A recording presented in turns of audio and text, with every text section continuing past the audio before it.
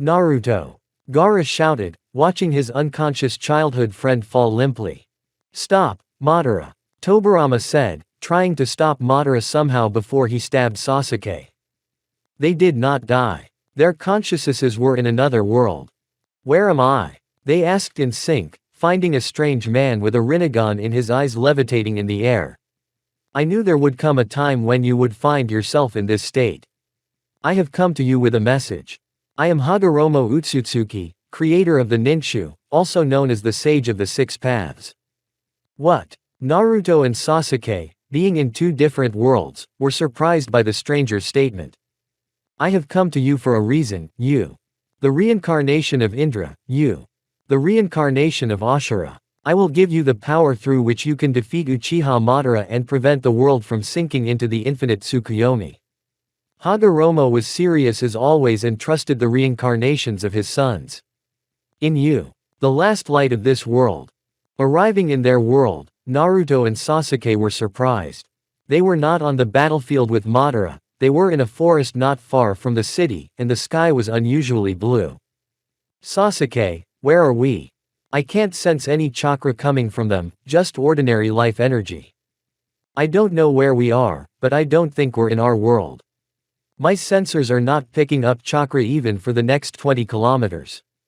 It's stressful, Datbeo. Naruto swore. If this is another world, we'll have to contact the old man of the Six Paths and get back somehow. We'll have to fight Madara. You're right, Naruto. Sasuke looked toward the city and turned his sharp gaze toward the nearby mountains. I feel the presence of a very strong aura. A giant fountain is both in the city and in the forest. What are we going to do in this world? Split up and find a way back to our world. I've had enough of this world travel, Databeo. Naruto said pitifully and decided to say. You go to the forest and I'll go to the city, but let's not use our powers. We'll disconnect our chakra so we won't be seen. Sasuke, we will only act in exceptional cases, understood? Sasuke nodded briefly and after he had already decided to go, when he was suddenly disengaged by his childhood friend. And Sasuke, we will solve our common problem. You have my word. Naruto showed a serious face for the first time and Sasuke realized that his feelings for the Uzumaki is not an empty word. At that moment, Gigantomachia was already in full fight against Mount Lady and Midnight Squad. The forces were unequal. Gigantomachia could not be stopped by anything. Nothing had any effect on him.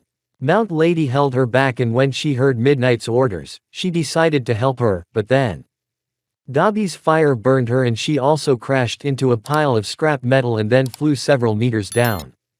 Gigantomachia continued to advance towards her main target. Temur Shigaraki. Clinging desperately to his leg was Mount Lady to somehow hold him back. Sasuke realized what had happened all this time and without anyone noticing, he approached Mount Lady Midnight. Creative, now you're in charge, said the superheroine, and then collapsed.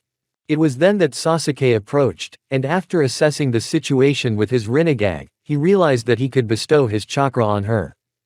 Because of these injuries, she lost consciousness, and after even dying, I will give her my chakra, so that she will at least recover somehow and not die. Sasuke thought to himself. Naruto! Gaara shouted, watching his unconscious childhood friend fall limply. Stop, Madara! Tobirama said, trying to stop Madara somehow before he stabbed Sasuke. They did not die. Their consciousnesses were in another world. Where am I? They asked in sync, finding a strange man with a Rinnegan in his eyes levitating in the air. I knew there would come a time when you would find yourself in this state. I have come to you with a message. I am Hagoromo Utsutsuki, creator of the Ninshu, also known as the Sage of the Six Paths. What? Naruto and Sasuke, being in two different worlds, were surprised by the stranger's statement. I have come to you for a reason, you. The reincarnation of Indra, you. The reincarnation of Ashura. I will give you the power through which you can defeat Uchiha Madara and prevent the world from sinking into the infinite Tsukuyomi. Hagoromo was serious as always and trusted the reincarnations of his sons. In you. The last light of this world. Arriving in their world, Naruto and Sasuke were surprised. They were not on the battlefield with Madara, They were in a forest not far from the city, and the sky was unusually blue. Sasuke, where are we? I can't sense any chakra coming from them, just ordinary life energy. I don't know where we are, but I don't think we are in our world. My sensors are not picking up chakra even for the next 20 kilometers. It's stressful, Datbeo. Naruto swore. If this is another world, we'll have to contact the old man of the 6 paths and get back somehow. We'll have to fight Madara. You're right, Naruto. Sasuke looked toward the city and turned his sharp gaze toward the nearby mountains. I feel the presence of a very strong aura. A giant fountain is both in the city and in the forest. What are we going to do in this world? Split up and find a way back to our world. I've had enough of this world travel, Databeo. Naruto said pitifully and decided to say. You go to the forest and I'll go to the city, but let's not use our powers. We'll disconnect our chakra so we won't be seen. Sasuke, we will only act in exceptional cases, understood? Sasuke nodded briefly, and after he had already decided to go, when he was suddenly disengaged by his childhood friend. And Sasuke, we will solve our common problem. You have my word. Naruto showed a serious face for the first time, and Sasuke realized that his feelings for the Uzumaki is not an empty word. At that moment, Gigantomachia was already in full fight against Mount Lady and Midnight Squad. The forces were unequal. Gigantomachia could not be stopped by anything. Nothing had any effect on him. Mount Lady held her back, and when she heard Midnight's orders, she decided to help her, but then Dabi's fire burned her and she also crashed into a pile of scrap metal and then flew several meters down. Gigantomachia continued to advance towards her main target. Temur Shigaraki. Clinging desperately to his leg was Mount Lady to somehow hold him back. Sasuke realized what had happened all this time, and without anyone noticing, he approached Mount Lady Midnight. Creative, now you're in charge, said the superheroine, and then collapsed. It was then that Sasuke approached, and after assessing the situation with his Rinnegan, he realized that he could bestow his chakra on her. Because of these injuries, she lost consciousness, and after even dying, I will give her my chakra, so that she will at least recover somehow and not die. Sasuke thought to himself. Dabi. Endeavor said hatefully. I'll wait a bit. Naruto decided. Interfering just for the sake of interfering wasn't worth it. It's not right to treat me like this. I have the beautiful name Toya. Are you speechless, are you? I don't look like anyone you've ever seen before, but I think my family recognizes me. My name is Todoroki Toya, Endeavor. My father. Most were surprised, nay, in shock. Endeavor, who had a punctured lung, was breathing heavily, trying to come to his senses. All over Japan, they started showing the eye-opening video of Dabi, or rather Toy Todoroki. Gosh, this world is no different from ours. It looks like Obito's self-revelation. Well, Naruto, these villains came for a reason. Wait for the moment. Naruto wanted to intervene. He knew better than to frown, but he waited for the situation to escalate. Fire Fist. With a shout, Dabi flew towards his father, and his father didn't react. What are you doing, Fire Man? It's going to burn you, Datbeo. Just then, out of nowhere, out came Gigantomachia himself, but not alone. Sasuke was riding on the back of this monster, and his presence was only felt by Naruto. A few minutes earlier. Who are you? Tell me your hero's name. Yaoyorozu asked, and at that moment the other heroes stood at attention. I am Uchiha Sasuke. The brunette declared. Sasuke Uchiha. What a stupid hero name. Momo thought. I don't need to tell them I'm from another world. They're not ready yet for their little heads to learn about other universes. I'm not a hero like you, but I'm here to help you. Sasuke said, unsheathing his katana. Why wouldn't you be? Sasuke said, showing off his Sharingan and Rinnegan. I've already helped one of your own, so you can't not trust me. At that moment, Miss Midnight came out of the forest. You've come to your senses after all. Sasuke muttered and waited for the other hero's reaction. Wait, you were the one who saved Midnight. But how? Asked Creativity. I gave him some of my chakra so he wouldn't die. Sasuke said calmly, but a possible outcome of events had already formed in his head. Does that mean you're a hero? Midnight herself reasoned. Sasuke remained silent. His silence served as an answer. I see, so how did you stop Gigantomachia? Mount Lady was puzzled, calculating Sasuke's size. Mount Lady was knocked out by Gigantomachia's punch, but Sasuke gave her his chakra, thus saving her from serious injury. I used Susanoo and stopped him, and now my shadow clones are taking care of him. It was the first time the heroes had heard of such abilities and were puzzled as to how, where or why he was helping them.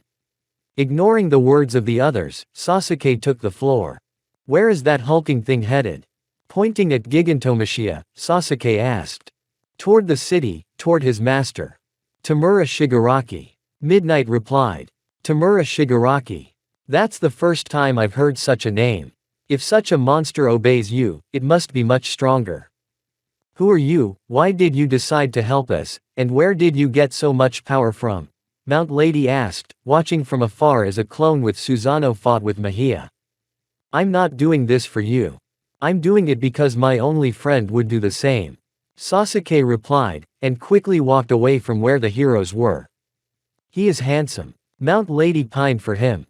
You don't change. Midnight muttered. On one hand I need to go to the city, shadow clones evaporate in a couple of seconds, but I need to save chakra. Well, monster, you'll serve me well. So Sasuke. Said Naruto, smiling satisfied. Who are you? Dabi asked, pushing aside his little endeavor brother. Hey. Naruto smiled. I am Uzumaki Naruto, shinobi of the hidden leaf and the one who will stop you. Uzumaki Naruto. What kind of stupid hero name is that? Dabi thought. Too stupid. Thought Mr. Compress. Shadow cloning technique. Naruto summoned 4 clones and sent them to fight Dabi and help the others.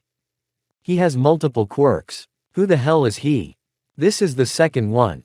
Is this guy somehow related to the dark-haired guy who controlled the skeleton? Perplexed was the entire league, including Shigaraki who was regaining consciousness. Suddenly the best genist appeared and grabbed all the villains. Come on, Kurama. Naruto was covered in Kurama's yellow chakra. Let's begin. Endeavor, can you hear me? Angie was surprised to hear Midnight's voice. Midnight, are you alive? Yes, I'm on the line. Didn't you and Mount Lady manage to contain Mahia? We didn't, but someone did. Someone. Surprised Deku and everyone else.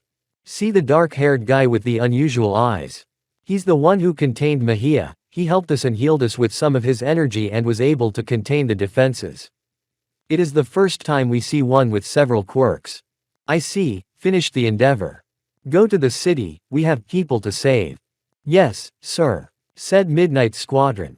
Shigaraki, wake up, there are more and more people I don't know. Naruto and Sasuke felt 4 figures flying towards them. They were Nomu. Do you see them too, Sasuke? Naruto asked, to which he received a satisfactory answer. I feel that there are not 4, but 5, but I can't figure out where the 5th one is. It seems that the people of this world can only use one ability, Naruto, and they're limited to it. What? Are you kidding? They don't use techniques like us. That guy with the green hair. He has multiple skills, so he's unique. That ashen-haired, short-masked Obito, I'll take care of that one, you take care of those 4. Sasuke ordered, to which Naruto just snorted. I don't like it when you give orders, Sasuke. Naruto said and went into Rakudo Sannin mode.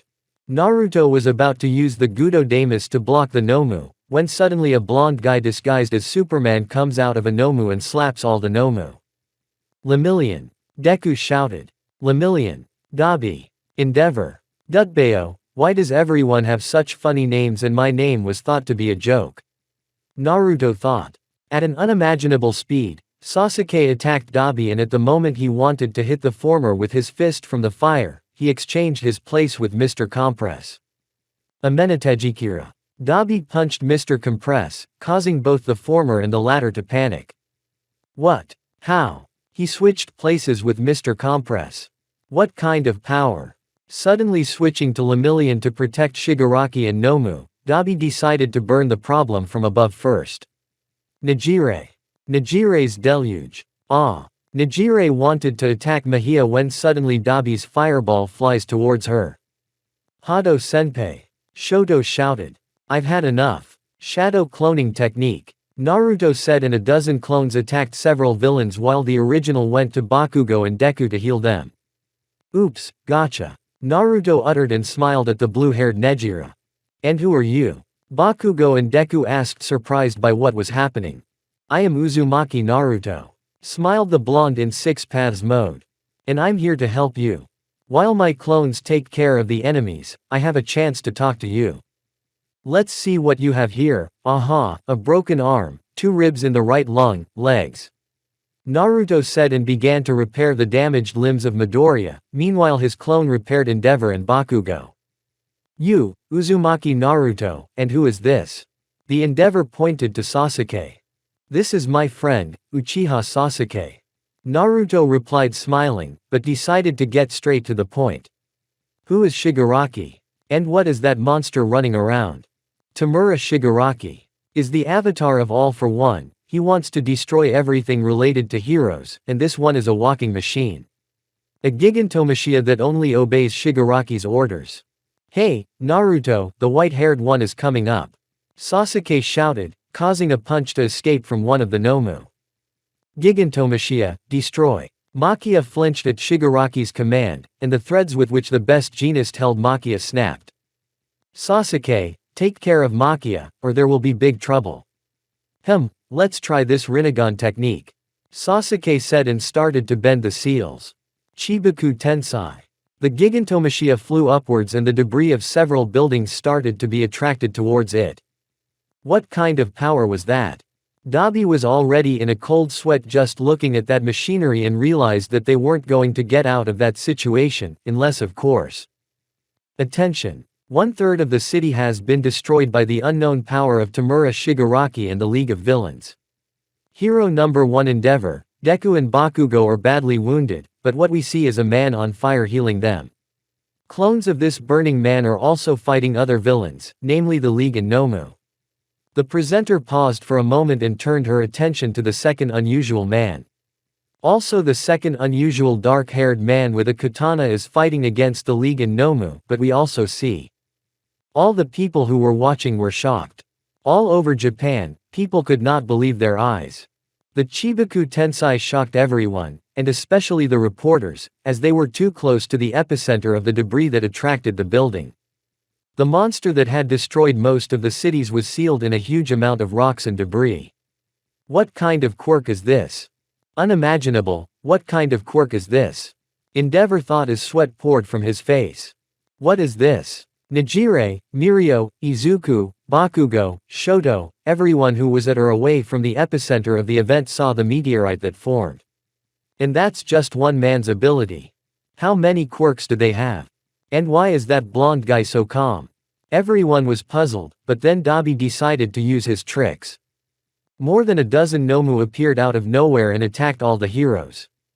Sasuke sensed them coming, but could do nothing, fighting 3 villains at the same time. But that was the nuance of it all. Naruto and Sasuke were distracted saving people and fighting villains, just like the rest of the heroes, but they had forgotten about someone. The one who had started it all. Shigaraki. Shigaraki stood up and opened the portal. At the same time, Nomu and Dabi headed towards the portal. Damn, I don't have much chakra left, and I'm holding this monster a long time and wasting my chakra. Naruto is helping the injured, which means I have to do something. Thought Sasuke.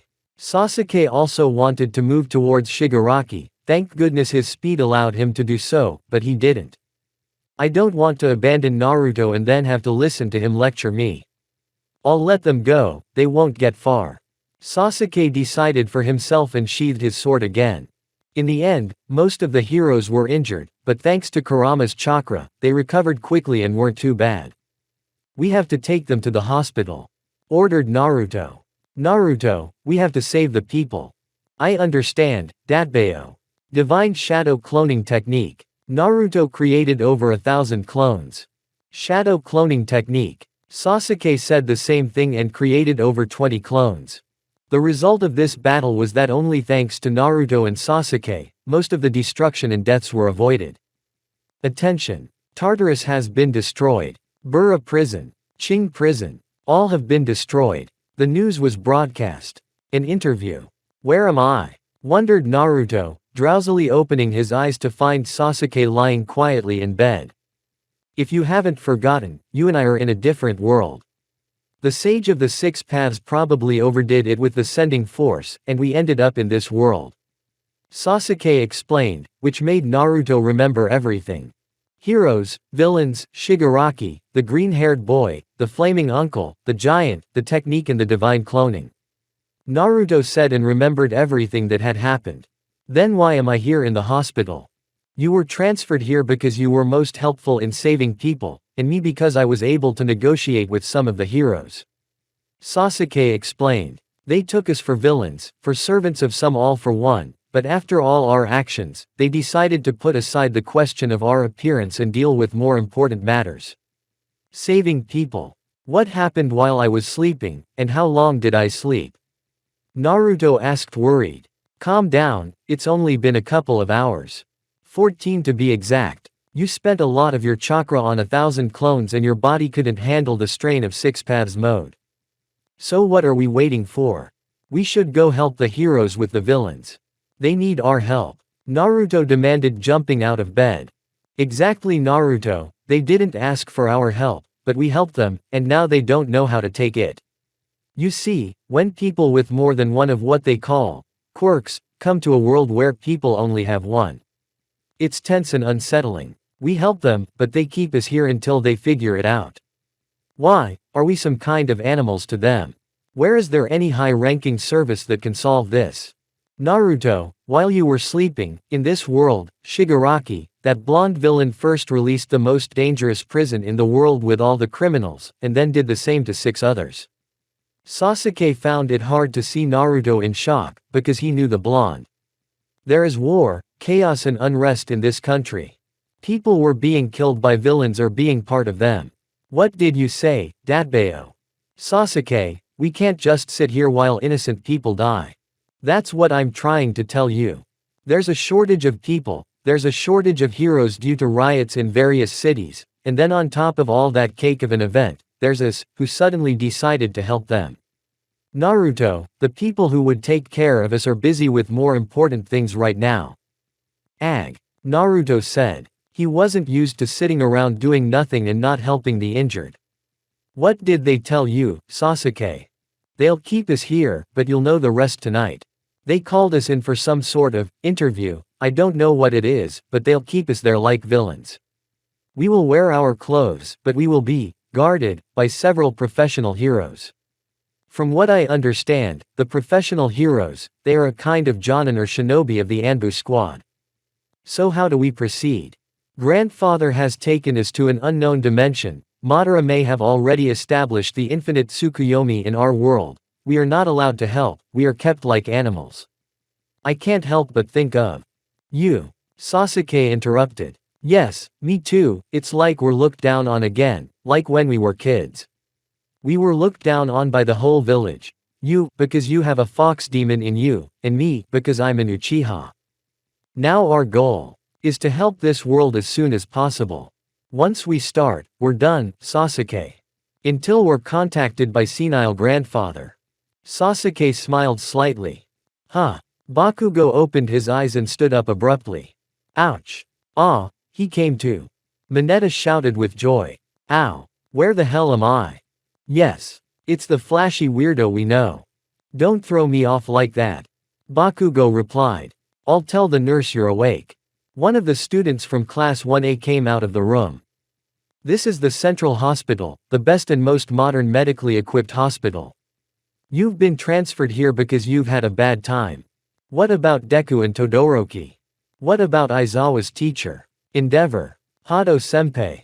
The students just looked down at the floor sadly, unwilling to answer Bakugo's questions. What's going on? Bakugo was confused. Crowds of people and reporters crowded in front of the hospital. Some were waiting to see the heroes, others to ask them what had happened, and others had come to find out who the 2 men were. One with weird eyes and the other burning up and flying. Friend, don't let it all get to you. Kirishima encouraged. It's going to be all right. Mina repeated to herself. We have seen it all, Todoroki-san, we know your situation. Expressed Yaoyorozu. Everything will be all right. Momo hugged the crying Ishido to comfort her somehow. Meanwhile, a group of white-haired, bespectacled men were heading inside the building. Did they have anything to do with the Endeavor? What is his condition right now? Does the Endeavor know what terrible situation Japan is in right now? Reporters pressed the men in black who forced their way into the hospital. Everyone is dying to know about your connection to Dabi. When can we expect a press conference? We need some peace of mind. Shoto, said a girl in her 20s, behind her was a stocky guy and another short person. Hello, said Eijiro politely. Oh, you must be Todoroki's older brothers. His throat is burned, so he can't talk. Said Momo. Huh. Shoto was surprised and looked to where she appeared. Are we going to sit here forever, Sasuke? Without a good serving of ramen, I won't last a second. Naruto dragged Sasuke with him, even though Sasuke didn't want to be forcibly removed from the room. What? Who are you? Kirishima, Mezzo, Mina and Momo faced Naruto and Sasuke. While the former had a positive attitude and expressed a goofy smile by way of greeting, the latter looked sullenly at the students. Hey, do you guys know where the dining hall is? I have a creepy craving for ramen. What, ramen? And this person has the same quirks as Sasuke. Yaoyorozu thought. Is that you, Uchiha Sasuke? Momo couldn't believe that this was the second time she saw the man who saved her, Midnight, Mount Lady and everyone else. What? So you know my friend. I am, Naruto Uzumaki, and this is my friend, Uchiha Sasuke, though you already know him. He helped you, right? Yes, he helped us, Uzumaki-san. Momo replied politely. What? Uzumaki-san? Are you serious? I am only 18 years old. We are 16, and we call anyone who is even a month older than the other, you. Mina replied. I see. Are you going to tell us where the ramen store is? I'm starving. Naruto wouldn't be Naruto if he wasn't still himself in the darkest moments of his life. Why are you all so sad? Half the heroes are in hospital beds, our friends are all in critical condition, the reporters are on the street, all the villains have been released and are rioting all over Japan. All in just 2 days. Mina fell to her knees and began to cry, Yaoyorozu ran to her aid, and other classmates tried to support her as much as possible, as her family was also in critical condition. Suddenly Naruto's eyes changed, as did his appearance. Sasuke smelled something strange, because Naruto doesn't always go into Kurama and hermit mode. Hey, pink-haired girl, raise your head. Naruto approached her and decided to support her. From the shock and awe of his appearance, she wanted to back away, but she felt a really kind aura. Never stand idly by, no matter how difficult things get. Things will get better, you have my word. Again, Naruto sketched his characteristic smile, giving her a calm and warm smile. Sorry to interrupt your conversation, but you woke me up. Confessed the newfound fairy senpai. Ah, I remember you, you're the girl who can fly. Nice outfit, by the way.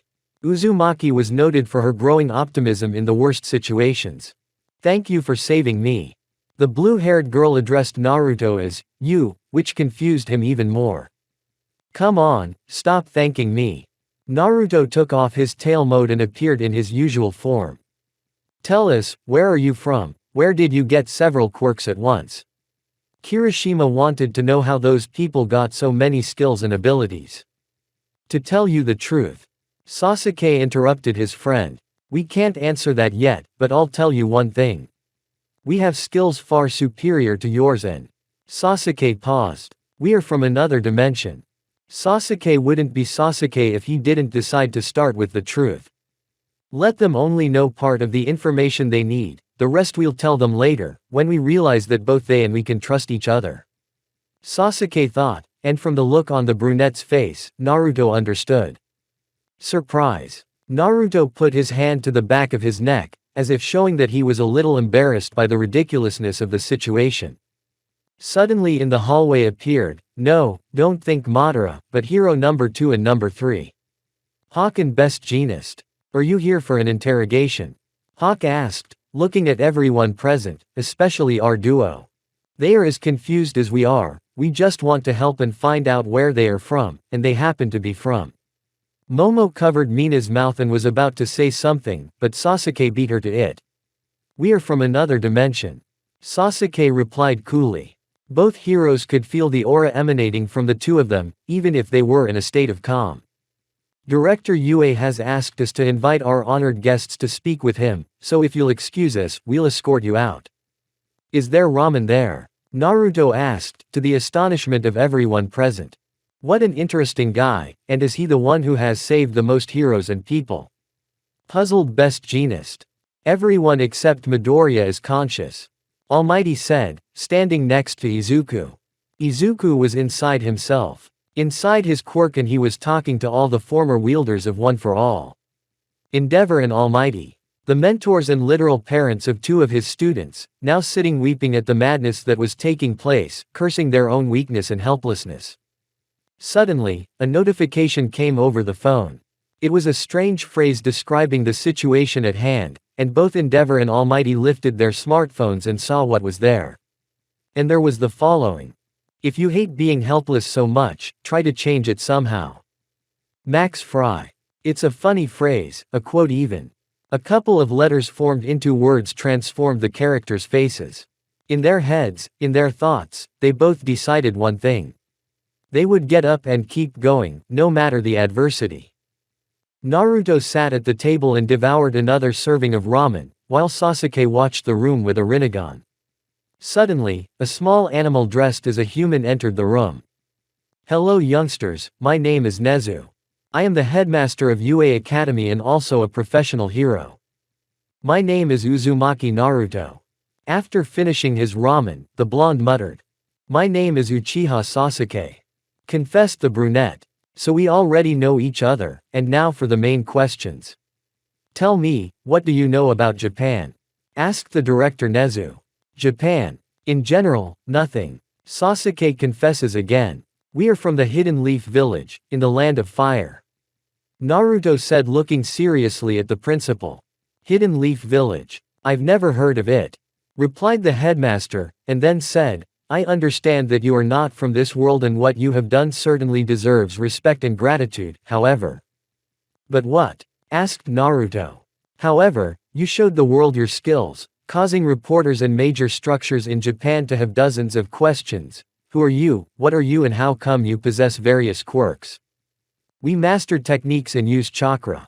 Chakra. Spiritual energy in Hinduism and Buddhism. Nezu intervenes. Hinduism. Buddhism. What nonsense are you talking about? Naruto can't stand it.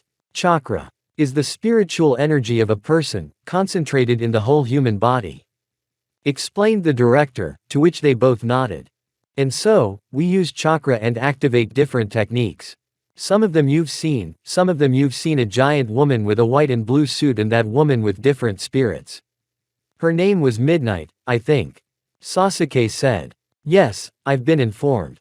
Cloning, creating a giant skeleton, attracting matter to a certain extent, super speed, using lightning and some kind of blue wrecking ball.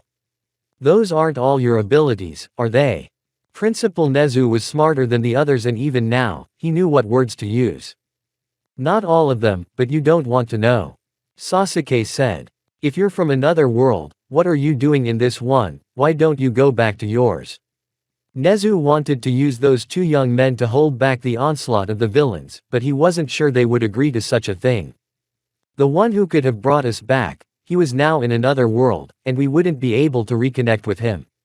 Naruto replied. So you have to contact him, and while you are here, I want to talk to you about the rules and regulations of our world.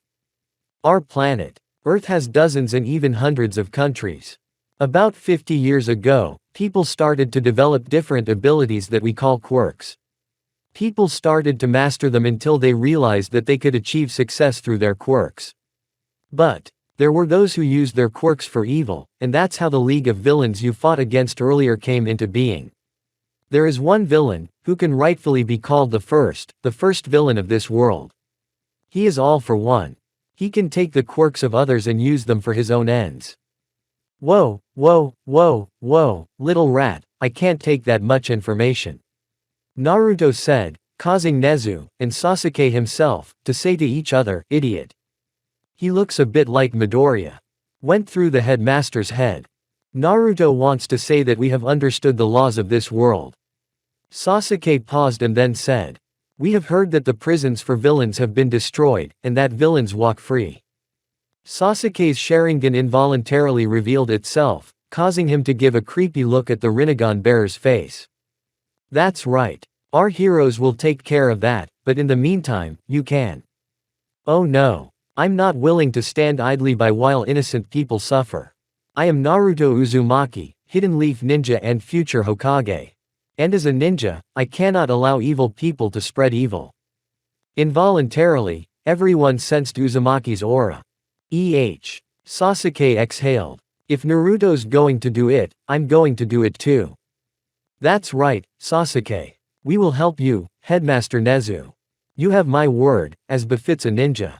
Suddenly, a small tear escaped Principal Nezu. He was deeply affected by Naruto's statement and let out a tear himself. Will you help us? Nezu asked seriously. Yes. I heard that tonight there is going to be some kind of press conference about the recent events. Do we have the right to speak at it? Sasuke asked. Yes, I will talk about it with the organizers and the heroes. Nezu replied. After the words, the director, as well as Sasuke and Naruto, left the room, heading towards the windows to take a look at the city they couldn't save. Sasuke. Naruto said, observing the people crowded at the entrance of the building. Tell me, are we doing the right thing? Naruto didn't always ask the opinion of others, but he always wondered if he was on the right path. Naruto, we can't reconnect with the sage, I already checked while you were sleeping. Trying to meditate, I couldn't contact anyone. Sasuke wondered if they were doing the right thing. You said so yourself, remember, Naruto. I'd rather regret what I did than what I couldn't do when I had the chance. Never give up. Picking yourself up when things fall apart is the real strength. Weren't those your words? Naruto remembered, those words he had said when he was still a child and when Neji died. You're right, Sasuke, we must never give up. We are friends after all. Naruto's trademark smile shone on Naruto, which made Sasuke smile in satisfaction. Meanwhile, the paparazzi had snapped a picture of Naruto and Sasuke as they looked out, causing the news to run with information about the two of them a couple of minutes later. Who are these two? According to our information, the blonde one standing with his mouth open, Naruto was captured like this, has the quirk of cloning himself, flying and can also glow. And the other with two different eyes has the quirk of controlling a purple skeleton in battle, forming a meteorite and cloning himself, as well as being able to control lightning. Who are they? Former All for One helpers or criminals from other countries who became heroes to save Japan. There are already many rumors about them. Aizawa, the Class 1A students, the Big Three, all the professional heroes saw them on TV. Most were surprised, some laughed, because Naruto's picture really turned out funny.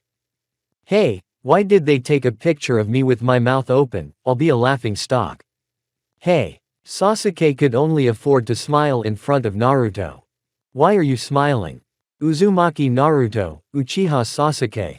A doctor came through the door. They are asked to come down, where they will be explained. Naruto and Sasuke decided not to worry and went downstairs, where Hawk and Best Jeanist were waiting for them. The director has asked us to contact you and accompany you to the press conference to be held in half an hour. You must wear these suits. Best Jeanist personally selected these suits, because the threads have to be well stitched, even on the classics. No, thank you. We'll go with our uniforms. Naruto pointed to his suit. Okay. If that's what you're comfortable in. Goodbye, Best Jeanist, one of the best sewing threads. Naruto and Sasuke got into some kind of car. Later, they learned what a machine was and how much technology has advanced in this world. Sasuke, are you ready for what's coming? Uzumaki asked his friend.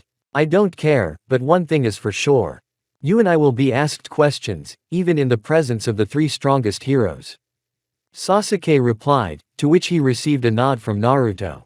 They were both ready to answer. Guys, I found a message. Mineta said, causing everyone to be at the peak of excitement. In April, Deku left UA Academy to keep all his friends, his people and his mother safe. Everyone was shocked by this, including the Almighty and the Endeavor, who watched hopelessly as the sun dissolved into the sunset. Is it true that your son, Dabi? What are you hiding from us? What can you do to help the people who have been attacked by Dabi? What are you going to do? Journalists have always been journalists. Some critics who got the most curious and rather caustic questions right, describing the deplorables of the situation. Endeavor, Hawk and Best Jeanist were quiet, even if they themselves were not so quiet. There were 2 more chairs, to Hawk's left, indicating to all the reporters that the most important people were still to appear. Are they ready? One of the heroes was also excited, because in front of him were almost gods, who were about to appear in front of a large number of people. Yes, Naruto answered confidently, always looking ahead. Let me introduce the new heroes who, according to them, will help us in the battle against Shigaraki and All for One. Best Jeanist decided to introduce the 2 shinobi to the whole crowd. Uzumaki Naruto and Uchiha Sasuke. The crowd didn't cheer for them right away, seeing the clothes they were introduced in, but that didn't make the murmur of questions diminish. It's that glowing guy. And his friend is here too. What else can you do? How can you glow from where? How do you attract pieces of buildings to a certain point? What else can you do? Where are you from? Are you not from this world? Are you somehow connected to All for One? Are you fugitives? Are you servants of the villains? I am Naruto. He wanted to start, but Sasuke interrupted him. We will answer all your questions, but only on the condition of honesty. Sasuke used some of his aura and the people who had just shouted quieted down immediately. First question. Who are you people? We're ordinary people, just like you. Replied the dark-haired man. So how come you have so many quirks? A person can't own more than one quirk, and the only one that can. All for One. Are you related to him? I assure you, no. We do not possess quirks, but certain techniques that feed on our life energy. Questions for Uzumaki Naruto.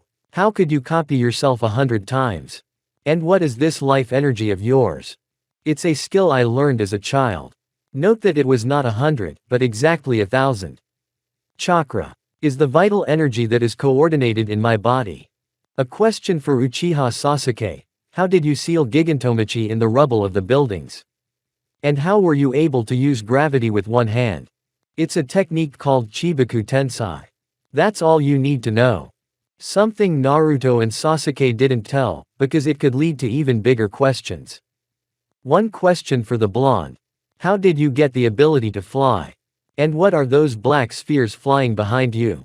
Naruto showed it to him in 6 paths mode. What? I can fly thanks to my life energy, and those spheres formed by themselves when I received those powers. What do you mean by receiving? You said you were learning those techniques. Sasuke, I have to tell you the truth. Naruto turned to Sasuke and, receiving a nod from him, said. Listen, we are not heroes. We are shinobi from the Hidden Leaf Village. We are from another dimension and came to this world by pure chance. In fact, we were supposed to go to our own world to fight our common nemesis, who is plunging our world into the eternal sleep, but we are in the wrong dimension and we can't go back. Everyone was shocked. Heroes and villains alike watched Naruto say those words with such gravity.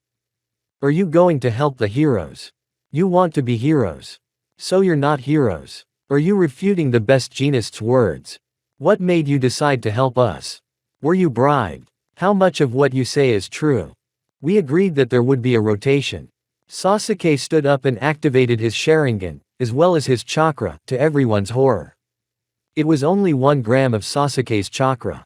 Sasuke and I decided to help the heroes in all of Japan. Why would you do something like that? What's in it for you? I hate to see people suffer. For me, other people's suffering, it's the same as mine. It's easy to fold your arms and say, it's impossible, but the heroes of this world try their best. Everyone fell silent and listened to Naruto. As he was coming this way, a hero who looked like a square mechanism was trying to help people, but people were throwing all kinds of garbage at him. He was trying his best even if he didn't make it to the battlefield. Does he even care that much about the fate of that hero? Unthinkable child. Endeavor thought, as did the other heroes. The heroes of your world have made mistakes, some of them impossible to forgive, but you have heaped too much responsibility on the heroes. Haven't you forgotten who you are? The heroes go out of their way to help you and throw garbage in your face. Would you be happy if you stopped a thief from stealing a girl's purse and she punched you in the face afterwards? No. The heroes may abandon you all, but how does that make the world a better place? No. No and no. If you keep hating the heroes, despising them, their ranks will thin and there will be none left to save you all. Naruto didn't realize that the nine-tailed fox inside him was beginning to awaken. His eyes turned feline and his body involuntarily went into Kurama mode. Naruto. Only Sasuke could contain Naruto's anger as he had once contained and welcomed it. The pain that heroes feel, the pain they carry on their backs, the pain of loss, the pain of regret for not saving someone, the pain of contempt, is worse than all the pain felt by others. You just ruined the characters' faces with your questions, Datbeo. Naruto could barely stand it. Everyone felt Naruto's aura. It was monstrously strong, making even the heroes tense up. Naruto. Sasuke shouted, bringing his friend back to his senses. Stop it, we don't need to show them our strength. You're right, Sasuke. Naruto leaned back in his seat and everyone breathed a sigh of relief. Uzumaki Naruto, why did you decide to help the heroes? What's in it for you? The heroes promised me nothing. I demand nothing from them but shelter and food.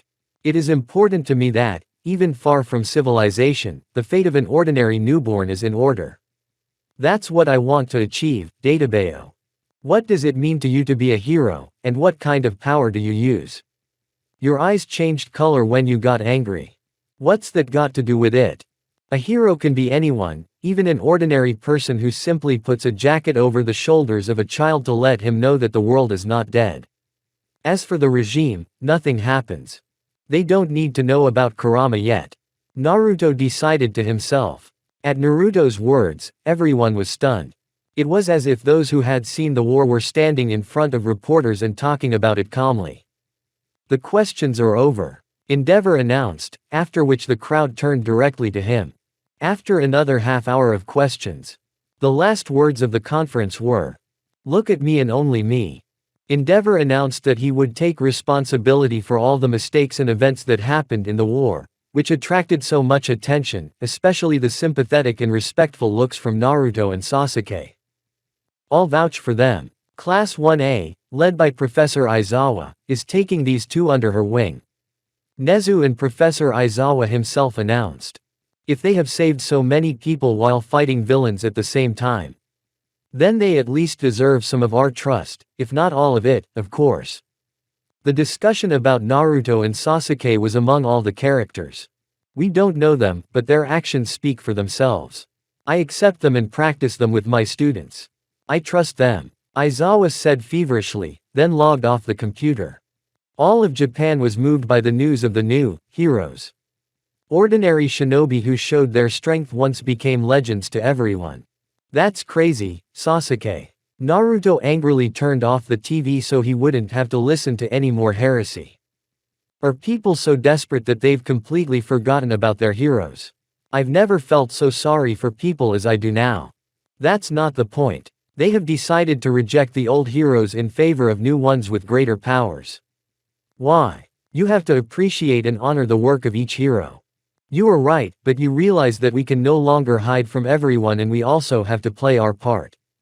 Yes, Datbeo. I miss Konoha. Naruto confessed and looked around the city. What about you, Sasuke?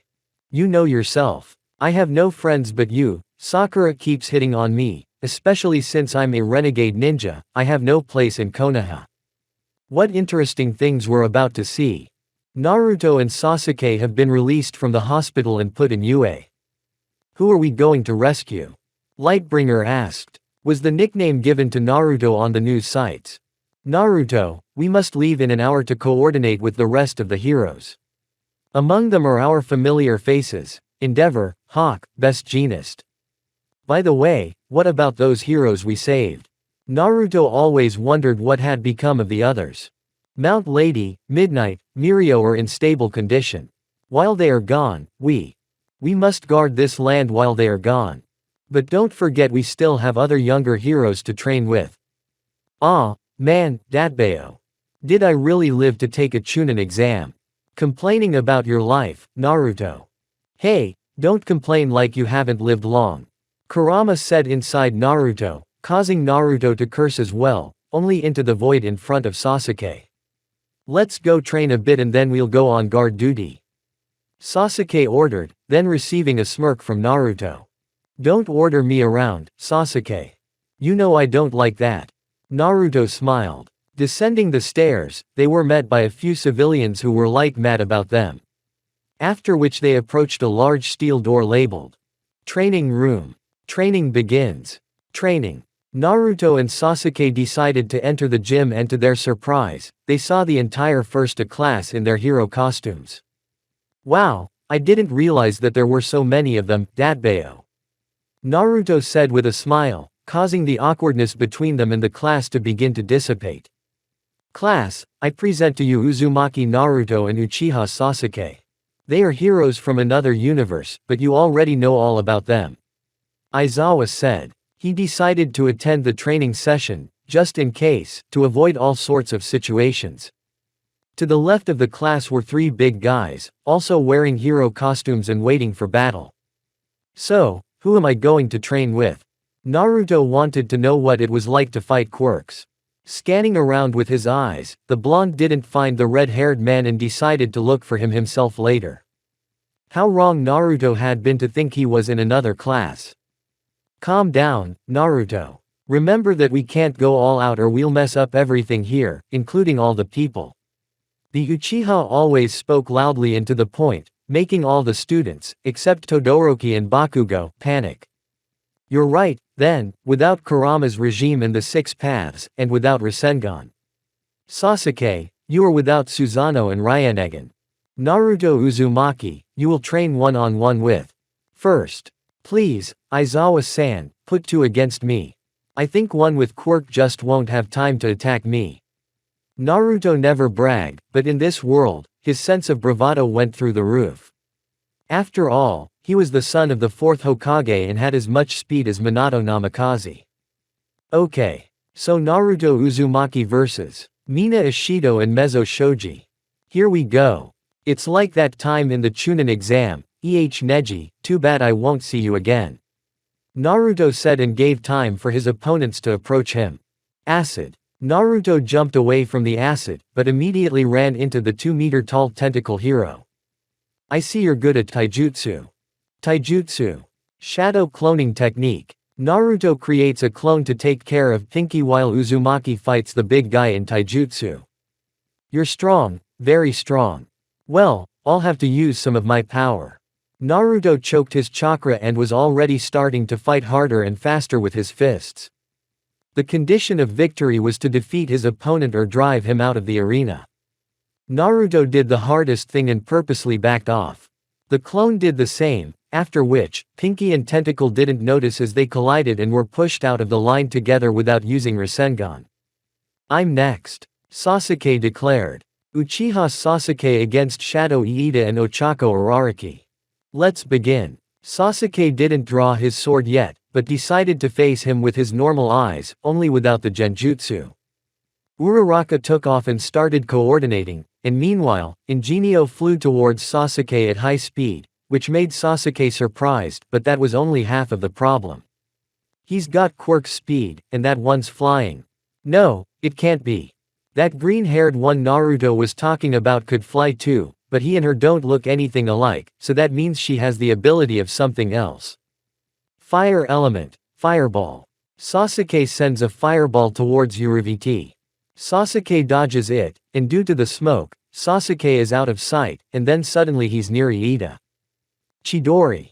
Sasuke said and put only half of his chakra into the Chidori, which allowed him to throw Ingenium out of the arena.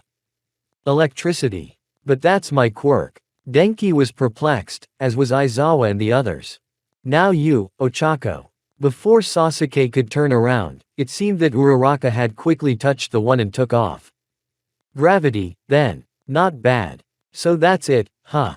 Sasuke deliberately moved towards the line of sand and used a Rinnegan a couple of centimeters before falling to the ground. Amenetejikara. Sasuke cunningly pulled Uraraka off the line and won. Sasuke. We had a deal. Naruto gasped, which elicited a grin from the former. Wow. These two have unimaginable power, and they're not even halfway through yet. Wonderful. They all thought. Next round. Naruto Uzumaki against Momo Yaoyorozu, Denki Kaminari and Koji Koda. 3 at a time. Good. Uzumaki smiled and created 3 clones.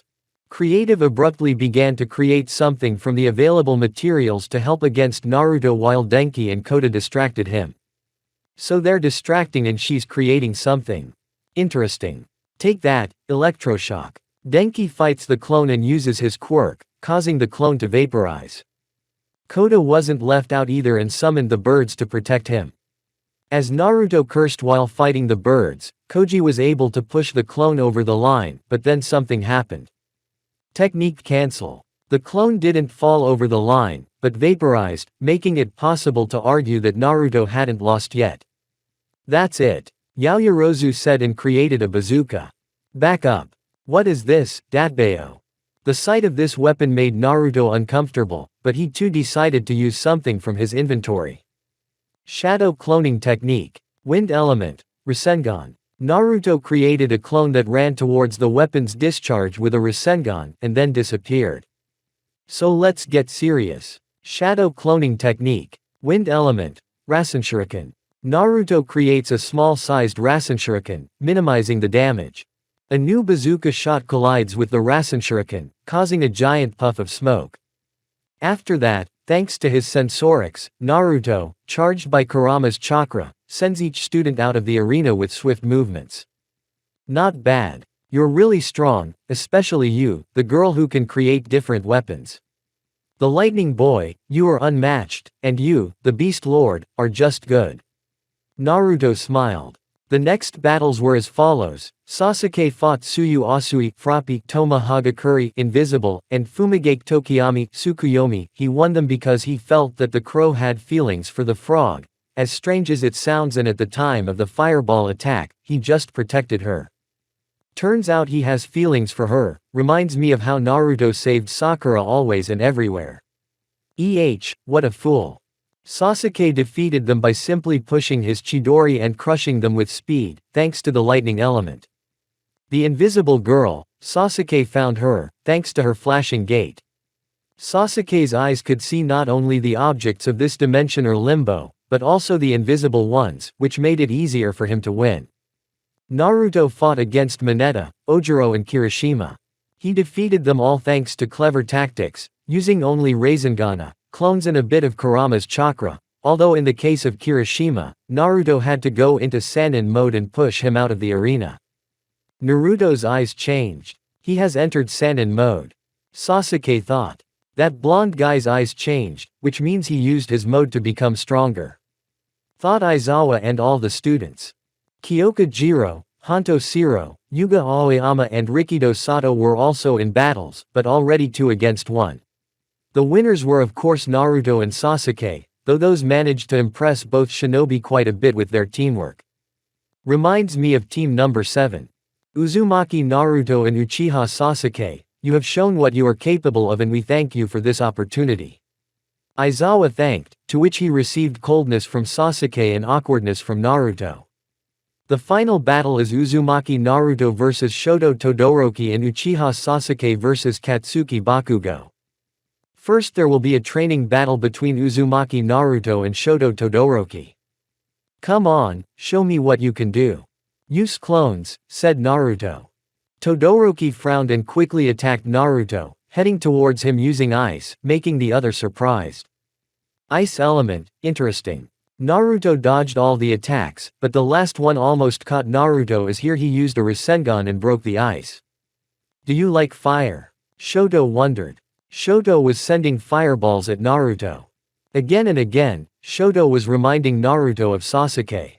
Just like Sasuke, calm, quiet, silent and with a sickly fireball. Also similar to Gaara when he fought Rock Lee.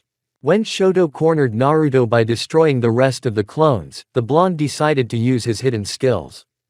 Kurama. Naruto went into nine-tailed mode, causing his body to start glowing yellow, which the others couldn't help but notice. This is, Iida thought. His body is covered in the same energy and color as when he fought Shigaraki in the league. Yaoyorozu said. Naruto, without noticing Shoto, while still distracted with the clones, had placed kunai with seals all over. You know, you remind me of an old friend of mine. You're a lot alike. It's not that I hated him, but I tried to make him realize that he wasn't alone in this world, and you know what, I succeeded. You did. How did you do it? Like this. Naruto was behind him and the Rasengan smashed him first into the ice and then into the ground under the ice. You were a good opponent. Naruto said and helped Shoto up, then pulled him out of the line. The fight is over. Next up, Uchiha Sasuke and Katsuki Bakugo. Hey, Goth. If you think you're better than me just because of your eyes, I'll kill you. What? I'll show you what my eyes hide. Sasuke used a Sharingan and approached Bakugo, whereupon Bakugo simply launched a blast at Sasuke. But what was Bakugo's surprise when Sasuke calmly emerged from the ashes without a scratch. Bakugo kept attacking the Uchiha, but the Uchiha always escaped or received the attacks without a scratch. No one noticed what had happened, or why Bakugo had stood still. Sasuke. Don't genjutsu him. You have Itachi's eyes, Bakugo could end up in that circle indefinitely. Naruto wanted to intervene in the fight, as he realized that Sasuke, if insulted, would not tolerate such a thing. None of those present understood what had happened or why the dynamite god of deadly explosions was standing still. Sasuke cast a genjutsu on Bakugo. Bakugo thought he was fighting Sasuke, but Sasuke kept getting up and down. Sansara's endless circle did not stop for a second. After once, Sasuke removed the genjutsu while dragging Bakugo's body over the line. When he woke up, the dynamite god didn't notice Sasuke's presence, then he realized he was behind the line and that meant he had lost. You bastard. How did you do that? Thanks to your eyes, right? Bakugo was angry, but he didn't attack Sasuke from behind. That wasn't heroic. I'm done. Sasuke said and was about to leave, but was stopped by Master Aizawa. What's the matter? You haven't finished training with everyone. There are also the famous, big three, of all the UA. Well, what do you say, Naruto? Sasuke, we have a chance to train with the Chunin every day, huh? No. Sasuke activated his aura and smiled sinisterly.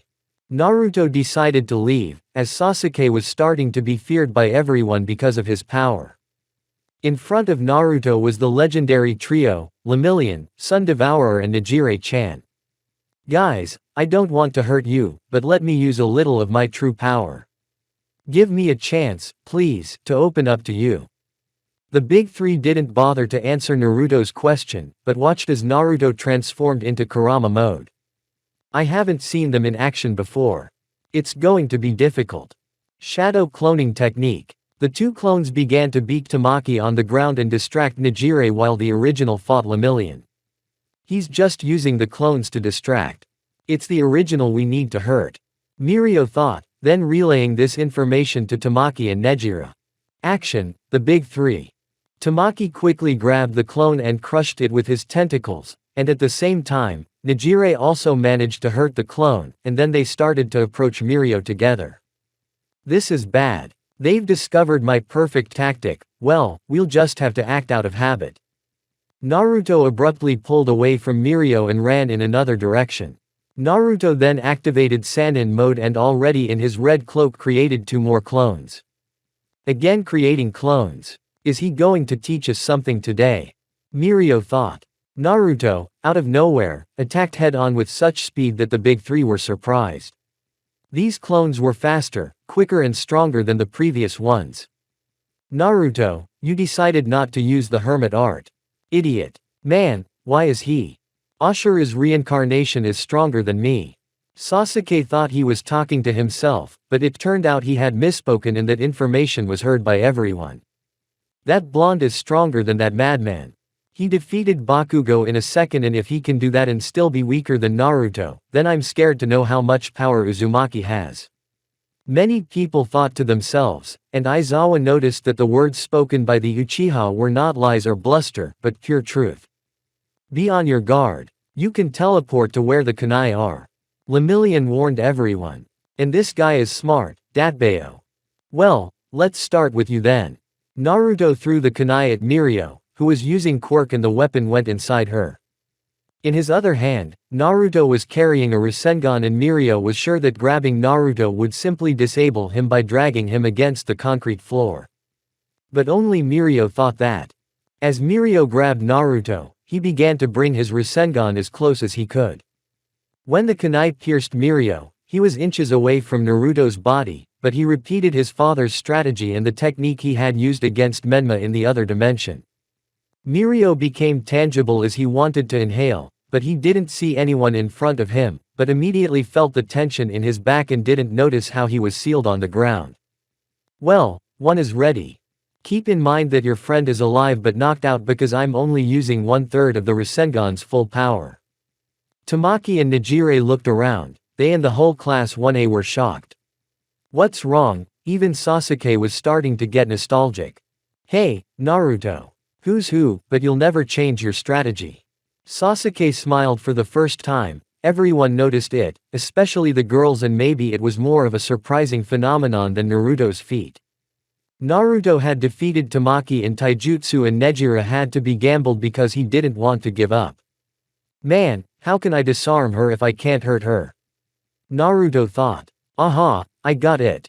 Multiple cloning technique. Naruto created over 40 clones that started climbing on top of each other, then all together they started trying to catch Nejire, but after one attempt, the original Naruto was able to grab Fairy and drag her over the line. The winner is Naruto Uzumaki. Everyone started clapping, but Naruto didn't look at them. He went to help Tamaki and Mirio. Hello, how are you well? Naruto started to use his chakra to help them recover. Yes, thank you, that was amazing. Who is stronger, you or Sasuke? Tamaki asked, after which Naruto thought for a while. Well, we don't know that. Although, you could say he is. Naruto recalled their battle in the Sage Dimension, where Sasuke won and the two eventually became friends. I'm Sasuke said this instead of Naruto, causing the latter to give him a sly smile. Naruto, do you remember our battle? I want to do it again. Sasuke's hands were itching. There was no one in this world who could stand up to him besides Naruto. The blonde himself also sensed what the Uchiha wanted to arrange, and was not the least bit surprised. Sasuke, we're not kids anymore. Naruto tried to shake him off, but the Uchiha insisted. I want to repeat our battle, Naruto. You. The reincarnation of Ashura, and me. The reincarnation of Indra, we must resolve our ancestral conflict. Sasuke. Naruto sensed that Sasuke was being false, for they had already resolved this matter, but he wanted to play along, for in reality, they were bored of being in this world without a good battle. Come on down, Sasuke. Let's resolve the matter that caused the 4 shinobi world wars. Everyone retreated. Tamaki, Nejire and Mirio quickly left the training arena as they realized they smelled something fried. At Naruto's words, everyone present was stunned.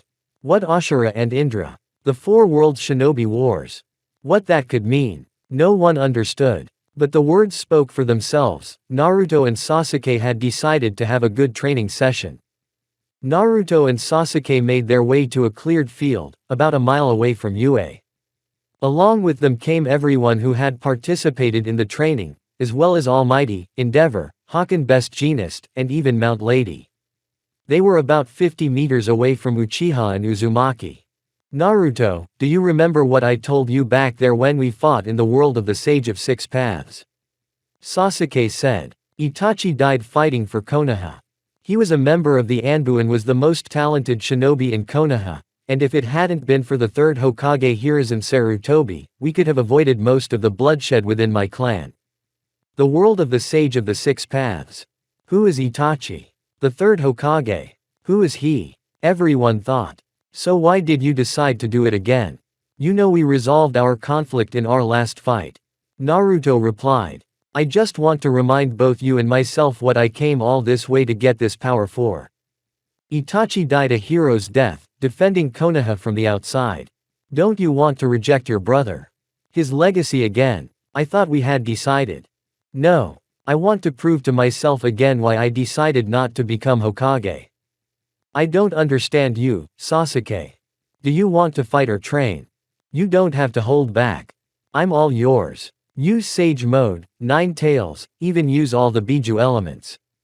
I want to fight you, Naruto. You're my best friend.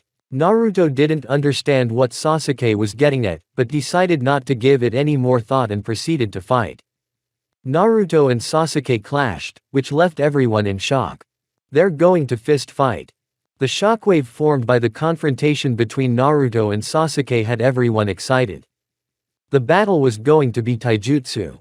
Naruto didn't give in, but it was clear that the Uchiha was taking advantage over the Uzumaki in the melee and slammed the latter into the nearest wall. After which he jumped back and folded the seals. Fire element, fireball. Several balls flew towards the future 7th Hokage, but he dodged them all and jumped onto a rock. Sasuke approached, and the battle continued in taijutsu as well. Though at an angle, they fought upright. Interesting, said Endeavor. How many skills do they have? Several. A dozen or more. All of the Class 1A students and the Big Three were taken down by these two, and only Naruto destroyed the entire three. The professional heroes were surprised by Aizawa's statement, but calmed down when they remembered what was in front of them. Almost gods. Naruto activated the clones as Sasuke pushed him down, but Naruto's clones flew upward from the original's inertia and grabbed Sasuke, sealing him against the wall. Deja vu. Sasuke thought. Naruto activated the Rasengan in all the clones and 4 of them fought simultaneously against Sasuke, who thanks to the Sharingan and the Mangekyo Rinnegan was able to anticipate every action of the Uzumaki. Divine Attraction. Sasuke used Hunoikazuchi Amaterasu's spikes. Black Flame Technique. What is this? They all thought. The 3 columns disappear and what's left is the original Naruto holding the spikes with his 9-tailed hands. Are they really that omnipotent? The Almighty himself wondered. Naruto was knocked backwards, after which Sasuke began firing fireballs towards the Jinchuriki. Naruto subverted Sage Mode and contained the fireball with a hand of Kurama Chakra. Just then Sasuke appears and the Chidori sends Uzumaki to the very ground, but then he manages to take off, thank goodness the Gudodama was left intact. Naruto takes off and there he is. Susanoo Sasuke, only undersized, half of Susanoo's true height. What is that, a purple samurai? The people present, no, the people who were watching this from the windows of the UA building were shaking and fainted as well. Kurama. Naruto screams and the same Kurama, also smaller in size, comes out and thrusts his fist at Susanoo. An unimaginable aura emanates from them. Endeavor trembled at what he saw. Are they gods?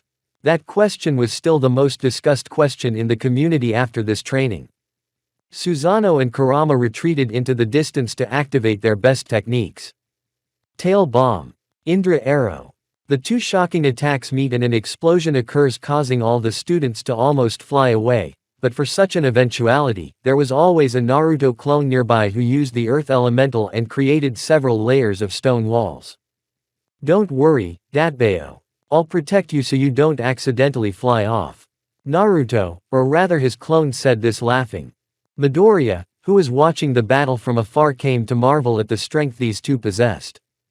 They really are the strongest. Kurama and Susanoo engaged in hand-to-hand combat, where Sasuke had the advantage of the samurai armor. Naruto creates clones of Kurama and they retreat to a distance to avoid being hit by Susanoo's sword. Sasuke dispels the clone, and then is about to do it again with the others, but then Naruto creates a Rasenshuriken and throws it at Susanoo's face. Susanoo didn't break, which meant it was time for the final part of the battle. Chibaku Tensai. Sasuke creates 2 meteors.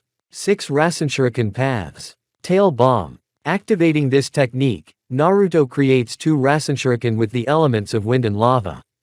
Indra Arrow. Sasuke uses this technique again and, This time, there is an explosion whose wave reaches even Yue himself. Still, Uzumaki had a plan. He simply left 4 of his clones here to protect Yue's residents and students as much as possible. Indra's arrow, the meteorites, Tailed's bomb, and the Rasen shurikens of the 2 verses met, creating a shockwave that even Shigaraki himself, who was in another part of the city, could feel. After a moment, this was the image before everyone. Susanoo was destroyed and Sasuke lay on the ground, while Naruto, with a broken arm, was standing in front of him on one leg. "You win, Naruto," Sasuke said, then stood up. "So do you." Naruto nodded, and then dragged Sasuke towards Yue. That was something with something. Yue's disciples, from the youngest to the oldest, were all excited and in mild shock over the whole thing. Those 2, they are true gods compared to professional heroes, and after this, they walk around like it's nothing. After all, they all returned to Yue, where Naruto and Sasuke were already starting to pester them with questions. "Were you in the war?" Mineta asked, surprised. "Yes, I was. It was in the past." Naruto, and Sasuke too, didn't want to remember what the war had done to their lives. What else had happened? For example, you were talking about some Hiruzen in the clan. Asked Yu Takayama, Mount Lady. Hiruzen Sarutobi was the 3rd Hokage of the Hidden Leaf Village, and the clan. Sasuke stood up somberly and left the training room. "You shouldn't talk about his clan," Naruto said, then ducked his head. "A sore subject?" Tamaki asked in surprise. The Uchiha clan was destroyed in one night by Uchiha Itachi, a native of the clan and eldest son of the clan's chieftain. Itachi. That's the name they said during their conversation. Yaoyorozu commented. "How? Destroy your own clan in one night?" Todoroki wondered. He would never have believed that over 100 people had been killed in one night, given that each of his descendants was possessed of such eyes. The Uchiha clan was preparing a coup d'état. When this news reached the 3rd Hokage's ears, he took matters into his own hands. He assigned Anbu Captain Uchiha Itachi to a mission to defend Konoha. Mission: to destroy the Uchiha clan. Everyone was shocked. In their world of grief and sorrow, they had grown up as children who had seen everything. From the loss of family members to death in war. Thus, Itachi became an outcast and renegade ninja Nukenin, and joined Akatsuki, the League of Villains in our world. My goodness. Takayama grimaced and covered his mouth. He realized that he had harped on the subject of the Uchiha. I have to apologize to him immediately. Wait. Naruto didn't know how Sasuke would behave around girls. Mount Lady disobeyed and went to Sasuke's house. Hey, Sasuke. Who killed Itachi in the end? Bakugo intervened. His younger brother. Uchiha Sasuke. For the second time in the last 3 minutes, everyone almost choked on that information. Itachi had killed all of his friends, his classmates, his lover, his father and mother. Only his little brother he hadn't been able to kill. Naruto spoke with a kind of sadness and longing. Itachi had made a deal. If he did this, no one would touch Sasuke. The 3rd Hokage died, and his followers did not honor the deal and Sasuke went wandering, in search of power. Wow. For the 3rd time, the entire class and the Big Three were horrified at the mere thought of someone killing everyone close to them, becoming a villain for the sake of their little brother. Sasuke had been hated since childhood for being an Uchiha. The representative of a pernicious clan, and a monster incarnate. That was what everyone thought, except for me. God. Was the word on the lips of many. Sasuke had been through a lot. As the reincarnation of Indra Utsutsuki, the founder of the Uchiha clan, had traveled a thorny path to reach his goal, but it was me who saved him. Me. His only best friend who always wanted him to be saved. I think we should all apologize to Sasuke. We talked too much about him behind his back and bothered him with questions he didn't want to hear. Everyone but Bakugo went to apologize to Sasuke and one person stayed with Naruto. It was Uraraka, who wanted to know more about Naruto's world. Tell me everything you know. Ochako said and started to write down everything the head of the Uzumaki clan said. Sasuke-kun, I wanted to apologize. Mount Lady approached Sasuke, who was standing with his back to the window, looking at the remains of the city. It's the same place where you died, Itachi. Beneath the clan shield. Among the ruins. I'm sorry for bringing up the wrong subject. I didn't know your past. Takayama lowered her gaze to look like a regretful girl. Apology accepted. Then can we be friends? Takayama asked with eyes full of hope. And don't get your hopes up. Only Naruto is my friend. Just because he told you something about my childhood doesn't make you my friend, said the Uchiha. Why only him? He only told me about your clan, your brother and your destiny. The blonde was puzzled. Who are you to say such things? Who are you to say such things? Naruto has been through so much more pain than I. He always says that, but in reality his pain was more painful than mine. Sasuke shouted with the kind of anger he only felt towards Danzo and turned to the heroine. Imagine that the beast Naruto became when he fought me killed your parents. What do you care, huh? You call yourself a hero, huh? The real hero here is Uzumaki Naruto. Yu was more surprised than ever. He wanted to say something, but realized that Sasuke might get angry. At that moment, others appeared, but Sasuke decided to ignore them and not stop his speech. A nine-tailed fox demon attacked the village and killed Naruto's parents during the battle. Kushina Uzumaki and Minato Namikaze. The fourth Hokage. While fighting Uchiha Obito and the Nine Tails, Minato used a special technique and imprisoned the fox demon on Naruto. Everyone present could feel Sasuke's emotional aura. His activated Sharingan especially stood out. Naruto had lost his parents at birth. As a child they hated him and considered him a monster, even though all he wanted was to make friends and eat. Their stories are so similar. Thought most people in the neighborhood. But he didn't give up. Overcoming his inner hatred, befriending many, he managed to gain the respect of the whole village and decided to save all his friends. He sacrificed himself for others. Now that's a real hero. Naruto never abandoned his friends, he would save even a stranger. Naruto saved me by winning a battle like this.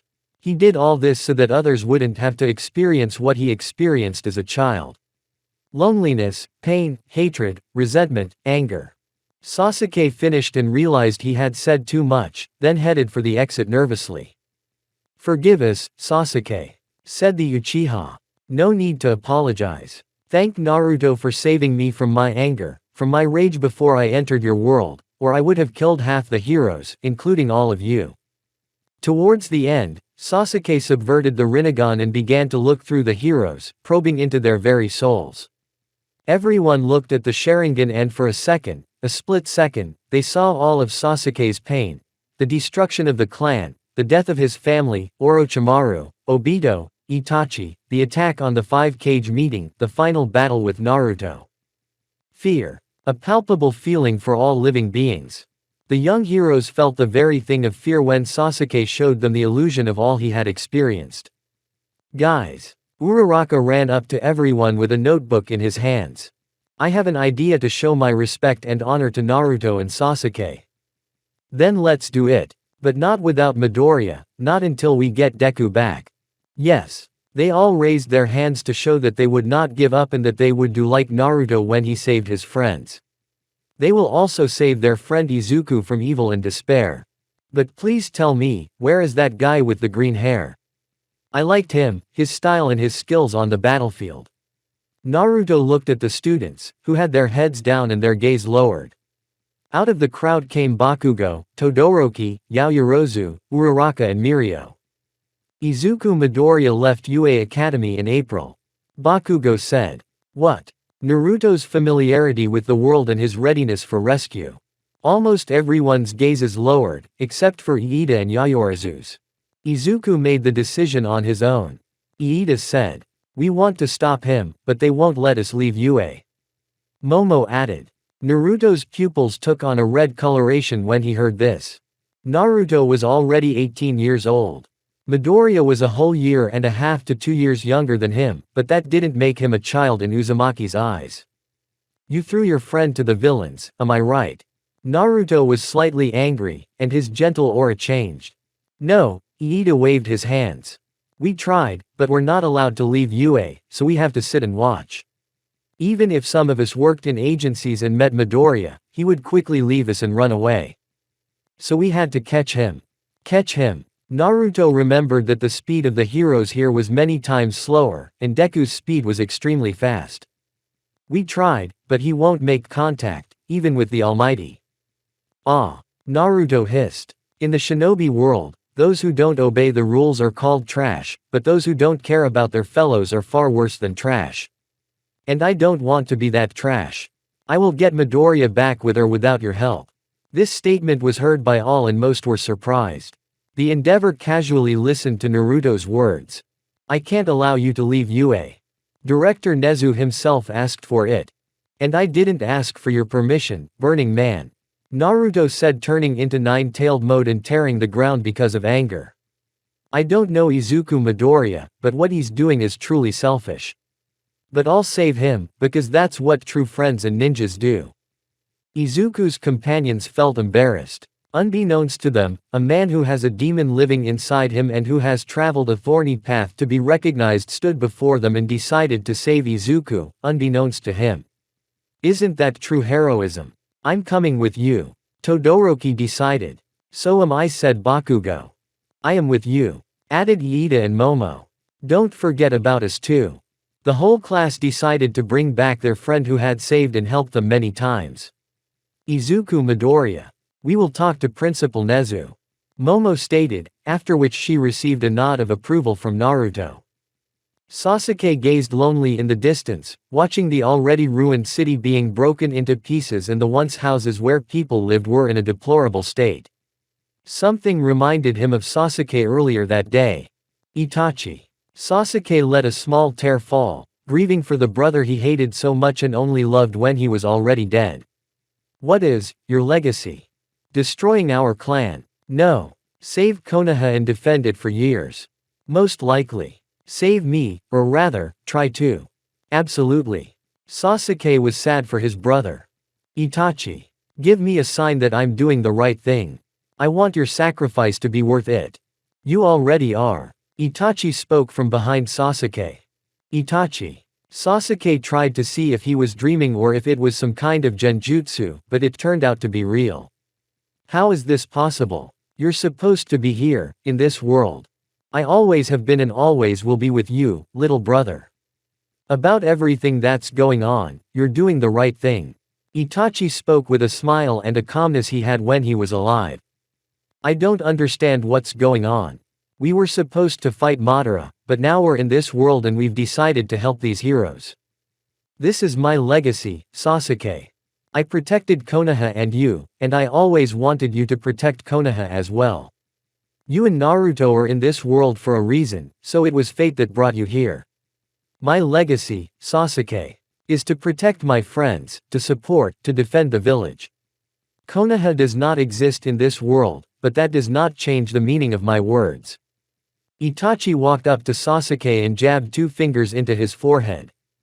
Naruto always wanted to save you, so give it back to him. Help and save the people of this world. They don't need our strength, they need our help. Itachi disappeared and Sasuke was left watching the darkness as if no one had come out of it, when suddenly the Uchiha's peace was disturbed by a person. Sasuke, are you here? What do you want, heroine? A shiver ran through her body, but Takayama wouldn't be a heroine if she couldn't answer. I've prepared some tea, would you like to join us? Join us? Sasuke looked questioningly at the blonde. Yes, there will be some heroes and students. Naruto has already accepted and is waiting for you. Very well, tell him I'll be there. Mount Lady ran off with a look of satisfaction as if she had personally imprisoned all the criminals of Tartarus. I will follow your instructions, Itachi. Sasuke spoke into the void, then turned around and headed for the table. Don't touch my ramen, you scary dog. Naruto fought over a portion of this world's ramen with a Bakugo hero who was trying to taste this interesting dish. Everyone laughed, including Sasuke, who only raised his lips in the form of a smile. Among those present were the most important heroes as well as the most important and strongest students. Among them all were Endeavor, Hawk, Best Jeanist, Midnight, Mount Lady, Aizawa, Present Mike, Bakugo, Shoto, Iida, Uraraka, Tokiyami, Denki, Jiro, Tamaki, Nijire and Mirio. After such a training session, they all peppered Naruto with questions about their world. So you can clone yourself an infinite number of times. Essentially there is no limit. I can create several thousand clones, but they will all possess some of my chakra. Well, who is this beast you've become? Nejire asked. It's Kurama. The nine-tailed fox demon that's sealed inside me. Naruto replied with a smile, remembering how he had tamed that beast. So it's a demon and yet it lives inside you? The Endeavor asked in surprise. Yes, Todoroki-san. He and I always get along well, although sometimes we fight. He has a peculiar character. Who are your parents, and where are they? Midnight had already asked, clearly not knowing that this question would be better left for last. My parents died when I was born. By sacrificing themselves, they sealed the nine tails in me. Naruto answered with a kind of sadness, longing for his parents. I'm sorry, I didn't know. Nimari tried to resolve the situation, but only received a huge smile from Naruto. Don't worry Midnight Sensei, it's okay. Especially because I don't want anyone to be sad about what I said. Tell us more about your world. Aizawa wasn't the type to be interested in anyone, he was more into sleeping, but this time he was interested in looking at those travelers. In our world there are countries and the villages are at the head. Sasuke and I are from the Hidden Leaf Village, in turn my friend Gaara is from Hidden Sand, Grandfather Rakage is from Hidden Mist, there is also Pain from Akatsuki, they are from the Hidden Rain Village. Wait. So there are several villages in your world? Hawk asked. Yes. There are only 5, like the 5 Kage who run their villages, which are part of a certain country. In each village there are clans. In ours there are several, but the most famous are and were considered, the Uchiha clan, the Uzumaki clan, the Senju clan, the Hyuga, Akamaiki, Yamanaka, Nara, and others. Each clan has its own distinctive characteristics. The Uchiha and Hyuga clan. The Uchiha and Hyuga clan have eyes, while others may have large chakra reserves, distinctive techniques, or something else. Wow, how interesting, said the blue-haired Nejire. So you are descendants of the strongest clans, am I wrong? Mirio asked with some interest. As it turns out, yes, although Sasuke and I were destroyed. What, but how? I mean, I've heard of the Uchiha clan, but your clan? My Uzumaki clan once had its own separate village, but after a certain time, during the Second Shinobi World War, it was destroyed under the combined force of several other countries. That's what my mother told me. Kushina. Their stories, even their origins are the same, but why do I feel a good aura from Naruto and an evil one from Sasuke? So, what were you saying about reincarnation? Oh, yeah, that's a bit of a mouthful. Me. The reincarnation of Ashura Utsutsuki. The founder of my clan, and Sasuke. Is the descendant of Indra Utsutsuki, the founder of the Uchiha clan. It just so happens that we are both brothers and best friends in a way. Uzumaki's smile warmed those present as much as a black tea brewed with lemon slices. Well, I guess your world is much more interesting than ours. Iida said cheerfully. You're right. Sasuke blurted out, after which all attention was focused on him. In our world, war is much worse and everyone is involved in it, including innocent children. We have no heroes to come to our aid. We don't have a building like UA where everyone can feel safe. Sasuke spoke calmly and coldly. A shiver ran through the body of the young heroes. The people of this world complain about heroes as if they have to protect them. Uchiha said, sipping black tea. Sasuke. Naruto said loudly. Naruto. Said Sasuke in reply. You yourself know that I speak the truth. Our world is cruel, and no one is safe from outside threats. Not even Konoha could be saved from the hands of Pain, who destroyed the entire village and kept the Hidden Rain village in fear. Had it not been for his intervention, Tsunade and the rest of Konoha would have suffered a worse fate. In this world, ordinary people have heroes who save them from time to time, but even so, they never thank the heroes, they hate them. For some reason, I remind myself of myself. Sasuke smirked. That's funny, said the Uchiha smiling. What a two-faced world this is. Heroes save the day. People are eternally grateful, heroes fail. A new wave of hatred. As it was said in one of the books of this world I read recently. There the main villain was talking to the main hero during their battle, and I would like to point out an interesting sentence. I chose my path, you chose the hero's path. And at first they found you amusing, the people of this town. But there is something more endearing to them than the hero's failures, the hero's fall and ruin. No matter what you have done for them, they will hate you. So why give up your skin for them? People vent about those they no longer care about, as if it were a stage where heroes and villains are actors and must always play their part, but if something doesn't go according to plan and the audience notices, they scream and complain. Sasuke. Naruto said. Our whole world has been like this, but it's up to us to change it. The war, the loss, the pain that all humans have gone through must end in us. So we must stop Uchiha Madara and the infinite Tsukuyomi, Sasuke, soon. We will help this world, and then take care of our own. All we have to do is contact the Sage of the Six Paths. As usual. Snapped the last Uchiha. You always look out for others and not for yourself, Naruto. That's what sets you apart from the others, son of prophecy. Sasuke stood up abruptly and glared at the Endeavor with his Sharingan. I have heard your story. You created a villain because of your own selfish actions that I fought against. His name is Dabi, also your family suffered because of you, your golden son, lived in endless suffering as if he was an outcast or a monster of his clan.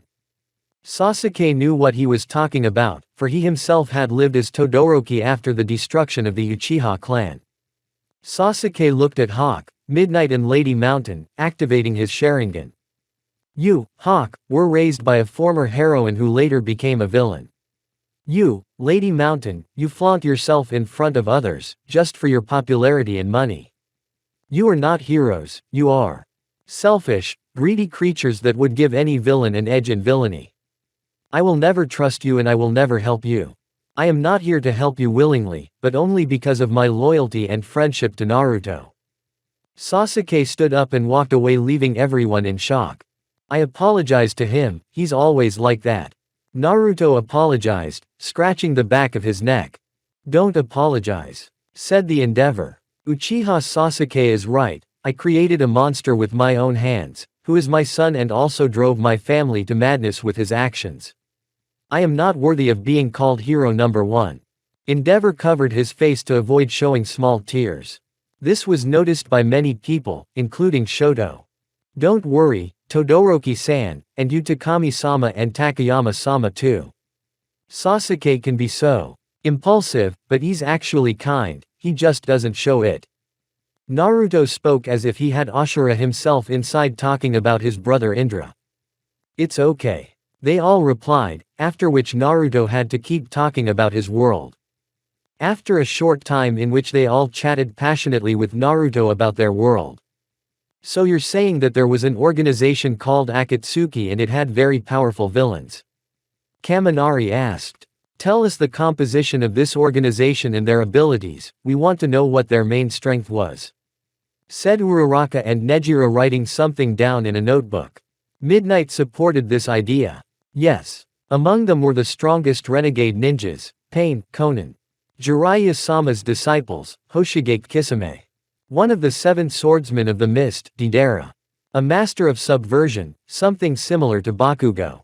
Naruto said, to which he received a loud roar from Katsuki, who was sitting about 15 meters away from the Uzumaki himself. Sasori. The strongest puppeteer, Kakuzu. A ninja who was over 90 years old, but at the cost of his 4 hearts, he could live quietly. The words about Kakuzu brought a look of surprise from the hero's face, but there were questions on the account of who Jiraiya was. Hidan. An immortal occultist who performed rituals and sacrifices to his god Jashin, Uchiha Itachi. The legendary ninja of Konoha and Uchiha Obito. Practically the one who ruled Akatsuki. Wait, you said 2 names similar to Sasuke's surname. Midnight said, obviously not knowing who Itachi and Obito were. Everyone was excited to know who Obito was, because they had heard enough about Itachi. So they didn't tell you? Naruto asked and looked around, to which he received a negative shake of his head. Uchiha Itachi. Sasuke's older brother who betrayed Konoha and killed the entire Uchiha clan. At Naruto's words, some were surprised. But he didn't do it on purpose, but because it was his mission since the Uchiha clan was planning a military coup. Naruto took a breath to continue with Obito's story. Uchiha Obito. Friend of my sensei Kakashi and student of my father Minato. He was the one who was trained and brainwashed by Madara. He acted on Madara's behalf to have high authority. Obito was and still is one of the strongest ninja, even if he didn't choose the right path. Naruto realized that there was still the real Obito in Obito. Without Madara. Without Zetsu. The usual good Obito, not the ten-tailed Jinchuriki or the Rinnegan bearer, but the normal Obito Uchiha. That clears up a lot of things. Mount Lady said. But who is Madara? He is one of the founders of Konoha and the first person to awaken the Mangekyo Sharingan. The one whose eyes tamed the nine-tailed man, invincible and immortal, my accomplice and master. That's Uchiha Madara. Wow. So he is the strongest in your world? Kyoka asked. Arguably so, but I'm afraid to find out what awaits us when we return to our world. We will have to fight Madara and possibly Obito. How strong is he? Stronger than you and Sasuke. The Endeavor was surprised. He has the same strength as us, if not more. That's why we have to stop him. I'd like to know who Jiraiya is. Midnight asked. He is my master, the legendary shinobi of the blade, one of the 3 legendary Sannin, a sage and a twisted hermit. This is my master. Jiraiya-sama. So your master was also Pain and Conan's master, and your father was Obito's master. Yes, but because they chose the wrong paths, they lost their true selves, and thus embarked on the path of evil. They were really the strongest compared to their sensei. This news shocked many people. In Naruto's world, there were many powerful ninja who could destroy an army of enemies with their mere presence. Yes, I got it. Nejire said, after consulting with Uraraka about the secret plan. Is something wrong, Nejire, Uraraka? Naruto asked in surprise, to which he received a shy, no, in reply. I'll help you, Izuku Midoriya. I'm sure it hurts you as much as it hurts me. Naruto thought to himself. Deku vs Class A. If giving up hope of saving a friend means becoming wise, then I'd rather be a fool forever. Naruto Uzumaki. Japan. A country that was doomed due to the many mistakes of heroes and the cunning of villains. Now it was almost in ruins.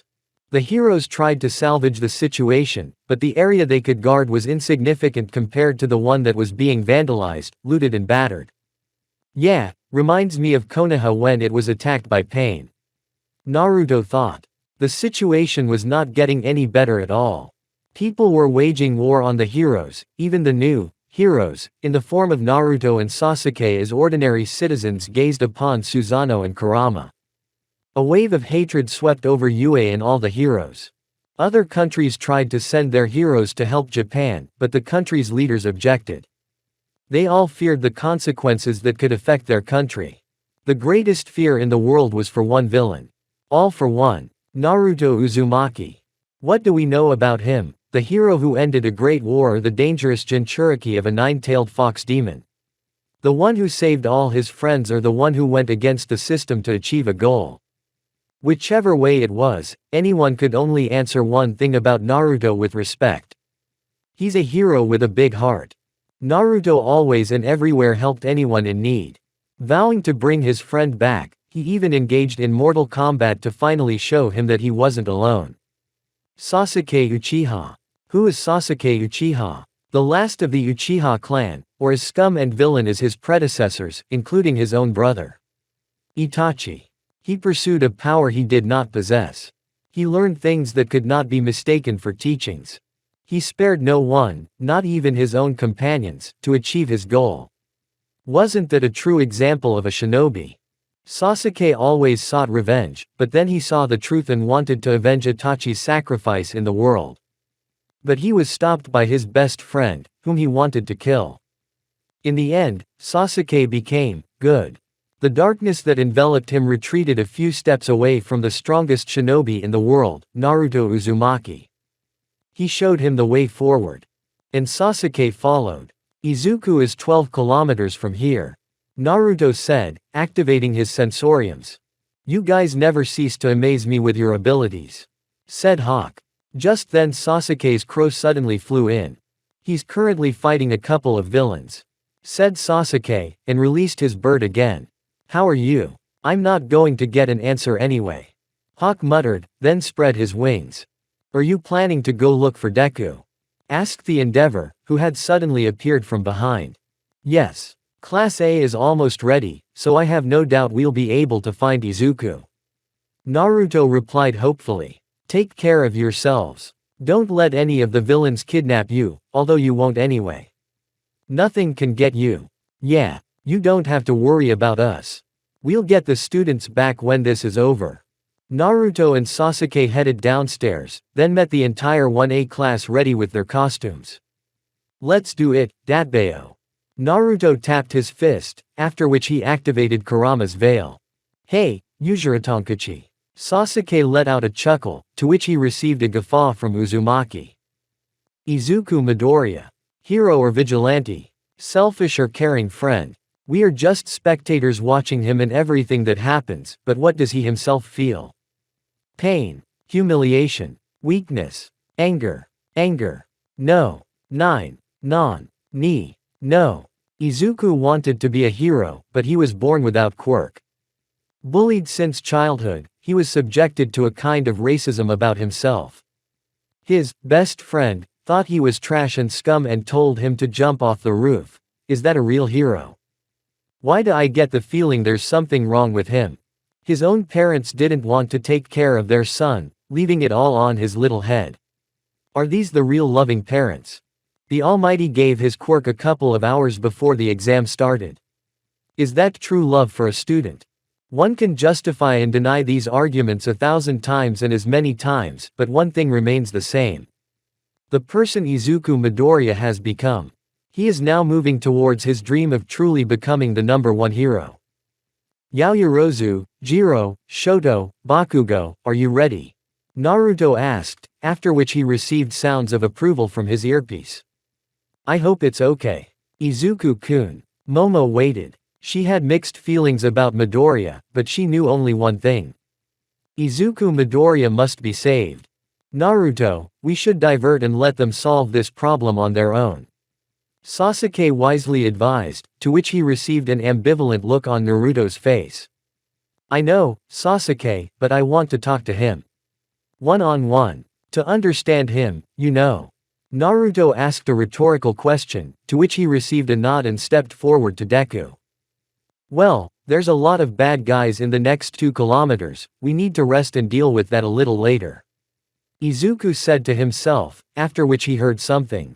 Can't you stop being a hero, Izuku Midoriya? Naruto asked in nine-tailed mode.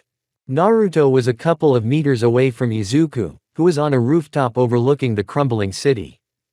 A luminary. Deku asked in surprise. Why did they give me that nickname, Datbeo?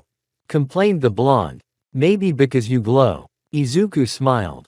That's very clear, but why a light? I can fly too, create balloons in my hands. Why not, glowing flying ninja?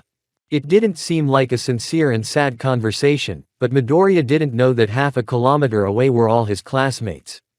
Midoriya had seen most of the techniques since he saw Naruto and Sasuke fight. I came to talk to you.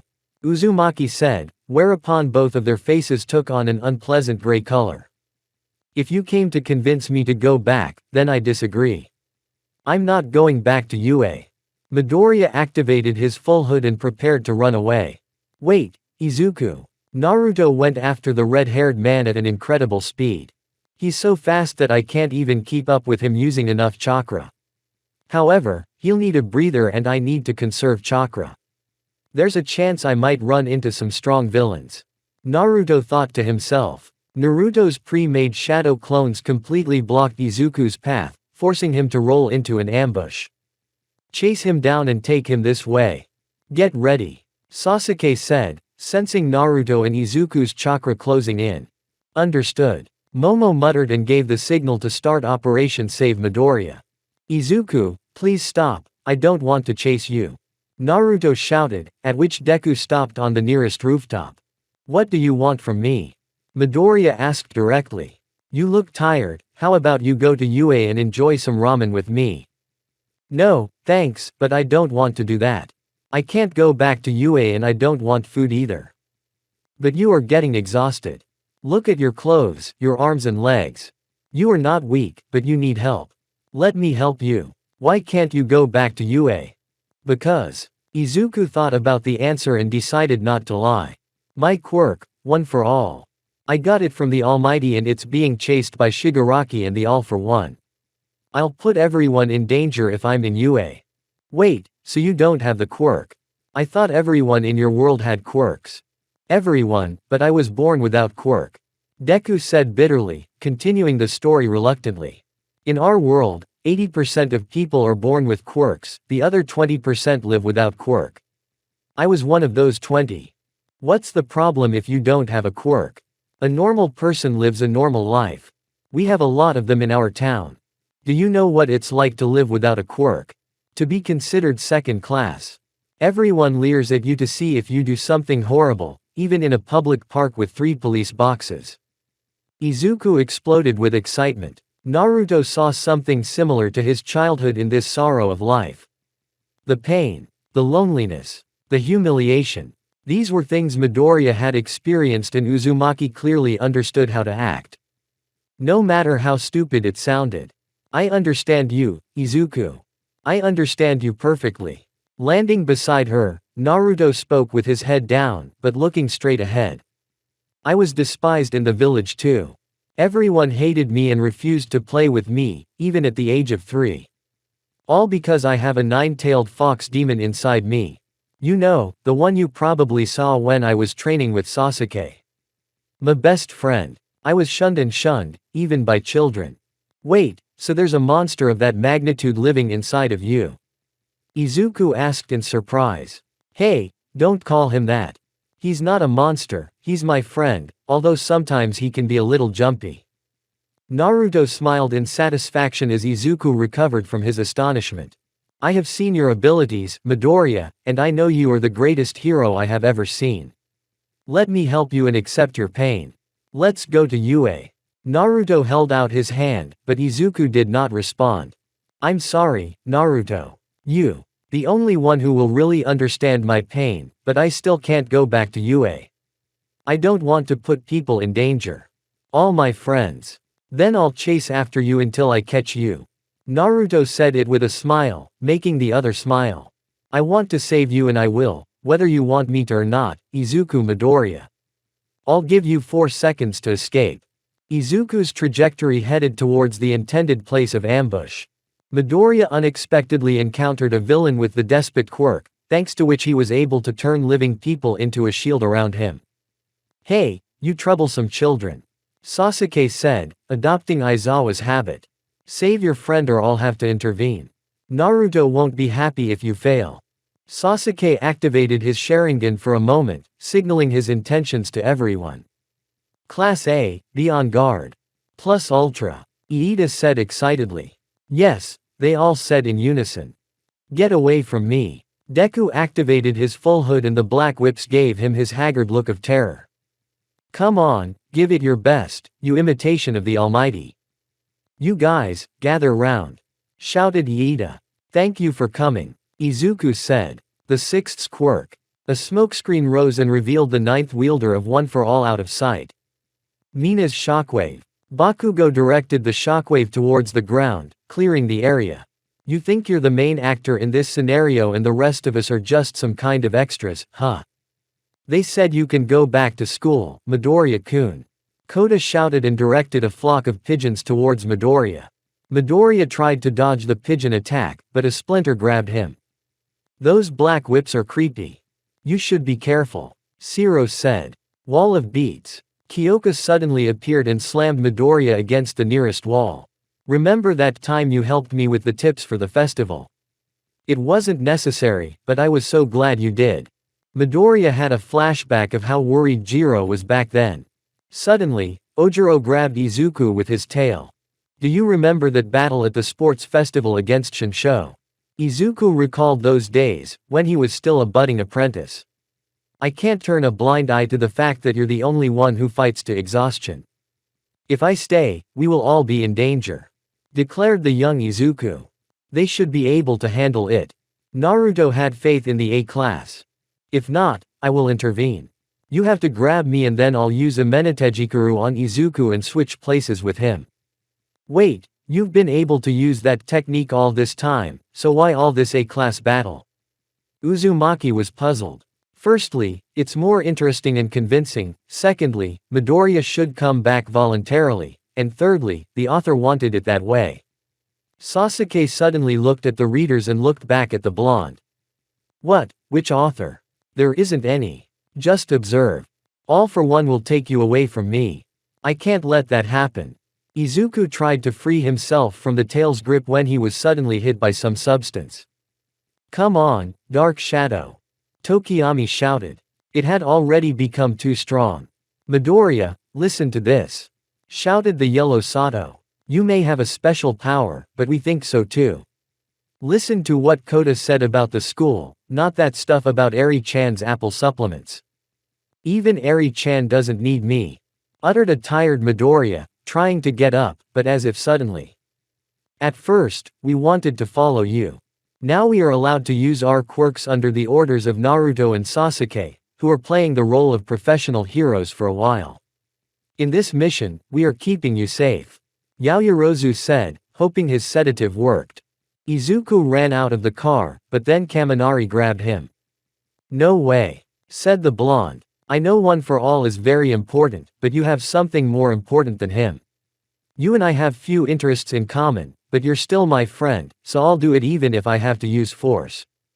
Those isolation tapes were specially made by Yaoyorozu-san to restrain you. Even the Almighty himself won't fear such a team. Do you remember those words?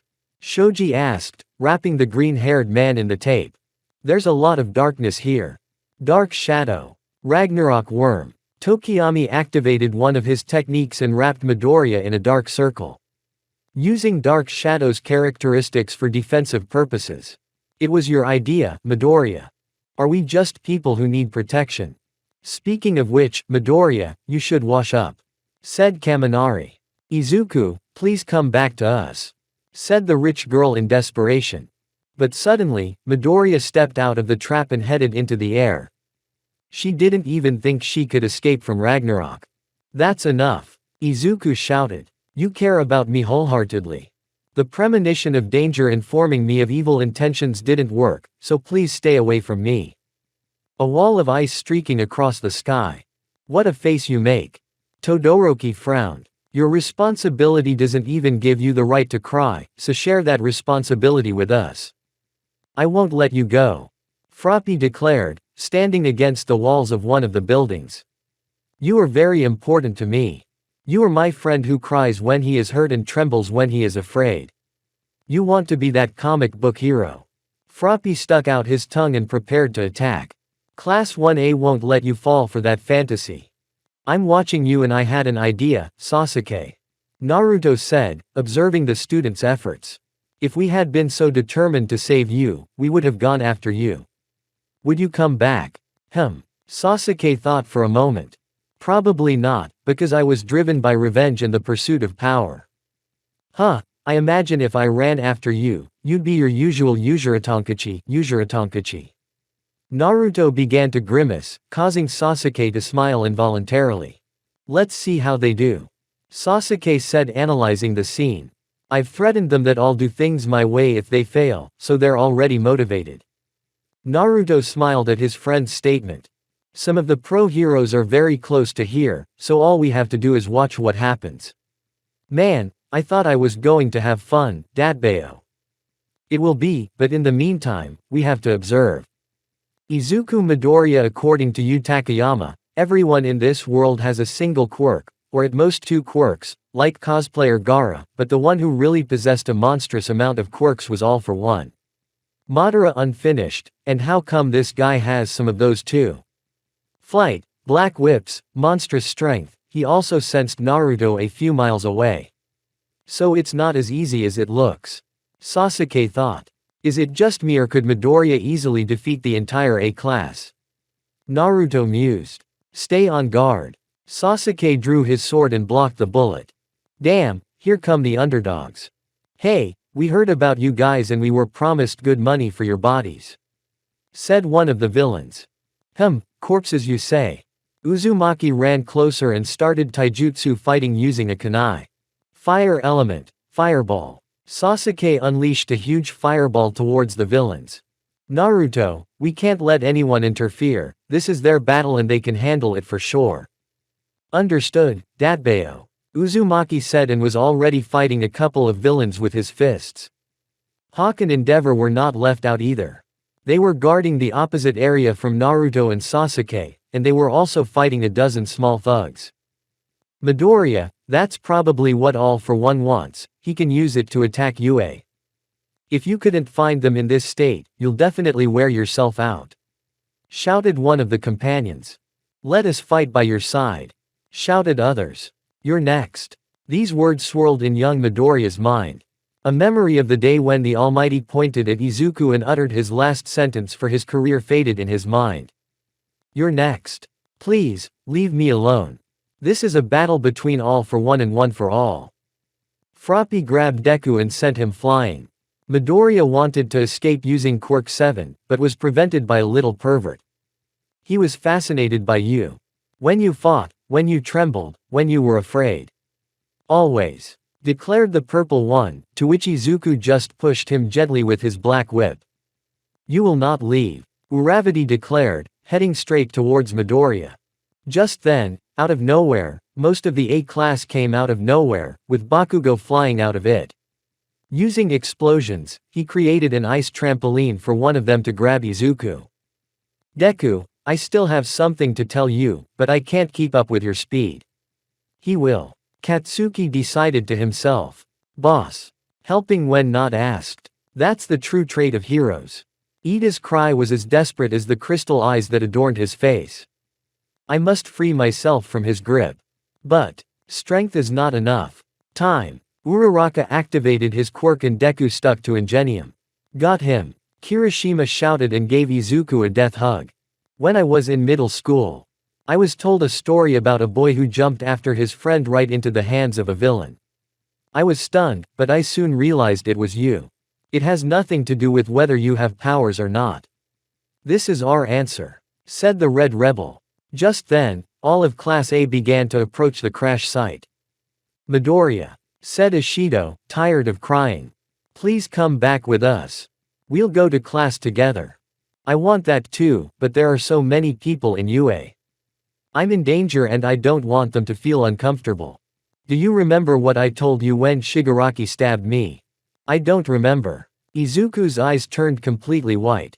I told you, stop fighting alone, but then I didn't finish.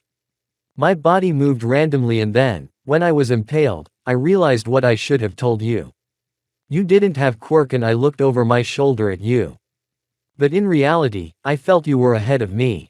I hated it. I didn't want to see it. In all that time, I bullied you. The whole class gasped at Bakugo's story, but they were silent, as if they knew the time was right. After entering UA, nothing went the way I wanted it to. I realized his strengths and my weaknesses. I know I can't change anything with this, but Bakugo lowered his gaze for the first time due to embarrassment. Forgive me for everything. The burden you carry is the heir of the One for All. Is too heavy for you. You can barely stand upright now, and to overcome the Almighty, we must act together. Save yourself, evacuate the people in UA. I thought you wouldn't be able to keep up with me, but you're already way ahead of me. Izuku said to himself. I said you couldn't keep up with me. I apologize for saying something terrible. Izuku squeezed and fell forward as Bakugo picked him up. We understand. They all did. We are only halfway there, and there is no less thorny path ahead. Momo affirmed and looked at Izuku. God, the important thing is that he's okay. Poor Izuku. Yaoyorozu thought to herself. Yeah, looks like they're done now. Naruto stated, sitting back down on the mountain of defeated villains and bandits. Yeah, you're right, said Sasuke, picking up his sword and sliding it back into its sheath. Suddenly there was a flash of light. Naruto and Sasuke tensed and felt the familiar chakra. Could it really be him? Naruto and Sasuke jumped over the A-class and headed towards the source of the chakra. Where did they fly to? Jiro asked, to which he received silence. They sensed danger. Momo revealed and prepared for a possible encounter with the enemy. We have nothing to worry about. We have Midoriya, and Naruto and Sasuke in the company of Endeavor, and Hawk will protect us. Is that Kakashi-sensei? Naruto's eyes betrayed a geometric shape and his mouth dropped downward. Naruto, Sasuke? Hitaki asked in surprise. He had not expected to see his students in an unfamiliar place and with such powerful chakra. How did you end up here? Sasuke asked. I was fighting Obito and used Chidori against him, after which he impaled me with his hand.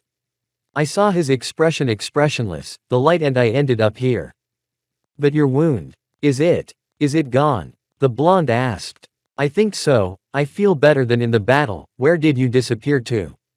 Madara and Obito became full Jinchuriki and took possession of the power of the six paths. We came to this world a couple of weeks ago. Sasuke began. There's a war going on here. The same one, but when we arrived, it was almost declared. We couldn't stop the villains of this world, and now there's a ramen of who knows what going on. Naruto is over. The people here have the same abilities, just one at a time, and yes, they call them quirks, so your Reikiri and the earth wall will be a shock to them. Uchiha explained. There are also heroes and villains. I see. So you're kind of heroes here too, huh? Yes, but they didn't accept us right away either. In general, everyone was surprised when they saw our techniques. The only thing I don't understand is how I got here and how we're going back. Kakashi complained. The last thing we remember is being attacked by Madara and getting here. The rest you already know. I've tried to contact the Sage of the Six Paths, but he doesn't answer. Said the Jinchuriki sadly. Wait, the Sage of the Six Paths. Yeah, it's a long story. So, how did it go? Naruto asked, smiling warmly at almost the entire class. That's when they saw Sasuke and the guy in the mask. Naruto, Sasuke, who is that? Momo asked, sliding his gun off his body. Oh, calm down. Naruto held up his hands, trying to calm the students. You won't believe me if I tell you this, but I'll say it. This is our sensei, the legendary ninja copycat, Hitaki Kakashi. Everyone was dumbfounded, especially Araraki. According to Naruto's twisted stories, Kakashi was as perverted as Jiraiya. She pictured a little purple pervert, not a tall, trim middle-aged man with ashen hair. This is Kakashi-sensei. Naruto held out his hand as a gesture, then gestured to the students. This is Class A. Ohio. The last thing the Sharingan bearer said. So you're saying that your teacher came here through the White Radiance?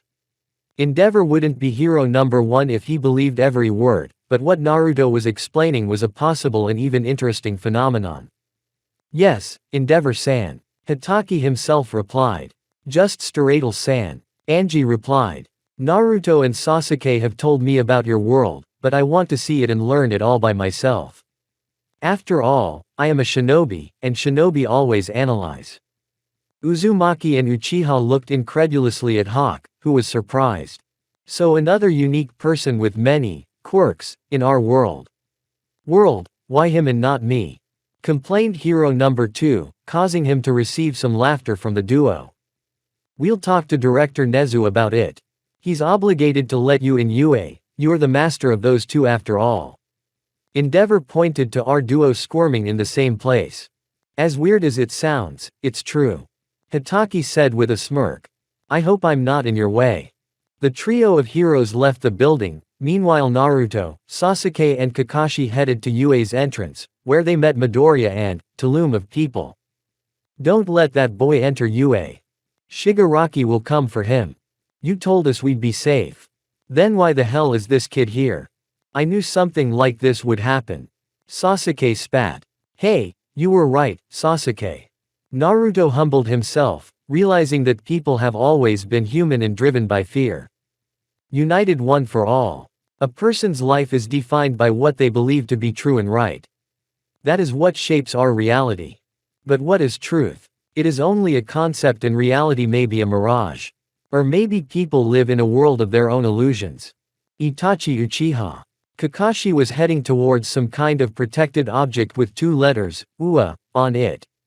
Seeing such a fortress, Hitaki was involuntarily surprised, for that building was half the size of Konoha and was completely protected by thick metal armor.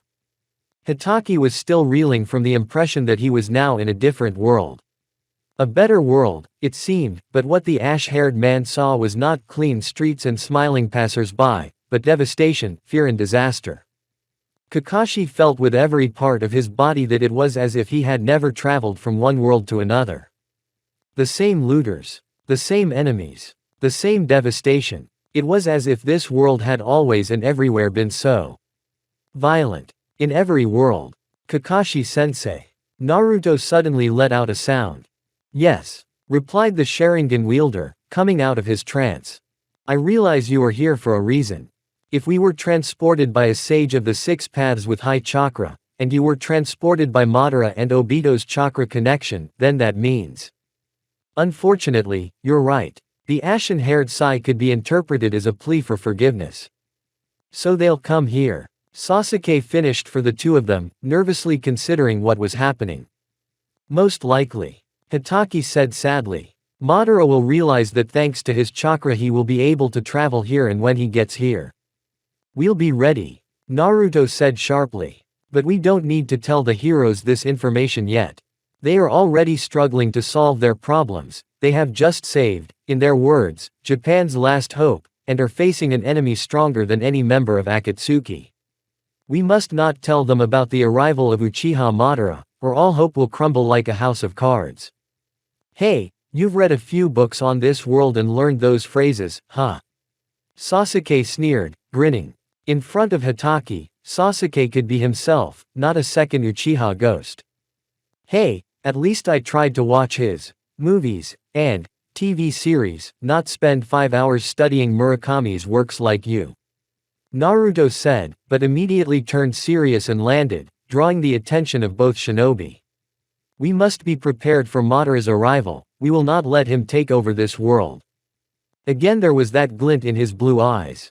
Kakashi and Sasuke thought, how Naruto looked like a child sometimes, but so strong. The world was not always white, nor was it always black. Rather, it was very gray.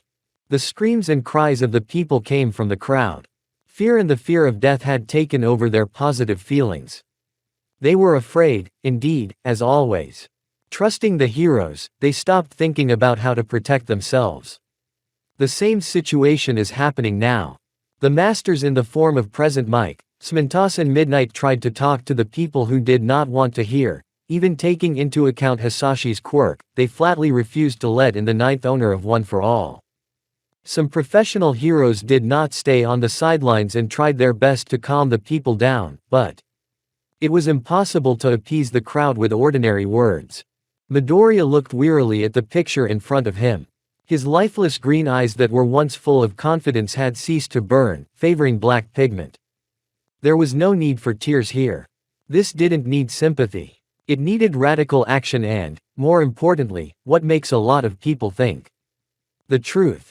Izuku, dirty and half alive, stood, or rather, tried not to fall flat on his face in front of the obsessed crowd that reeked of hatred from miles away. Sasuke had had enough of the shouting, and just as he was about to draw his sword and use the Chidori, he was stopped by Naruto. Uzumaki shook his head negatively and made it clear that in this situation the only thing they had to do for now was to stand and watch. Get out of here, shouted the crowd. This guy is evil. Shigaraki is coming this way. All this time, Izuku has been protecting them, and people hate him. You don't deserve it, Izuku.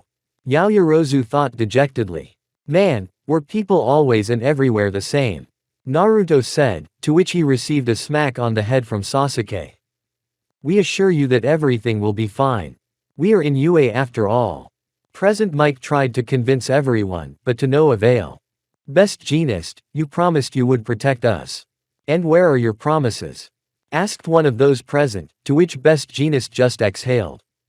True, but that doesn't change the fact that other UA disciples need help. Yue is made for everyone. Why then is Shigaraki already looking for him? One of the women asked, showing a video of Shigaraki destroying buildings one by one in some city. No, he isn't. The teachers and the main heroes, plus Hawk and Endeavor, tried to calm the crowd. How can we believe you? Amidst the shouting and threats, young Izuku looked emotionlessly into the void. As he turned to leave, he suddenly felt someone's hand on his shoulder. Hey, where are you going? Asked Momo Yaoyorozu. I promise we will get out of this. Everything will be all right, Izuku. Naruto appeared, giving her his characteristic smile. Momo could have sworn that if she had met Naruto earlier, she and Izuku would have been two peas in a pod. We just got you back, so don't worry about coming back. Momo smiled genuinely for the first time in a long time. Izuku noticed. After all, who else but the heroes had it worse? No one was coming to support them. After all, they should be strong. They should. How familiar that rumbling sound sounds to me. Naruto said to himself and felt a rush of emotions from his childhood. Don't play with him, he's a demon. Honey, let's go to another playground. Son, don't greet him. All the spite Naruto had forgiven the villagers spewed upward and he felt a small, lone tear fall to the stone floor. Sasuke, we'll step in when we realize there's nowhere else to go. The Uchiha saw the serious expression on his face and understood that Naruto was up to something unsure. Not at all unsure. They called themselves heroes. The crowd saw two familiar figures among the students and teachers. They were on TV.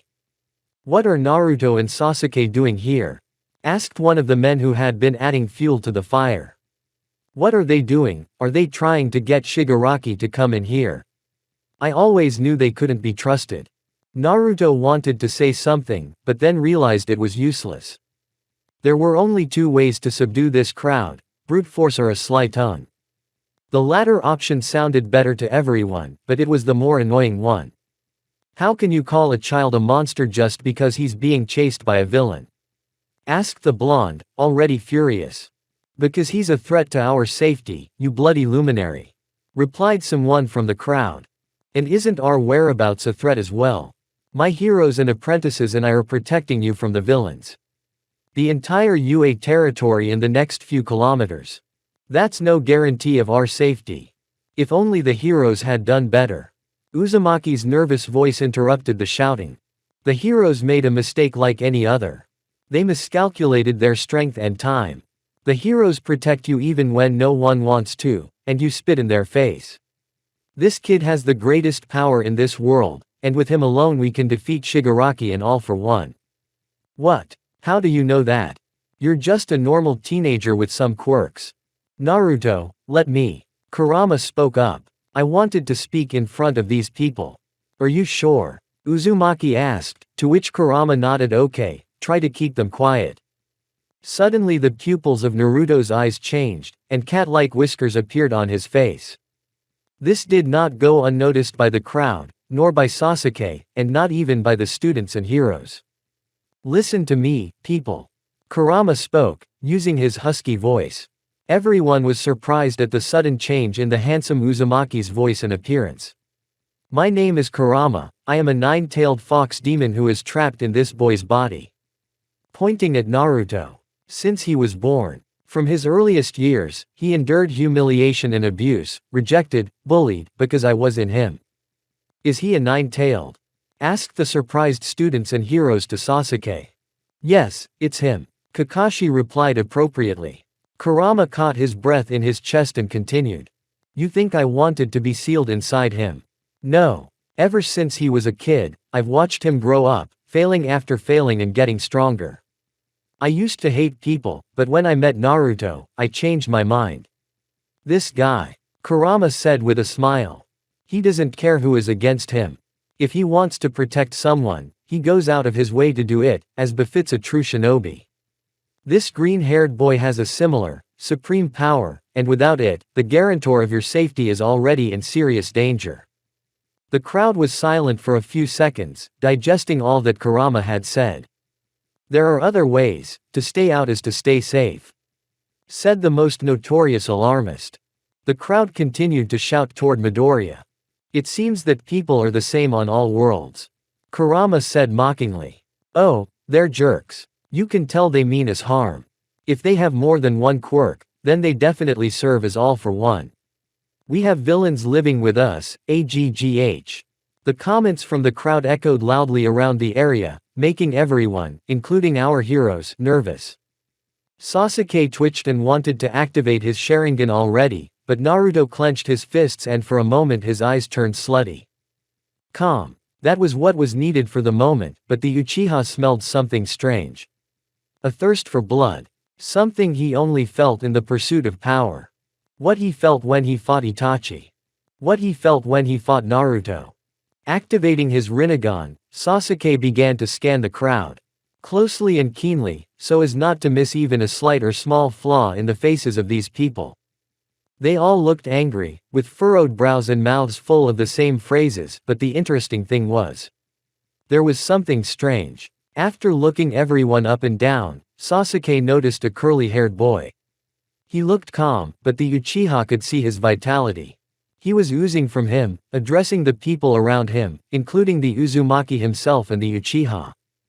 Gotcha. Sasuke said, and in a second he was in the crowd, grabbing the guy by the neck and lifting him off the ground. Sasuke, what are you doing?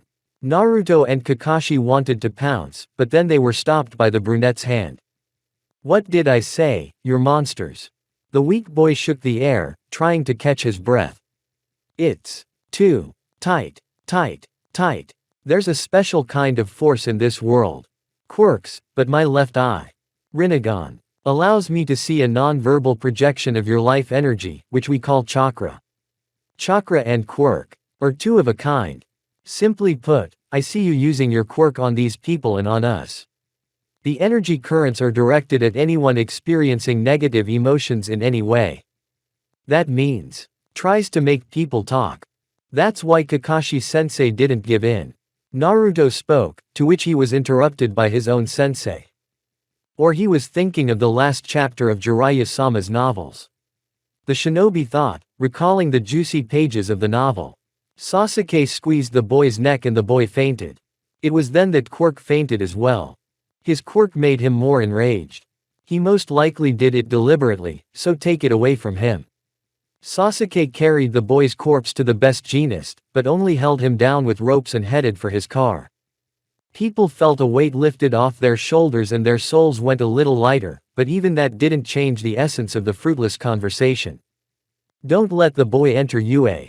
Shigaraki will come for him. The heroes won't protect us. They've destroyed all of Japan, and now they want to destroy our last bastion. The heroes will protect you, at any time, even now. You have us to protect you. I'm sure Sasuke and Kakashi-sensei wouldn't mind being temporary heroes for your safety, but why all this charade with Midoriya? Uzumaki resented. Panic. That word was more appropriate to describe the state of the crowd. Cut it out. Sasuke said and activated his Sharingan. The unfinished Susanoo grabbed Midoriya as everyone stood in shock at such power. If you don't let us pass, I'll force you to back off. Sasuke, what are you doing? Naruto suddenly spoke. Kakashi was alert to protect the men, only for Uzumaki to buy time. Naruto, this world is no different from ours. It is as violent and rotten as ours. What has changed? It is as if it is an illusion of our own world. An illusion of Konoha and the other villages. Radical action is needed, without which we will lose both the strength and the time we need. Naruto felt penetrated by the Uchiha's words, for they made sense. You're forgetting something, Naruto. Sasuke said, looking at his best friend. Due to the lack of radical solutions, Konoha was destroyed by pain alone. Had it not been for Itachi's radical actions, Konoha would have been in ruins when we were genin. To deny that is foolish, yes. Naruto looked at his partner angrily, but with understanding. But because of his radical actions, the strongest clan in Konoha was destroyed. The Uchiha. Hearing the news, people were shocked, and Kakashi lowered his head in regret, realizing that this was the work of those he had once obeyed. If it weren't for the rapid change in Fire Nation leadership, then… No, Sasuke. All of this is not only the fault of the third Hokage, but also Danzo, who was responsible. I understand that Itachi gave his life for yours, for Konoha to live, for the people of the Fire Nation to live in peace, for you to live, Sasuke. Hearing the last notes, Sasuke unconsciously looked at Uzumaki. He was standing calmly, but his eyebrows were lowered, showing sadness. Do you think Itachi would want you to do this recklessness, Sasuke? I don't think so. Naruto approached Sasuke calmly, letting him know that he wasn't the only one who was lonely or scared. They all were. Away from their world, anyone would freak out at the unusual changes around them. Naruto and Sasuke were no exception. They didn't understand how they were going to get home. Madara's threat loomed over them. All for one, human rebellion, famine, poverty, war. It all looked very much like their world, but it also looked like an illusion. A very realistic illusion of their world. Sasuke let go of Izuku and turned away from everyone, looking only towards the back of the door. Meanwhile, not far from the scene, a white-haired, red-cloaked Shigaraki sat on a winged Nomu and watched the unfolding events with a maniacal grin. While the heroes were trying to calm the crowd, a young woman in rather provocative attire began to create a loudspeaker with her body. "It's now or never," muttered the rich girl to herself. "It's now or never," uttered the author Sama, once again rewriting the same draft. "What, who's in my head?" Yaoyorozu resented. "No one, never mind, do as you see fit," repeated the author. Momo Yaoyorozu. A girl not only with a stunning figure, as Mineta would describe her at first glance, but also with a big heart and true heroic intentions. His heart squeezed at the mere letter to Midoriya, where he not only described her quirk, but also congratulated her in advance for her birthday, which would be in September. Izuku himself most likely didn't know when she would return or if she would return at all, so he wrote a few words that melted the creative heroine's heart. "Yaoyorozu-san, if I may call you that, but if you feel uncomfortable, then let it be Momo. I have loved spending all this time with you in the class. We've been through problems that even heroes don't seem to be able to overcome. I don't know how long I'll be gone, or even if I'll be back, but I remember it's your birthday on September 23rd. Please remember to pick up your present that day, it's in my closet. The keys are under the mat, as I trust you all. Maybe I will come to your birthday party and leave you another gift. I am sorry if I have upset you or made you cry. Please accept my apologies and congratulations. Open the congratulatory letter on the morning of your birthday and, again, don't forget the gift." The owner of the beautiful mane was once again surprised when she saw that the letter had an inside pocket made of tape and paper, just like the letter resting in it. Momo was really shocked when the day Izuku left. She sat on the couch in the common room and looked at how many things Midoriya had written to the others and how many things had been written to her. She was able to hide her blush behind her writing, but she was still resentful to this day when she had already managed to think of the ninth owner of One for All more than 7 times. She now stood firmly on her feet, holding the sound amplifier in her hands. "Uraraka, carry me," Momo commanded, to which Uravati nodded. Climbing onto the stone roof, Momo nearly slipped. The rain was making itself felt. Uravati, creativity, was surprised by the present mic. Momo. Yaoyorozu's parents were surprised. Even the richest people in Japan had nowhere to hide. Listen to this. Izuku Midoriya has a special power. Yaoyorozu shouted, but was interrupted by the crowd. That's why we say if he wants a vacation, he can go fuck himself.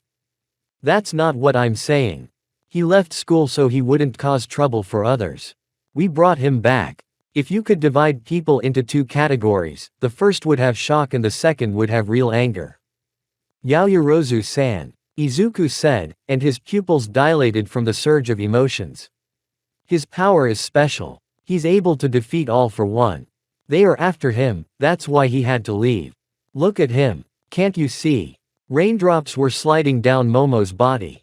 She was not paying attention to what was going on around her, but was formed in her words.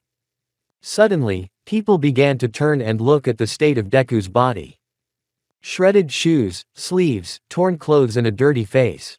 That's what was behind the evil people represented. He went on his way, not knowing where he would get to when he was attacked. But he keeps going. He wants more than anyone else to undo what has happened. Look at him. Suddenly, one of the mutant-looking women looked at Izuku. That's the guy who saved me, said painfully the one holding the ojeda in the chest area. This step, how hard it will be for us, reflected Principal Nezu as he stood next to cements and ectoplasma. I always knew that someday someone would come to stop this. Someone with the courage to step up and outdo everyone. I have faith that the heroes of this world will rise to the challenge. Unfortunately, I so wish I could help, but my interference will only make things worse, Uzumaki said, and for the first time in his life, he didn't smile but looked sadly at Yaoyorozu. That's not how I've always interacted with people. But whenever I saw happiness in people's eyes, I wanted to keep it that way. I would spend days and nights watching children grow up, but I myself would sit and study biology and the atomic structure of substances. I spent a lot of time trying to make things the way I wanted them to be. To make people happy. You look beat up. Yes, and weakened. Even after saving me, he continued to struggle. Without noticing, the woman instinctively started moving through the people, heading towards Deku. Do you think we should all be covered in mud? Shouted a man from the crowd. Heroes. We're the only ones covered in mud, so let's go wash it off. Yaoyorozu-san, Kyoka said. Yaoyorozu-san is fighting hard right now. Iida muttered. Calm down here and now, sorry, pronounced the one, washing away her tears in the rain. We're just like you. It hurts us too. When a hero suffers. When heroes suffer. It's the people who protect them. So lend us your power so we can smile together the next day. Please. Let him rest by your side, give him your strength. Hearing the last words, Inko was no longer holding back tears, but crying her eyes out. Mitsuki tried to cheer up her best friend, but even now, she was failing. Midoriya Izuku is trying to cope with all the responsibility that comes with his power, but he's going to have a lot to learn himself. He's just an ordinary high school student. This place is his. Momo choked before continuing. The air was getting shorter and shorter due to the growing cold.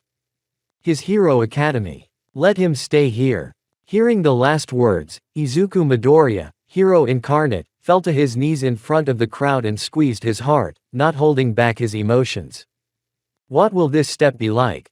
Nezu pondered, to which a solitary tear escaped. Even despite his superior intelligence, he still had emotions. Suddenly, the same woman Midoriya had saved came running out of the crowd. Suddenly, a boy wearing a red cap and the same shoes ran out of the crowd. Stop. Redgal tried to stop him, but he paid no attention. The woman pushed her way through the crowd and ran out towards Deku along with the boy. Midoriya shouted suddenly. Some of the A-class and were about to go towards Izuku before they were stopped by Naruto and Sasuke.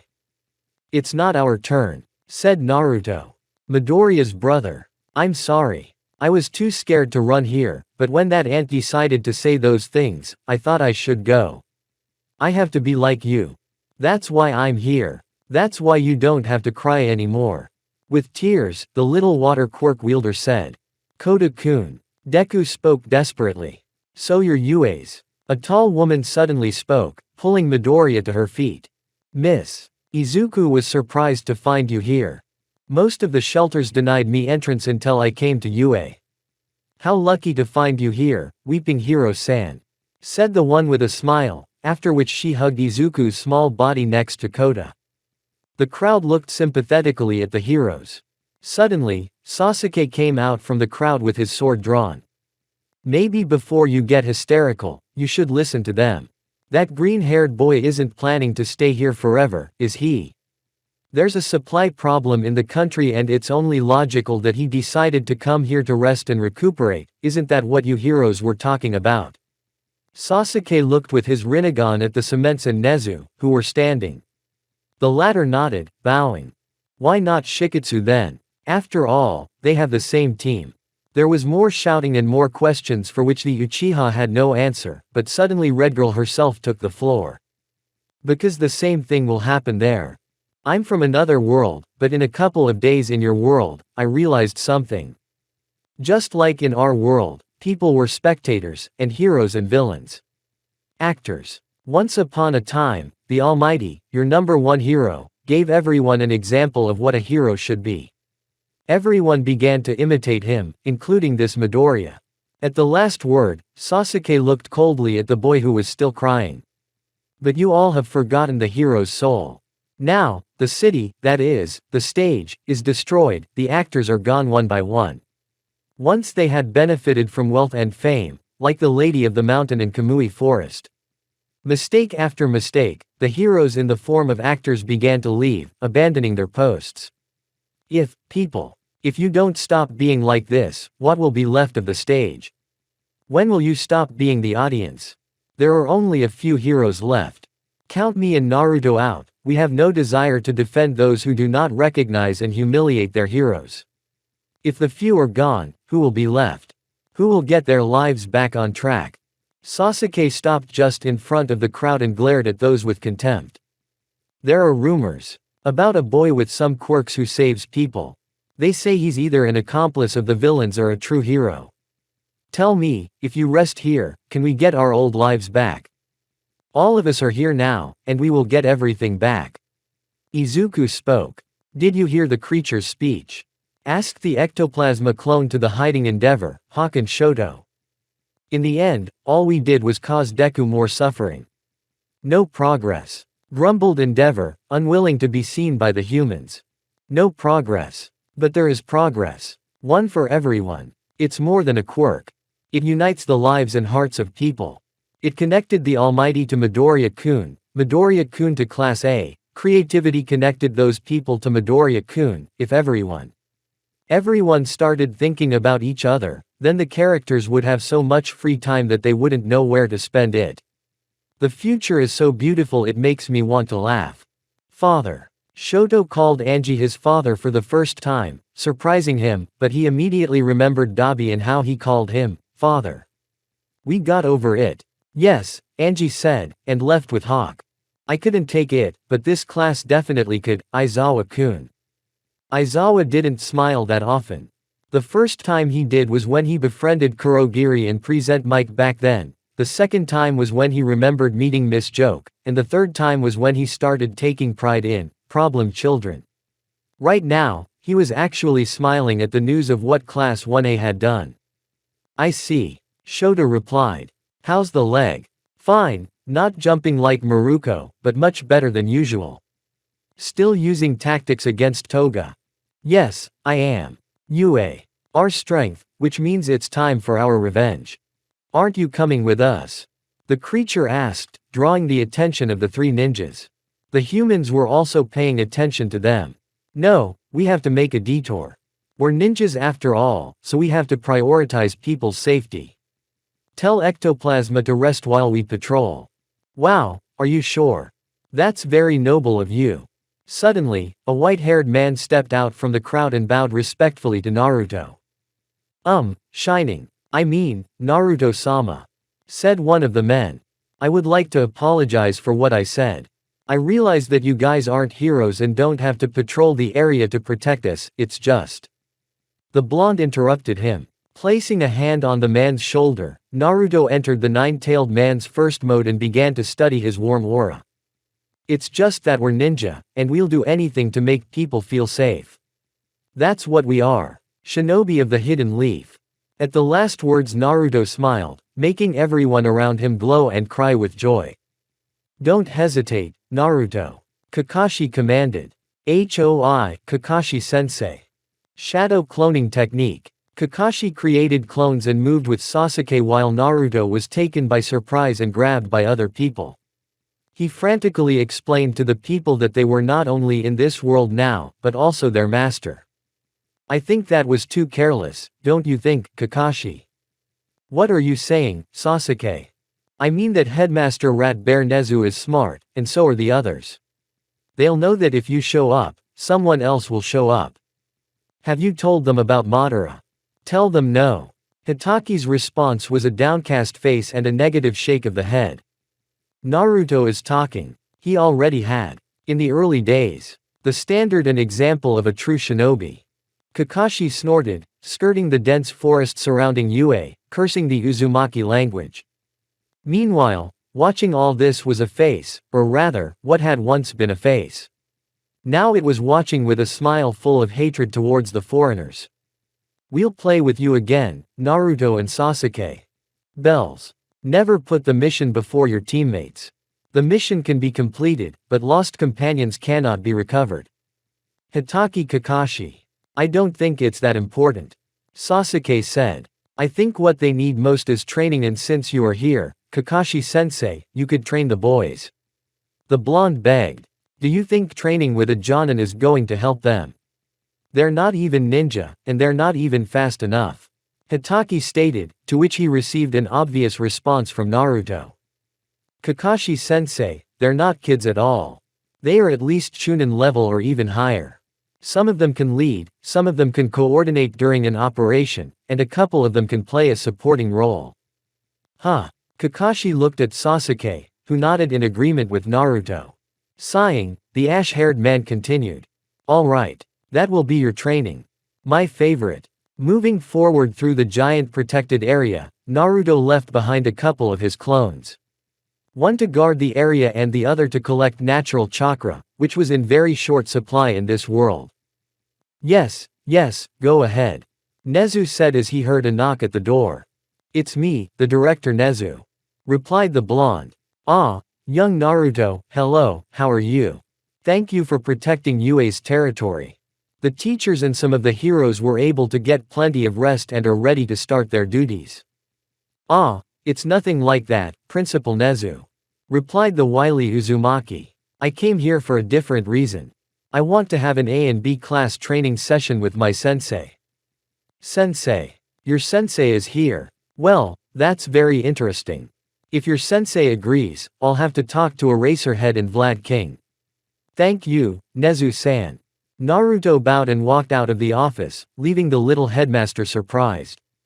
They came out of nowhere and are helping us without asking for anything in return, besides ramen of course. I wonder what drives them and how strong they are. Can they defeat the League in a single battle? Nezu's question went unanswered. With a sigh, the duckling picked up the phone receiver. So, troublesome children, get ready. Said the bandaged Aizawa, limping on one leg. Class, suit up and enter the arena. Vlad's teacher's voice also spoke. None of the students realized what was happening. Midoriya had returned a week ago. At the same time the death of hero number 1 Star and Stripes was reported, causing the Almighty to mourn for 3 days straight. Naruto and Sasuke reacted normally to the heroine's death, though the former realized that he needed to end the damn war. He knew in his gut that a war like World War IV could happen in this world. The disciples quickly jumped into the training camp. The 40 disciples were waiting for what was about to happen. Today you will have a training session. Aizawa announced. The training will be special, just like that of your opponent. Hello, Aizawa-san, Vlad-san. Kakashi greeted respectfully, although he knew he should have added the prefix, san. What, is he going to be our opponent? That statistician is going to train us. Who the hell is he? The first voice belonged to someone who knew Hitaki, the second to Bakugo, and the third to Class B. Me. Kakashi spoke, greeting the students.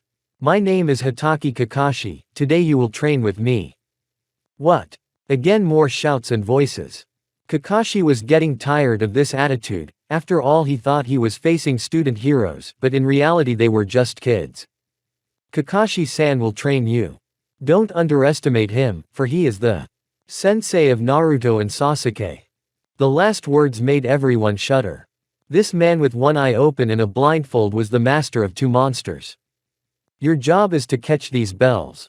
Hitaki said, showing the bells. It's a piece of cake. What? How? You are Naruto and Sasuke's master, so you are as strong as them. Declared Momo. That's right, you and I have some advantages. 1, you don't know what I'm capable of, but I don't know much about you either. 2, you're more, so that's another advantage. 3, to even the odds, I give you a minute's head start. I don't use my powers and just dodge. 4, you've already fought villains of my level, which means you shouldn't at least be inferior to me. Kakashi exhaled, looking at the stunned children. Let's get started. Kakashi opened the book he had found in Yue's library. Most of them rushed forward, using their strength and speed, but none of them hit Kakashi, who just jumped high and concentrated chakra in his legs, getting suspended over the ceiling. Wow, I like what you're reading, Tilda. Midnight purred. No, Nimari, you've had enough of the 23 guys on Badu. Hisashi stated, causing Kayama to lunge at him and start tearing at his clothes. Oh my god. Shota is tired. Too slow. Kakashi stated as Ingenio ran to his side. You trust your hands too much. Hitaki added as Shoji tried to punch him. And you on your tail. Hinted the latter to Ojiro. The minute was almost up and all the students had time to do was to touch Kakashi only once. Midoriya did it, thanks to his abnormal speed. You're too nervous. Kakashi sat on Bakugo's body, making it roar like the engine of an old car. Kakashi put the book aside for a second when he realized he wasn't going to be interested anymore and planted himself openly in front of his students. The minute is up, he said and opened his left eye. What, a Sharingan? But how? You're not an Uchiha. Uraraka blurted out. Ah, then you know everything. Then it'll be even easier. Reikiri. With the seals folded, Kakashi created a smaller scale Chidori and appeared behind Yaoyorozu. -1. Before he could finish, he was hit by a wave of air. Ho! Kakashi was surprised, it was the first time someone was able to hit him and it was the same green boy. You have talent, green-haired boy. You're the first one to hit me twice. Kakashi started to activate his Sharingan and read all the movements of the boys. Some were trying to attack him from the sides, some from above, and that girl with the ponytail created something like a cannon launcher and aimed at Hitaki. Interesting. Kakashi said. Jonin dodged all the hits and deactivated the Reikiri. Hearing the shot, his fingers started to move, forming a technique. Earth element, barrier. The explosion slammed into the wall, and the dust obscuring everything around showed the heroes and unscathed Kakashi and the bloodied bells. It was powerful, but not effective. You need to use your quirk to create something capable of melee combat and attack. He turned to Momo. You. The girl with the big fists, you swing too much.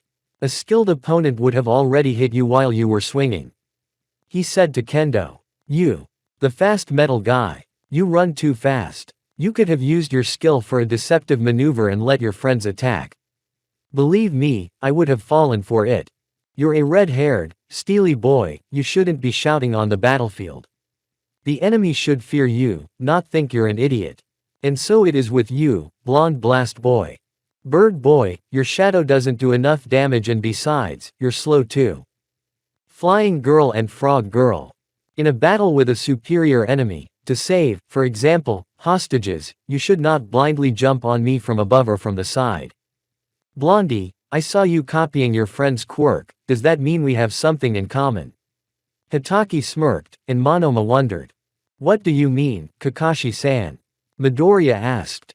Ah, so you haven't been told everything. Forming another Reikiri, Kakashi attacked the A-class boys, eliminating them one by one.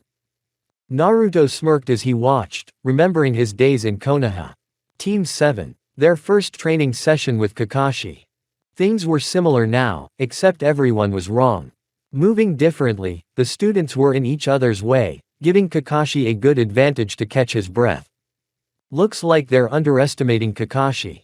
Sasuke stated. Naruto smirked and reached for the microphone. Don't you dare underestimate him, Datbeo. Naruto shouted. Before you stands the legendary copycat ninja Hitaki Kakashi. If he wants to take the bells, he has to move as one. That way he'll have fewer escape routes. He said after the Uchiha. He, what did you tell them for, we were just getting started. Kakashi's sarcasm was at a high level. Copy ninjas. Everyone was shocked. Yes, and my students are right. Act together as one, not as different individuals.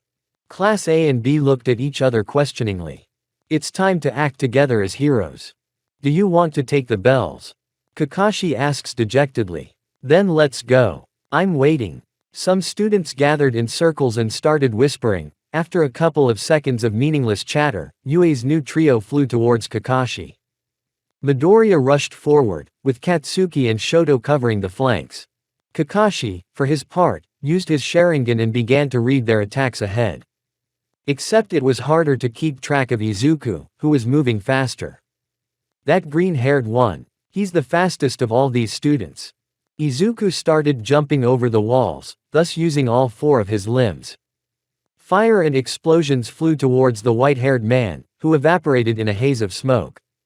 Where has he gone? Some wondered.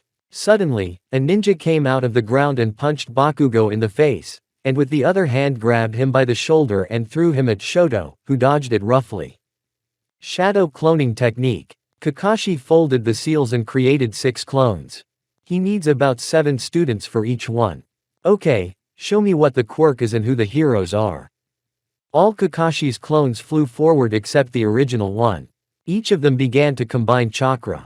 One of water, one of lightning, one of fire, one of earth. The training arena boiled with battles. All the boys except Mineta began to fight Hitaki's copies at point-blank range, meanwhile the girls were helping in the background of everything that was going on. Abara was trying to catch the ninja with her hair, and Kendo was trying to grab, well, or crush the clone. Kyoko was trying to hit the one with the sound waves, and Mina was trying to hurt the one with acid. Tetsu and Kirishima jumped on one of the clones, but were caught in a fireball and fell unconscious.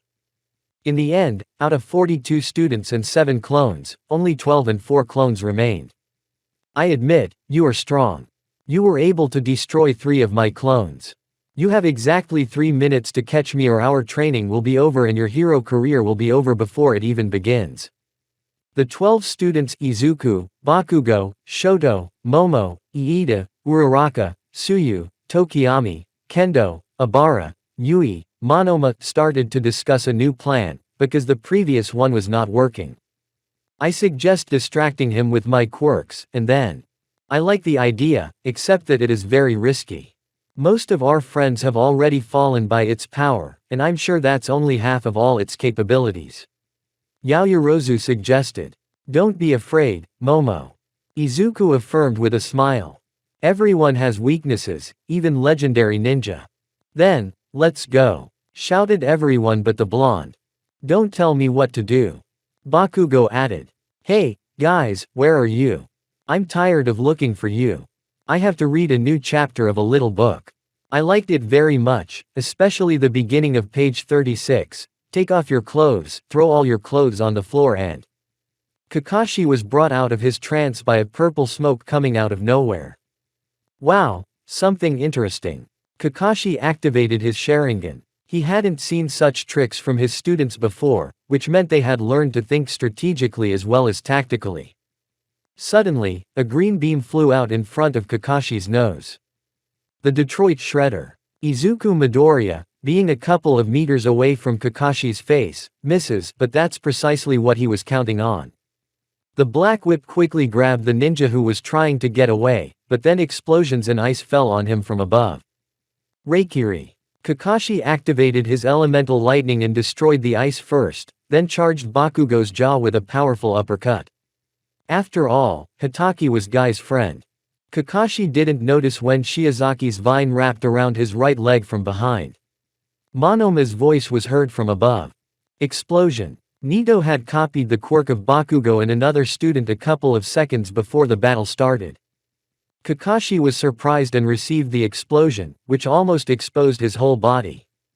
Momentarily, we can hear a certain heroine over 18 years old squealing and touching the monitor screen with her lips.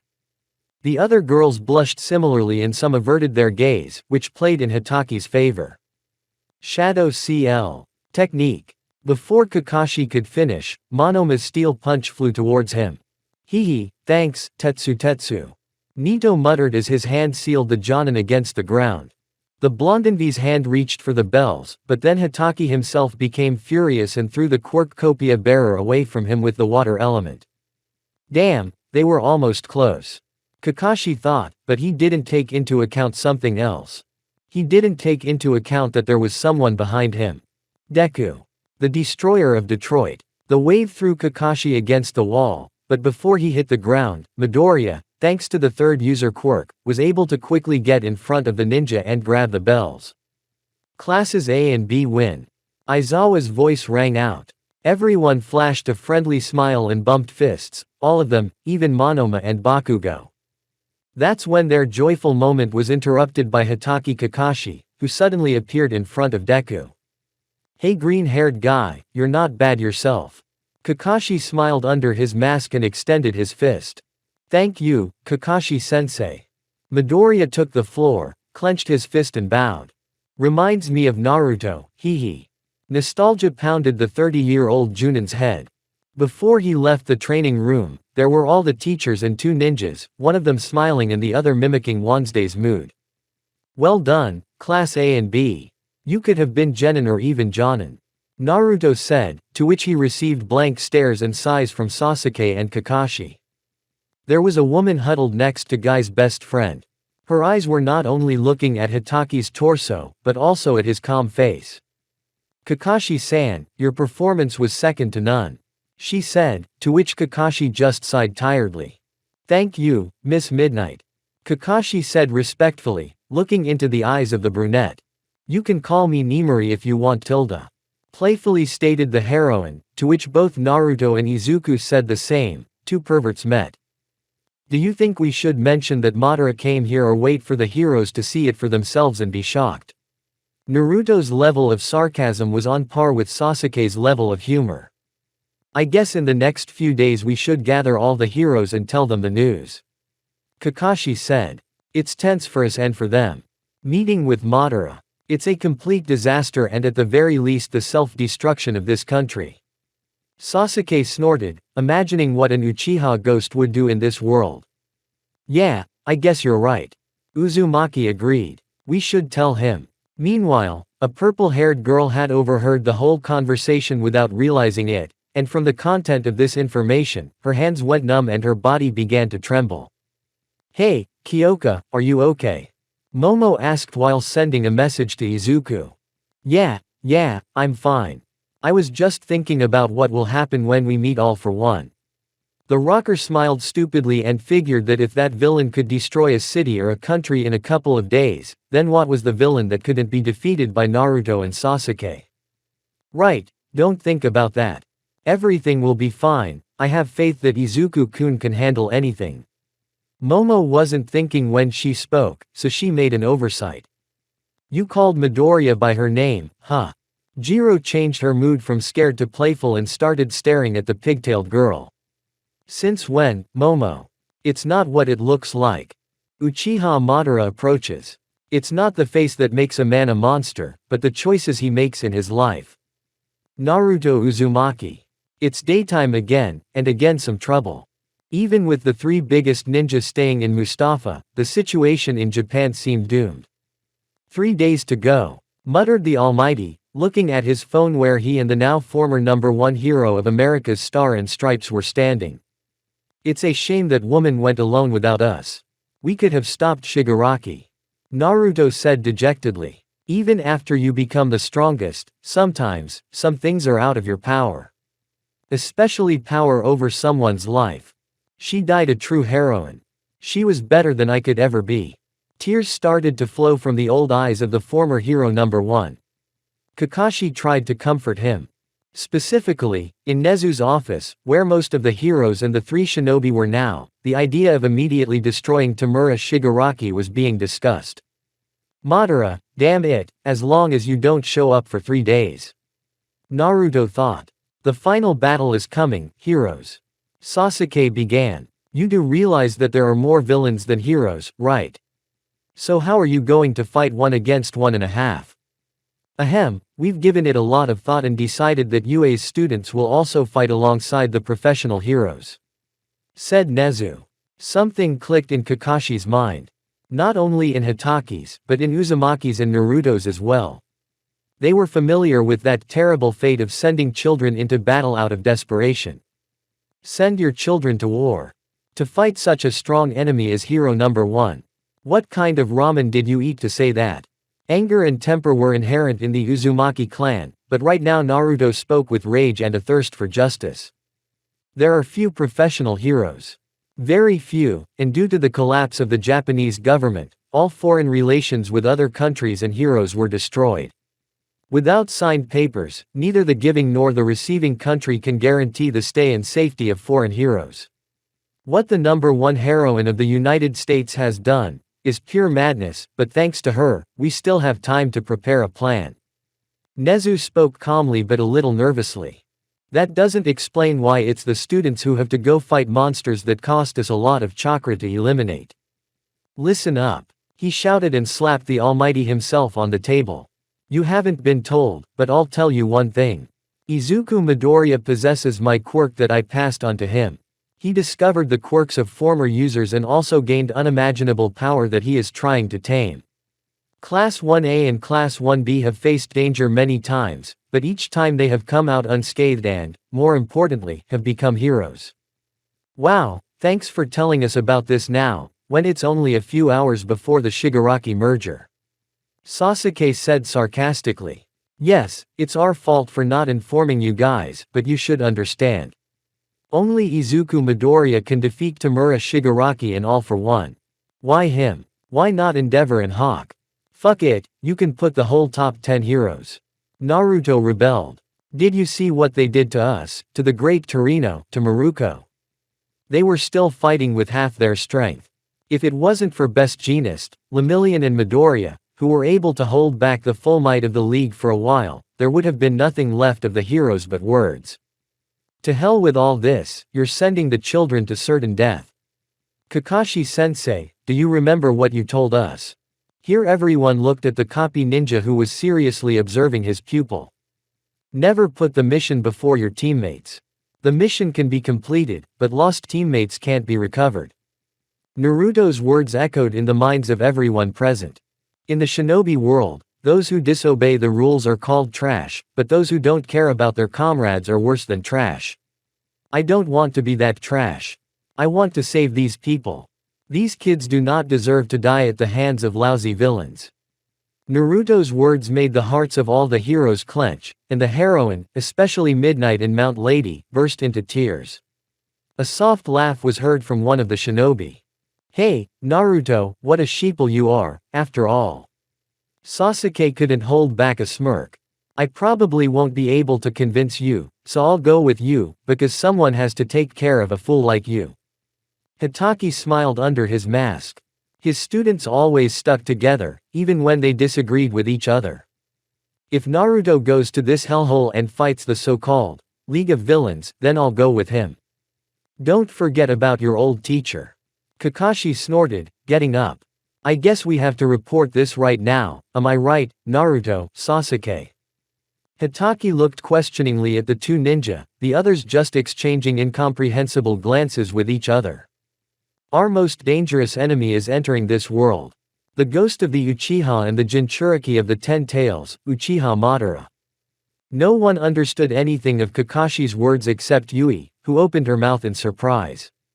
Most likely all of you haven't heard the history of our world and the predicament in which we have come this far. Kakashi swallowed saliva. We arrived here during our last battle against Uchiha Madara. Naruto and Sasuke died at Madara's hands, but they got here, and I ended up here a little later because of Madara's technique. Who is this Uchiha Madara of yours? Does he have any connection to Sasuke? Hawk asked the question. You're observant, Hawk. Uchiha Madara is a legendary shinobi who founded the Hidden Leaf Village with the first Hokage Hashirama Senju. Madara was consumed by hatred and the idea of a better world where everything would sink into the infinite Tsukuyomi, i.e. the dream. On his way to his goal, he released the 10 Tails and became its host, after which he awakened the power of the Sage of the Six Paths. In practice, he could now be called God, for his power was incalculable. Everyone present was astonished. Such a powerful villain could appear in this world. That is no lie. Madara accidentally sent me to this world. Fortunately, I found my students, but if he tries to fuse his chakra with another Rinnegan carrier, Obito, then they might appear here. Wait, are you saying that two shinobi like you with the power of a god are moving into our world with a giant monster? Yes, you could say that. Kakashi smiled in satisfaction. I'm not sure about the latter, though. Madara will definitely appear while he plunges our world into eternal sleep, then he'll move into this one as well. The heroes were tense. All for One, Shigaraki, Dabi, Toga, Mr. Compress, hell, now Madara. The world seemed to hate them. Hates them a lot, just like they thought they would. I'm pretty sure they think the world has turned against you. It almost seemed that way. Sasuke's sarcasm was caustic. The people against you, some of your students and heroes against you, the villains, and now my clanmate. I thought it was funny in my world, but I look here and realize how wrong I could be. Sasuke, stop joking around. We have to figure out how to stop Madara and Shigaraki, and do it in such a way that the two battles don't mix. Naruto was serious, but inside he was afraid of the power Madara possessed. How will we know when Madara will come? He could come even now and destroy the city with one technique.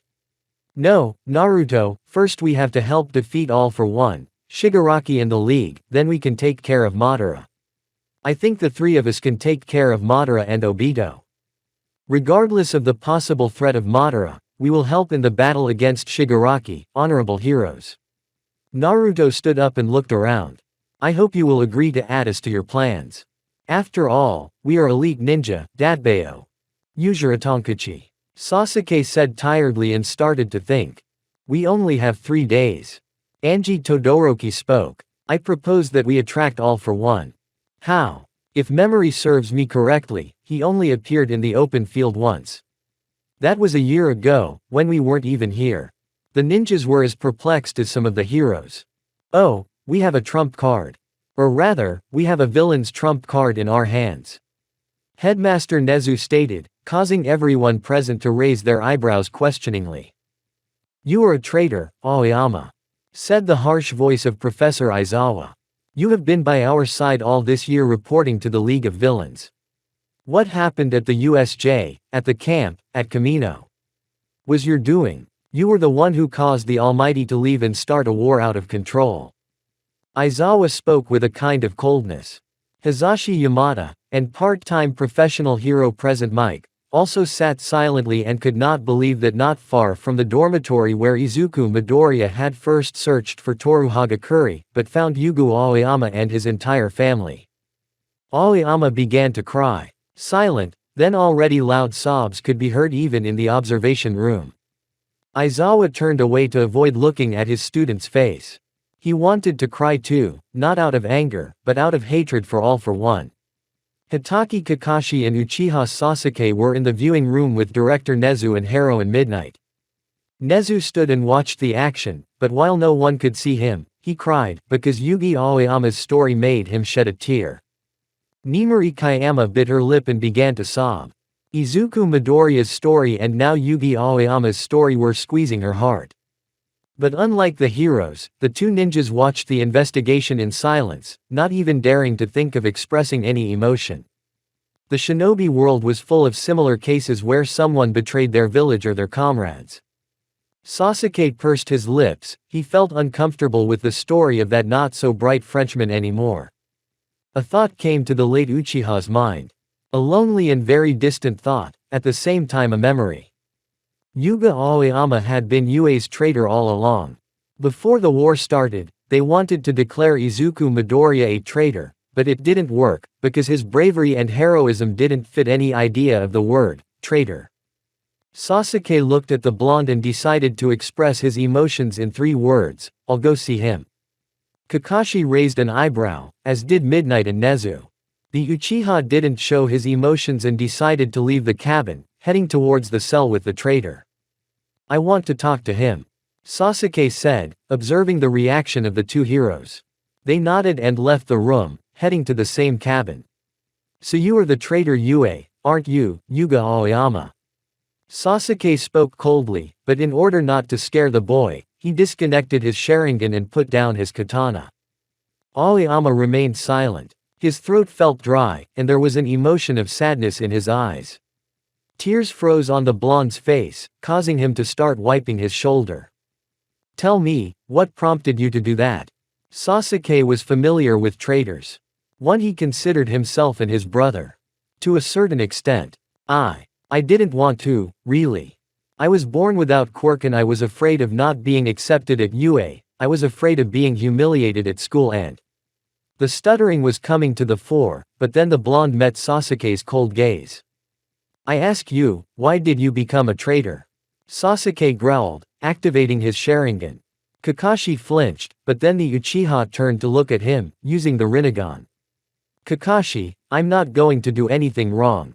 Kakashi didn't calm down, but obeyed the demand of his former student. He could be cruel, but he always kept his word. Aoyama, what does your homeland mean to you? The Uchiha asked, sitting back in his chair. There was no answer, but he didn't need one. What does heroism mean to you, to be a hero? Sasuke's voice had clearly risen. Surely out of anger. What does your class mean to you? Your classmates. Your sensei who trained you. Sasuke growled. It seemed to him that he wasn't communicating with Aoyama, but with himself. Only with the little guy. He didn't want to betray them. All for one gave me the quirk on the condition that I would get to UA and help them by providing them with information. Aoyama's voice was clearly trembling. Answer me one question, what would happen if your teammates died during the mission and you were let go because you were one of them? How would you feel? Sasuke didn't like his past actions. All of Aoyama's actions reminded him of a time when he was obsessed with revenge. That was how he ended up with Orochimaru, who had once given him the cursed seal. I don't know, I honestly didn't want to cause them pain, I just wanted to be a hero, to stand out and be famous. I didn't want my family to think I was a burden. I didn't want to be bullied at school. Sasuke listened to Aoyama's words silently. A similar story came to his mind. It was practically himself in front of him, only smaller and a bit more stupid. Aoyama, look at my right eye. Ordered the Uchiha. Immediately the blonde dived into the genjutsu, where at half-speed Sasuke showed Konoha, and then Itachi, his talents and apparent leadership in the family. Then the extermination of the Uchiha clan was shown, the murder of his parents in front of Sasuke himself, and then all the negative emotions lingering inside him. The scene where Sasuke escapes from the village, then the meeting with Orochimaru, the meeting and battle with his brother, where he confessed everything to him, then another scene where Sasuke cries by the sea, awakening the Mangekyo Sharingan. Towards the end, a scene was shown where Sasuke and Itachi fought against Kabuto and Itachi's last words, I will always love you, Sasuke. Aoyama came out of the genjutsu and covered his eyes, shocked. So you also got your power from a villain. Your brother. Aoyama didn't have time to finish before he was interrupted by Sasuke. My brother Uchiha Itachi betrayed my village and destroyed our clan, so I decided to take revenge on him for that. I killed him, but I felt no joy, no emotion. He became a traitor because the Uchiha clan was plotting a coup and the leadership was not favorable. In exchange for my life, Itachi had destroyed the entire clan in one night and threatened the very head of the Anbu shinobi elite. In fact, he died for nothing, but he defended the village and me until his last breath. Also, my brother had a teammate when he joined Akatsuki. His name was Hoshigaki Kisame. He was one of the best swordsmen of his time, but he also became a traitor to his village not because he wanted to, but because he had to. He had no purpose in life and was practically a vagabond, but he died an honorable death for a traitor. Suicide. Tell me, Yuga Aoyama, do you consider your reasons worthy of daring to betray your friends? Aoyama remained silent, as did everyone else, even in the examination room, where Samgakure and Kakashi looked sadly at Sasuke. Funny, them. Traitors to their village, but they defended it and acted honorably. You sold out your comrades to gain power. Tell me, are you happy? Sasuke didn't like to scold anyone. He thought only fools and old men were capable of such things, only now he found himself in a similar situation. Remember something, Aoyama. Sasuke said, getting up from his chair and heading for the door. Those who turn their hands against their comrades will indeed meet the most horrible deaths. Aoyama swallowed saliva and after Sasuke left, he continued to stare at the door and then wondered. What have I done? Naruto was training with Izuku at the time. The two heroes quickly found common ground, though the former seemed more relaxed than the latter. Come on Midoriya, use your whips already. Deku let the black whips enter the battle and this amused Uzumaki, who activated Kurama mode only to dodge the whip attack with his chakra tails. Wow, you're awesome, Naruto. He said cheerfully and went to fight in close combat. Detroit Strike. Activating 20%, Midoriya threw Naruto's corpse a couple of meters away, who staggered back and counterattacked quickly. Kurama's mode was very useful after all, it gave strength, agility and speed. Naruto quickly flew backwards and created a Rasengan with his chakra hands, which he threw against Midoriya. A couple of seconds decided the fate of the young hero, but he decided to do the most complicated thing. Take it back. Midoriya snapped his finger, after which the direction of the air changed and the Rasengan flew back to its owner. Uh-oh. Naruto said before the strongest wind elemental technique hit him. Deku landed and started watching, looking for Naruto with his eyes, who used the kunai just in time. I barely made it. Naruto exhaled tiredly. I never thought I would dodge my own Rasengan. Sorry Naruto, I went a little too far. Izuku began to apologize. No, it's okay, Midoriya. The blonde made an apologetic gesture. That was a great training, now let's go eat ramen. Yes, then let me treat you to my katsudon, I made it myself. You give me ramen and I'll give you katsudon, what do you think? It's delicious. Uzumaki shouted with joy. Hey, have you been practicing here? A painfully familiar voice sounded. Hado. Nejire-senpai. Naruto and Izuku asked. Yeah, it's me. I came back from patrolling a few minutes ago and thought I'd stop by to see if anyone was training. She replied smiling. We had just finished and were about to go out for lunch. Would you like to join us? Naruto asked, and Izuku looked at him with a, God, he's going to ask you questions about you, and by the time he's done, the katsudon will be cold, look on his face. I guess I'll take it. She replied sweetly, stepping closer to look at Naruto. I have a lot of questions to ask you, so be prepared to answer, Naruto-kun tilde. The last expression made him think of Sakura and Hinata. The first girls Naruto had feelings for. The first one had always loved Sasuke, but that didn't stop the blonde from trying to conquer her by rescuing her from different situations. With the second one it was more complicated, their conversations were the size of seconds and made no sense at all. But what she was hearing now made Uzumaki's heart beat more often than when she went to the ramen parlor. Very good, Hado-san. He threw back as he watched the girl walk away. I guess someone likes someone, right, Uzumaki-san? Izuku asked playfully. Yes. As well as someone with the tall, rich girl Momoyaoyorozu. Mockingly replied the blonde, causing the green to turn red. Kakashi was sitting in the same office as the teachers, thinking about the plan for the shift. Although the headmaster had assured him not to do so, Kakashi couldn't just sit idly by in a war, and in a foreign world to boot.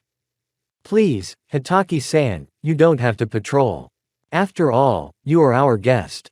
Nezu pleaded with me. Forgive me, Principal Nezu, but as a shinobi I can't stand idly by knowing that someone is working hard for me. He replied, commanding the respect of the masters. Besides, I'm not a sensei if my students are doing things while I'm sitting around. That can't be. Then I suggest you split your time between indoor and outdoor patrols with ectoplasma, Miss Midnight, Snape and Present Mike. Said the headmaster, handing him a piece of paper. Good. He replied and turned to the teachers. I hear that you, Professor Ectoplasma, can copy yourself an infinite number of times. Then let me take care of Mondays, Wednesdays and Fridays, and Sundays, and the rest of the days I will be on internal patrol, escorting and helping civilians. And without proper rest, Kakashi-san? Ectoplasma asked. No, that's fine with me, and by the way, call me Kakashi. After all, we're the same age. He replied smiling. Then your partner for today's patrol will be Miss Midnight. Snape announced. Kia. He announced cheerfully, throwing himself into Hitaki's arms, causing Hitaki to let out a groan and his facial expression to show a look of relief to the teachers, who stood watching sadly at the appearance of a new victim of the over 18-year-old heroine's concern. Okay, Nimari, I'm going to create 4 clones and put them on guard duty in the class dormitory of the new 2A and 2B classes, as well as 2 to the civilians. You called me by my name. Geez, Kakashi, you're turning me on tilde. She thought to herself. Nimuri. She shouted repeatedly. Nimuri, what are you doing? We're on patrol, remember? You're coming with me to comb the forest. Okay, whatever you say. Nimuri replied and got ready for the patrol. Arriving at the patrol location, Kakashi and Midnight silently scoured the dense forest for possible villains. The silence lasted as long as it seemed to Nimuri to have traveled to Class 1A when they were taught the beginnings of heroics. Kakashi. The woman began. Can I ask you something? The voice was quite serious, so Hatake answered quickly. Yes, ask, I will be happy to answer you. He answered.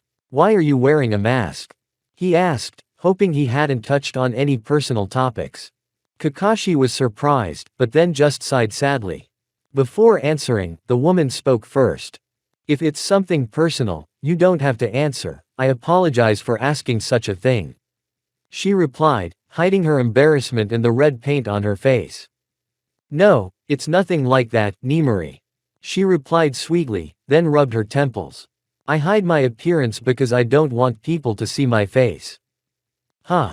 Is there a problem with that? I think most people would like to see your face. It's beautiful, she said cheerfully. Yes, but it's just that. Kakashi ordered his thoughts and continued. When I was 8 years old, my father committed suicide. Nimuri stopped and covered her mouth with her hand. I'm sorry, I didn't mean to. It's okay, Nimuri. My father, who was very famous in Konoha, was assigned a mission along with a team. But he had to choose between saving the lives of his teammates or completing the mission. He chose the former. Kakashi sighed and decided to hold back tears. The Fire Nation, as well as Konoha, lost a lot of people because of that, and everyone started to hate my father for it. Even the people he saved turned against him and he committed suicide. Here Kakashi was silent as someone touched his whole body. Midnight had done it. Sorry Kakashi, I didn't know you had such a life. I didn't mean by any words to offend you or make you remember. Don't worry, Nimuri-chan, it's okay. He answered me. He called me Nimuri-chan. My father. Sakuma Hatake. He's probably watching and supporting me every second. I hope so too, Kakashi-kun. You and I, it turns out we're almost the same. Your father died too. Kakashi was as straightforward as ever. No. It wasn't really a death, though. I basically grew up alone, since my father abandoned my mother, and my mother abandoned me after a while, leaving me alone on the floor. You might think I'm too spoiled or open-minded, since I go around on everyone's arm and flirt with everyone, but... Her voice trembled, but she felt a stinging touch on her face. It was Hatake's hands. I've never thought anything bad of you, Nimuri. You are who you are, and thank you for sharing a part of your past with me. Arigato. The last word made the adult heroine's face redden. Damn, why is he so cute, and why am I blushing like Yaoyorozu in front of Midoriya? Achu. Cheers. Are you sick? Asked Momo worried. No, I think Bakugo is cursing me. The four first Hokage tried to save the people from the infinite Tsukuyomi, but nothing worked. First Sama, I'm sorry, I couldn't save your granddaughter. Hiruzen said. That doesn't matter now, Sarutobi. We must stop Madara by any means necessary. Big brother, what are you going to do? Naruto and Sasuke have traveled to another dimension. Tobirama replied. And Kakashi has disappeared somewhere. I think their six paths power in coordination with Obito's chakra was able to transport Kakashi to another dimension. Does that mean Madara will go there too? It seems so. Only those with the power of the six paths can transport themselves and others to another world. Madara will not stop at just one world. For the sake of the infinite Tsukuyomi, he could go to that world. No. We must stop him. At least try. Protested the first Hokage. How are you going to fight someone who has the power of a god? The younger Senju asked. By trying. Not by torturing. Madara will soon realize that the Edo Tensei has not yet dissipated, which means we must stop him. Right now. Replied the fourth Hokage. After all, we are the Hokage, so we must protect Konoha. The first Hokage rejoiced, while the second slapped his face as he said, Fool. Class A and B were chatting passionately in the guest room. They had been given the day off today since Kakashi had started patrolling the entire UA compound, which made life easier for some students and heroes. In the kitchen, Tokiyami and Tsuyu were chatting animatedly in a pleasant atmosphere, the latter sticking out her tongue in protest and Fumigake sighing wearily. Not far behind them was the older B-class sister Itsuka Kendo, who was chatting animatedly with Reiko Yanagi. The ghost girl, the explosive Katsuki Bakugo, and the mushroom girl Kanoko Komori, whom Denki Kaminari had already almost let in as a pizza additive. Speaking of Kaminari, we could see that he was chatting amiably with Kyoka Jiro, however, from outside it was obvious that they were both enjoying themselves. Not far away we could see silhouettes of clothes floating, clearly, as they were Toru Hagakure and his slippers, and Kurama's brother, the one-tailed Mashirao Ojiro. Chatting in a corner about animals were Koda, Pony Tsunotori and, surprisingly, Nito Monoma himself, who had taken an interest in a girl from the USA a few days ago. Shoji, Kirishima and Tetsu were also chatting while playing cards. Also at a separate table sat two adults. One was a man, a little older than the students, and a girl, about the same age. "Excuse me, who are you?" asked Jiro. "My name is Autor, and this is my beta. Don't mind us, we're just chatting about trivial matters and discussing the plot." Understood. Next to them sat the cute couple Izuku and Momo, who were talking about the 14th volume of character analysis. Simultaneously, there were 5 teenagers watching all this. Naruto was talking to Nijire about engraving topics while Mirio, actually as Naruto, was trying to engage the two emos in conversation. Uchiha Sasuke and Tamaki Amajiki. The day was fairly light without being heavy, but the friendly atmosphere was broken by the appearance of Principal Nezu, as well as Eraserhead and Vlad Sensei. "Dear students," he declared, drawing everyone's attention to himself. "I have something important to announce to you." Nezu cleared his throat, as the bear rat was about to utter probably the most shocking words of his life. "As you know, we have to act within a day and to our mutual regret, we will be fighting villains, but not only that." The students raised an eyebrow, and Naruto and Sasuke tensed. "I'm going to ask you, Uzumaki Naruto, to say it," the principal affirmed. Naruto didn't hesitate once, well maybe a little, for now he was going to bully the kids.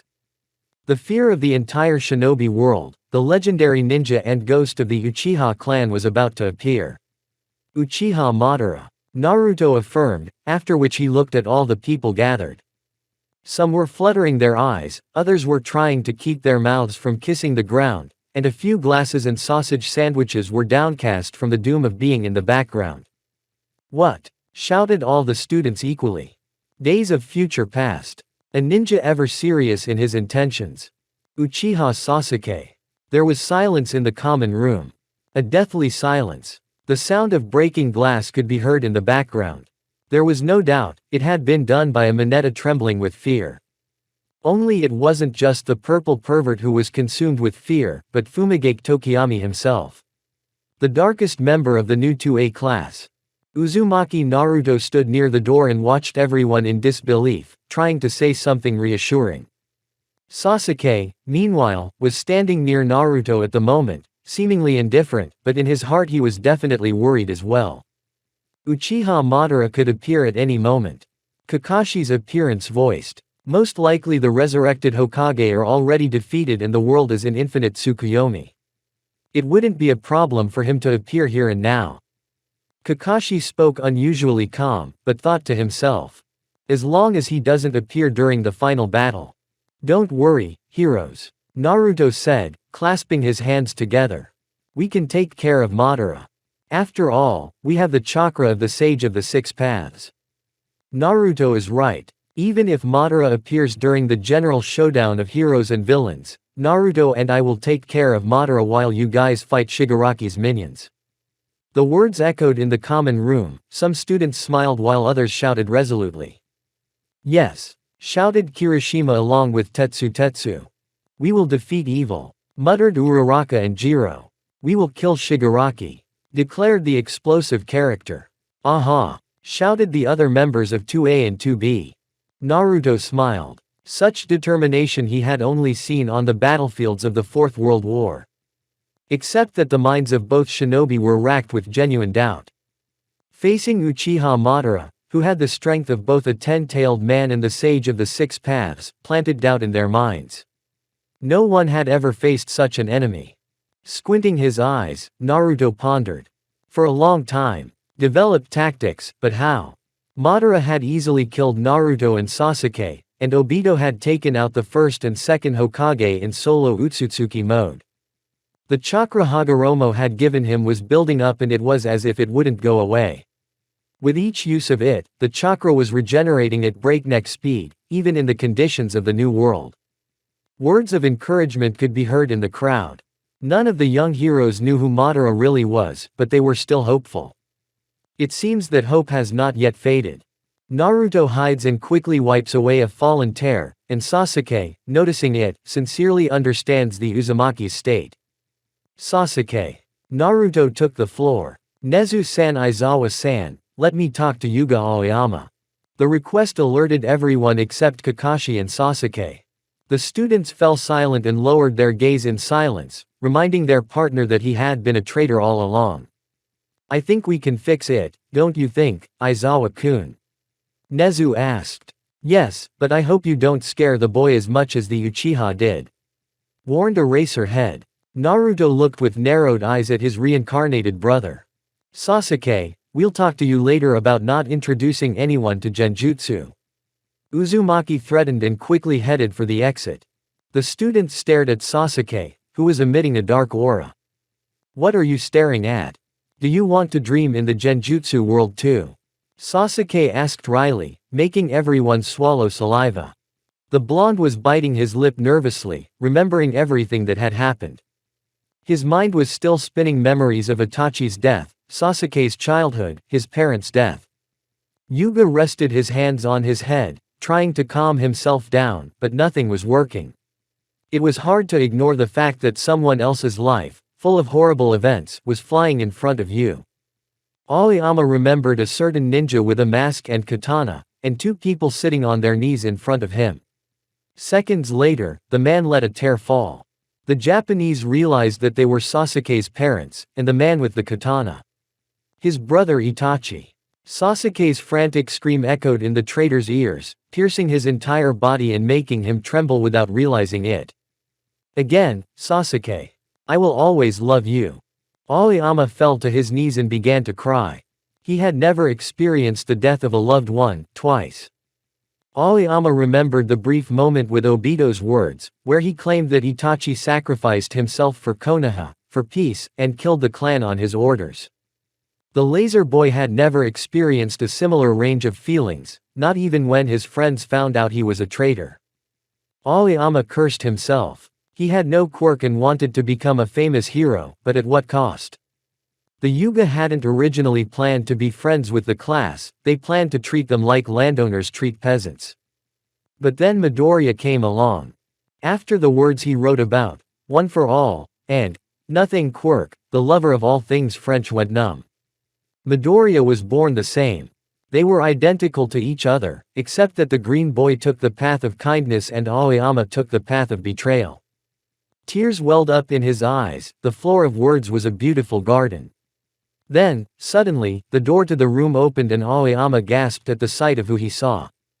It was Uzumaki Naruto. Hello Aoyama, how are you? Asked Uzumaki calmly. The boy remained silent. The words were stuck in his throat. You don't want to talk. Don't. I just wanted to tell you a story. Yuga nodded. Once upon a time there was a guy who lived a long time ago. He grew up in a pretty poor family, but he had a good heart.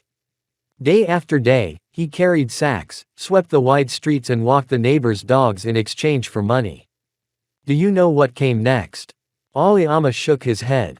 After a while, in the neighborhood where he lived, everyone found out that he was poor and began to harass him. This went on for several years. In the morning he went to school, during the day he worked part-time and at night he sometimes fed street dogs and helped the homeless, but when he was in his neighborhood he was the victim of violence and harassment. After a couple of months, his mother found out, because she could not ignore that her son had bruises of different sizes all over his body.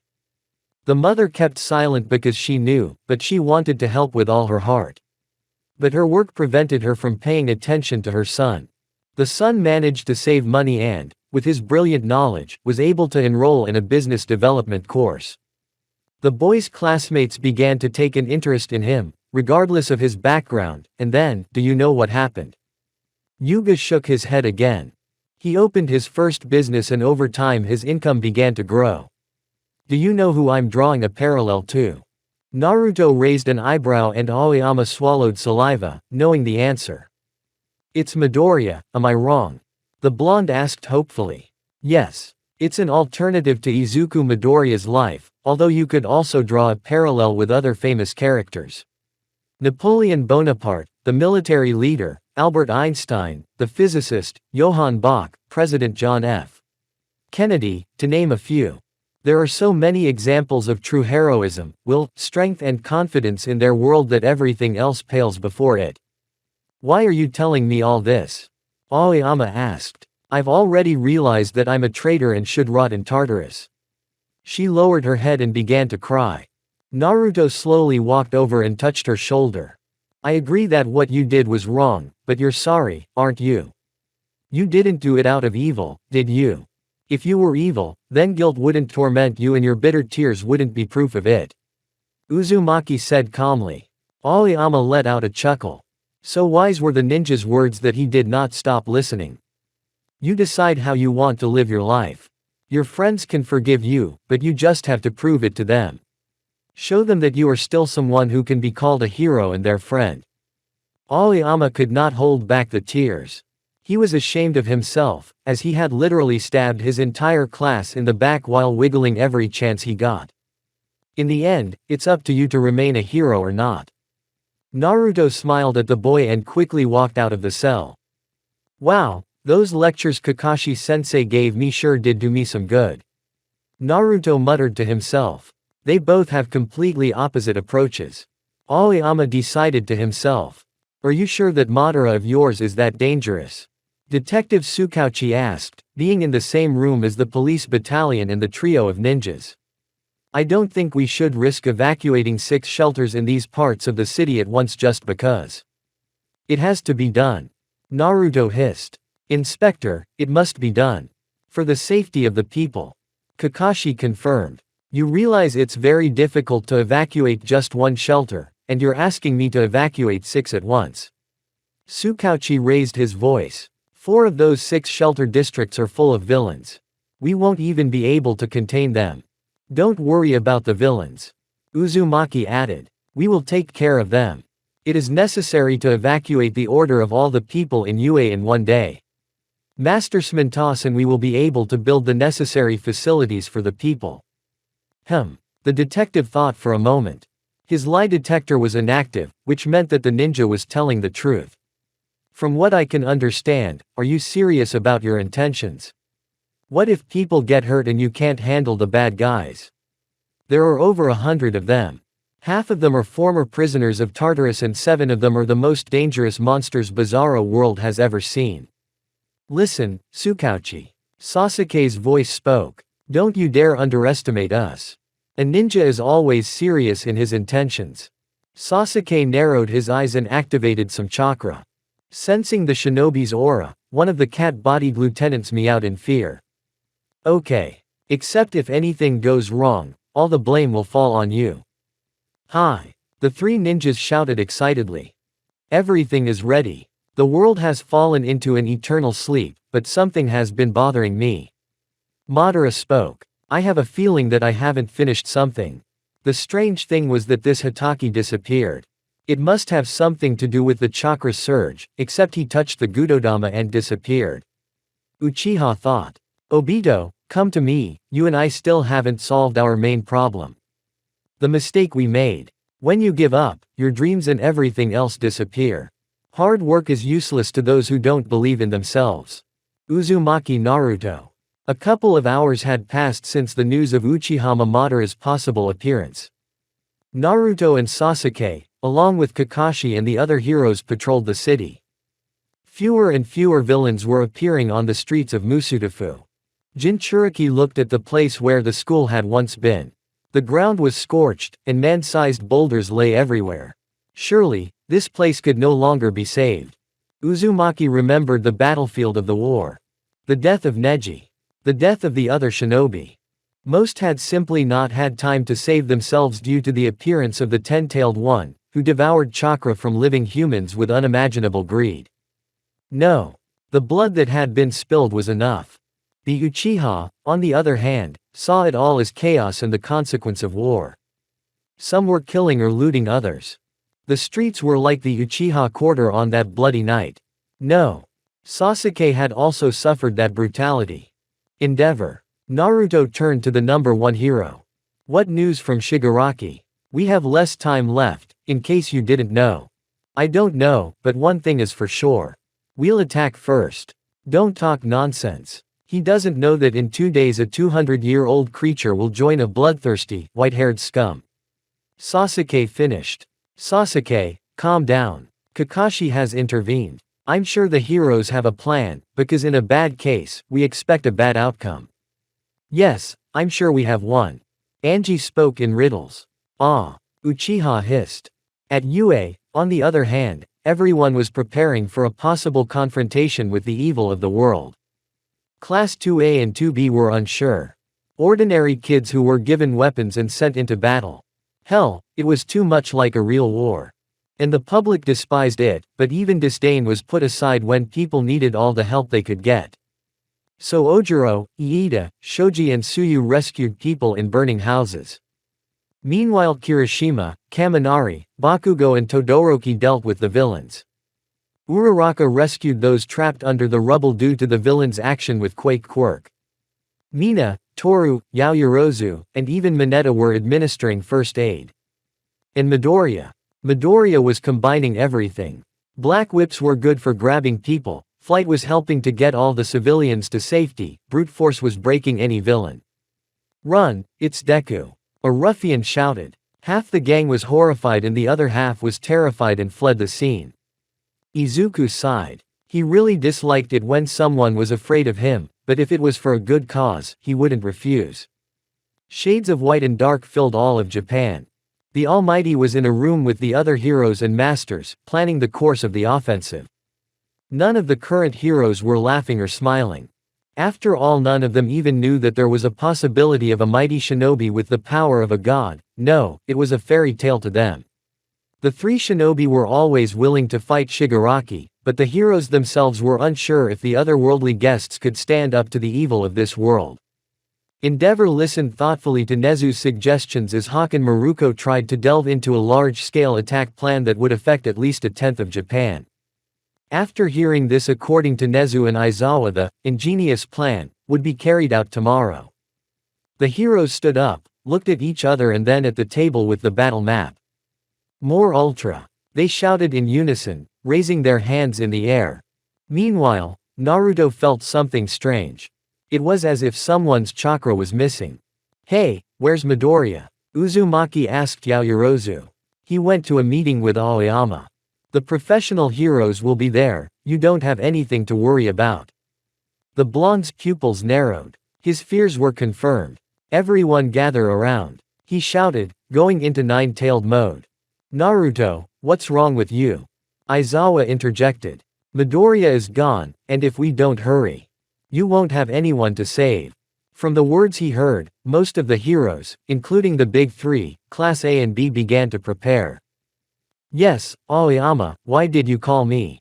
Izuku asked with a frown. You see. Shock. If you don't like your fate, don't accept it. Instead, have the courage to change it as you wish. Naruto Uzumaki. In a couple of hours. UA territory. Is everything going as planned? A short girl suddenly asked a boy who had stopped. Yes, everything is going according to the all-for-one plan. The middle-aged man replied. The heroes, of course, know that Shigaraki needs less than a week to fully recover. Looks like they have something interesting planned. The madman smiled, adjusting his hat. Shigaraki will surely win, and the world of fake heroes will come to an end. Just as All for One said, he will bring true terror to Japan. The two adults continued on their way, oblivious to the pair of eyes watching them. Hitaki looked at the Uchiha in silence before nodding softly. In a crowded place, no one could be stealthier than an experienced shinobi. I've noticed a couple of people serving the League of Villains hiding among the humans. Kakashi expressed, languidly observing the artificial city. All for One didn't send his men here in vain. Sasuke said. I'm sure the League is up to something, but why would they have ordinary people inside UA? Probably the villains plan to cause confusion among the people and those during the decisive battle. Pointing to the informants. They will definitely play their part. Sasuke sighed. Sometimes I look at this world and realize that our worlds are not so different. Yes. Kakashi agreed. But there are some differences. Pain of Akatsuki fought for a perfect world in all shinobi countries, while Tamura Shigaraki wants to create total anarchy and kill people for no reason. Madara seeks to create a world without war, blood and hatred. The Jonin scratched his head.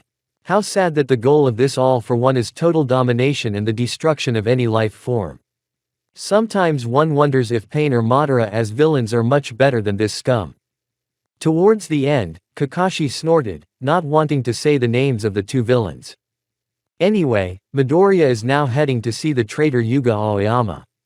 I heard he was going to talk to him about life and his choices. Naruto was going to help him with that. Hey. Sasuke smiled slightly. Typical Naruto. He would go out of his way to help even the most horrible person.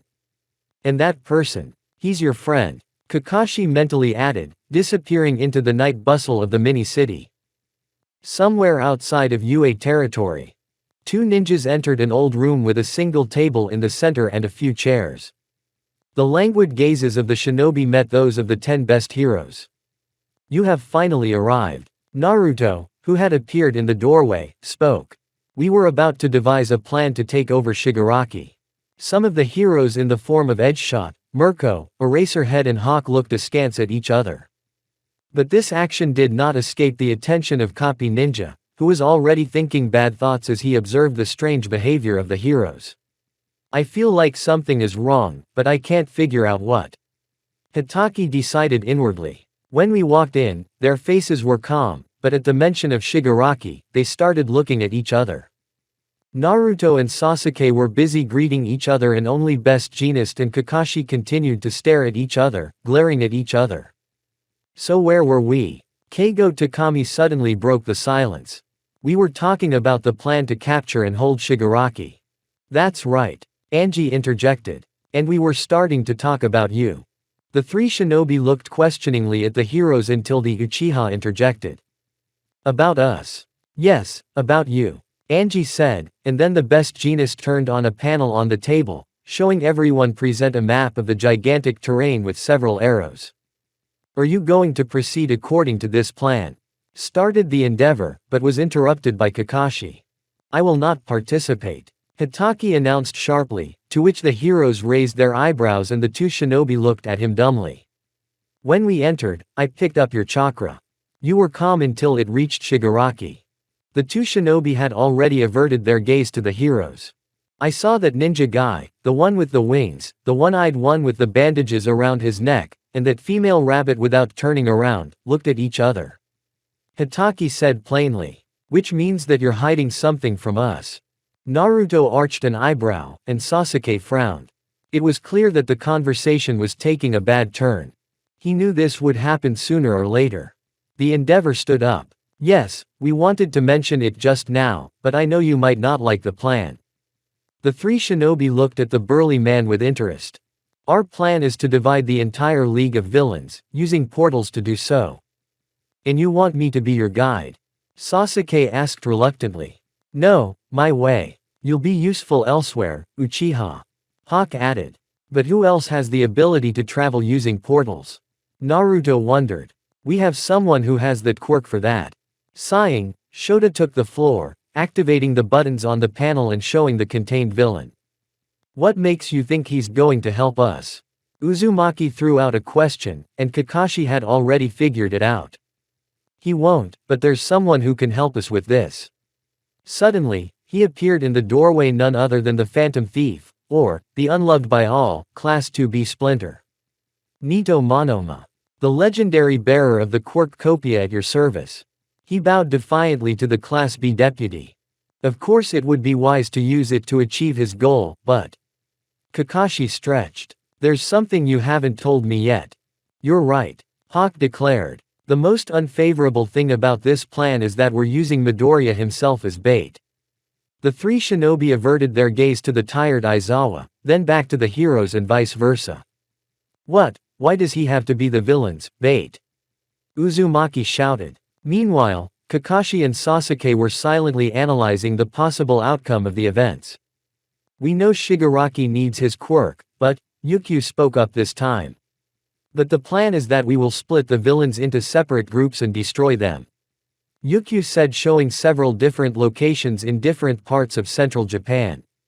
And to do that you decided to use the only person who can defeat Shigaraki. Uchiha asked the question and got an interesting answer. Yes, Todoroki announced quietly. We have a plan, which, if you allow me to tell you.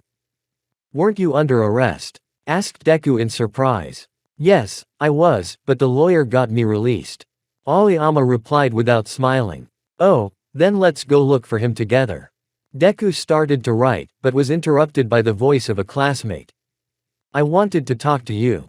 Yuga made a Yuga sound, then rubbed his forehead. It's so funny, courts still work in this ruined Japan, you know. He reached out his hand and clenched his fist. I've decided to tell you the real purpose of All for One. Izuku opened his eyes.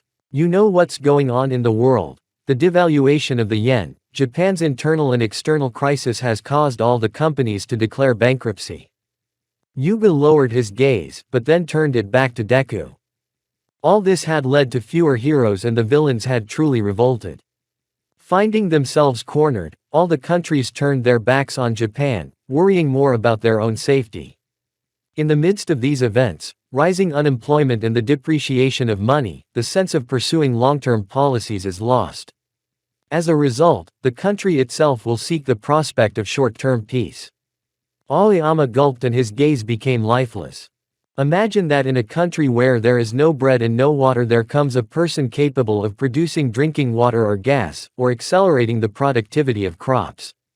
In such a world of war, anarchy and chaos, this man, with a dominant personality could take the initiative and become the new arbiter of the world.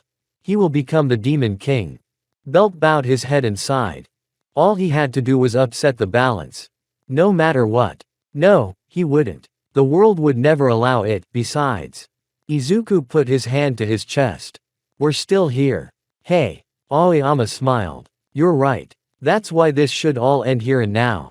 The Frenchman smiled. Sorry, after all. I had to keep my parents safe. Deku tensed as he faced the one flying behind Aoyama. All for one. Midoriya shouted, activating his quirk. Excellent work, Aoyama of the South. What was the horror of betraying your comrade, or was it the horror of having to betray someone who trusted you wholeheartedly? Smiled the villain. And that's your speech about your true purpose. Uneven in some parts, of course, but overall quite true. Did your parents tell you that? Uh-huh. They said you promised us happiness in the new world. Yuga lowered her head. I trusted you, shouted an angry Midoriya. Actually, my pain is not that great, uncle. After his words, Aoyama jumped forward, aiming his laser directly at the villain. Ungrateful boy. He grumbled unhappily to All for One. Good performance, Aoyama-kun. Izuku praised. I should have lured him here. Blurted Aoyama. Your acting was great too. Even if those tears were tears of pain, then. Those tears were from sheer terror. I even got a little wet.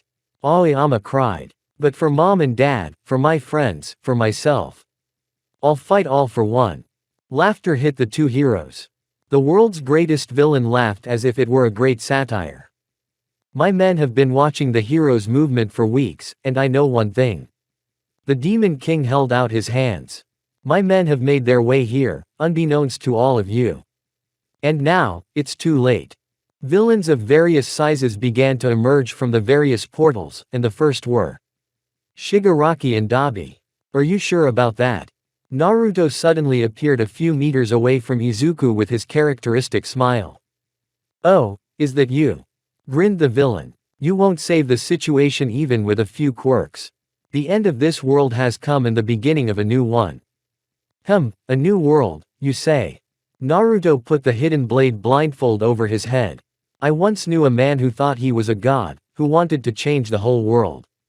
At first we found no common ground, but then Uzumaki went into nine-tailed mode. When I got to know him better, I realized we weren't so different. But you, pointing at the All for One, you're a completely different creature. If you think you can take away our hope, Naruto is turning against the six ways. You are sorely mistaken. Naruto clashes fists with Midoriya, after which a portal opens behind them and dozens of heroes appear. Yes, the end of your hero tirade has come. Dabi grins wickedly, activating his fire, but then Susanoo's hand grabs him. Not so fast. Dabi smiles at him, but not being completely grabbed by Susanoo, he is hit by a two-gnome. The Uchiha manages to regain his balance and gets in line with Naruto. All for One wanted to add something, but felt a sharp pain in his chest. It was the copy ninja. Reikiri. Hitaki stabs the villain in the chest before leaping towards the heroes. No one will be able to take away our hope, because we are shinobi of the hidden leaf. Shouted the three shinobi, preparing for the battle ahead. Division. When friends you trust gather around you, hope becomes tangible and can be seen. That's what I believe in. Hitaki Kakashi. What? Shigaraki narrowed his eyes. Giant-sized titanium cages fell from the sky and trapped all the villains present, including the top leaders of the league. Did they really think this thing is going to stop us? One of the villains asked. Does the cage move? The other one raised his eyebrows. Destroy them, Toga ordered, figuring his target was Midoriya. Quickly. Nomu, one by one, destroyed the bindings in a couple of seconds. These cells did not last 3 seconds. Dabi announced with derision, but saw a different picture. Those 3 seconds were more than enough. Naruto announced and smiled.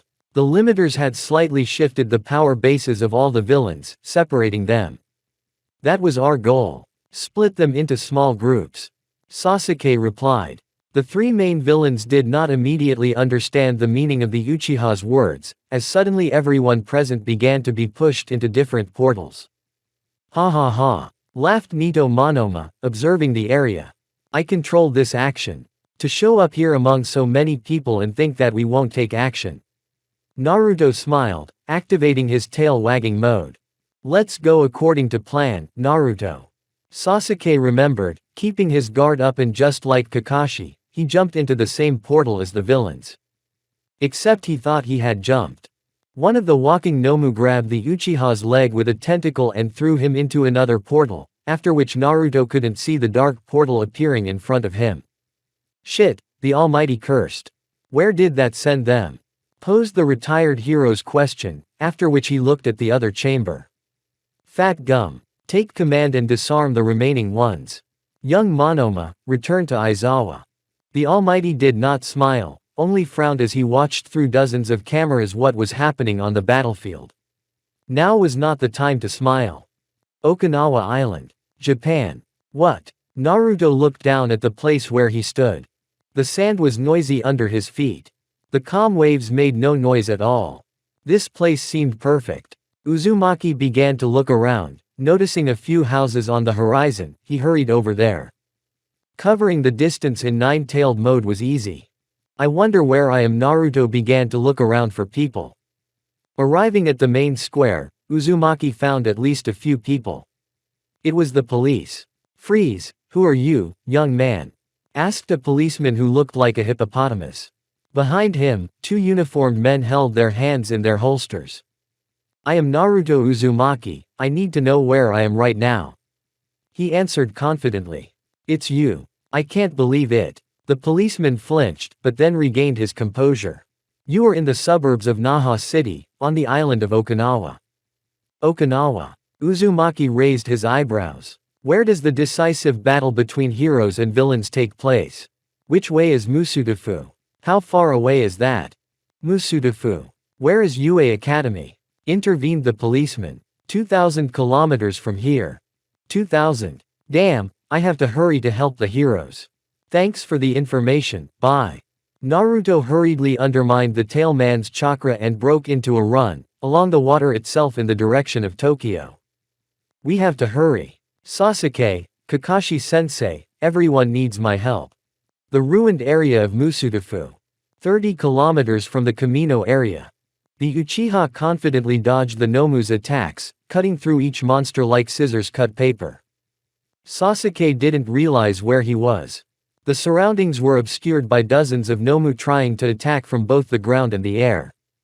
I can't sense Naruto and Kakashi's chakra, where the hell did I go? I should have dodged that nasty thing's attack. We have to get out of here. Sasuke found a gap in Nomu's ring. And with a quick movement of his feet he headed in that direction.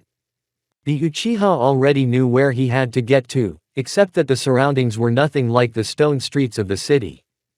Everything here is in ruins. So I'm somewhere in the city. I have to go fight All for One before he kills all the heroes. Sasuke pondered. Just at that second, Sasuke noticed something interesting. This is one of those bunkers the heroes talked about. He projected the Uchiha's memories. Is it just me, or isn't it customary to kick the door in when evacuating? Sasuke looked up at the mountains and then into the hidden room of the bunker. With a snort and biting his lip, the Uchiha activated his Sharingan and burst into the half-destroyed open bunker. The Uchiha's pupils dilated at the horrifying sight of a pair of heroes struggling to fend off the Nomu attack while civilians ran for their lives. Children's screams could be heard. People were running in panic in the opposite direction. Some were screaming. Some kicked. Some were pushing. Blood, corpses, crying children and desperate parents screaming. It was all reminiscent of the day the entire Uchiha clan had been slaughtered. Sasuke gritted his teeth and with an accurate hand motion swung his katana at the gaping brain of one of the Nomu. The Uchiha watched as the winged Nomu caught one of the locals with intent to kill him. Amenetejikara. Sasuke found himself at the spot where the mother and child were and used Susanoo. Susanoo. The heroes abruptly jumped away from the giant skeleton that was crushing a winged Nomu in its hands.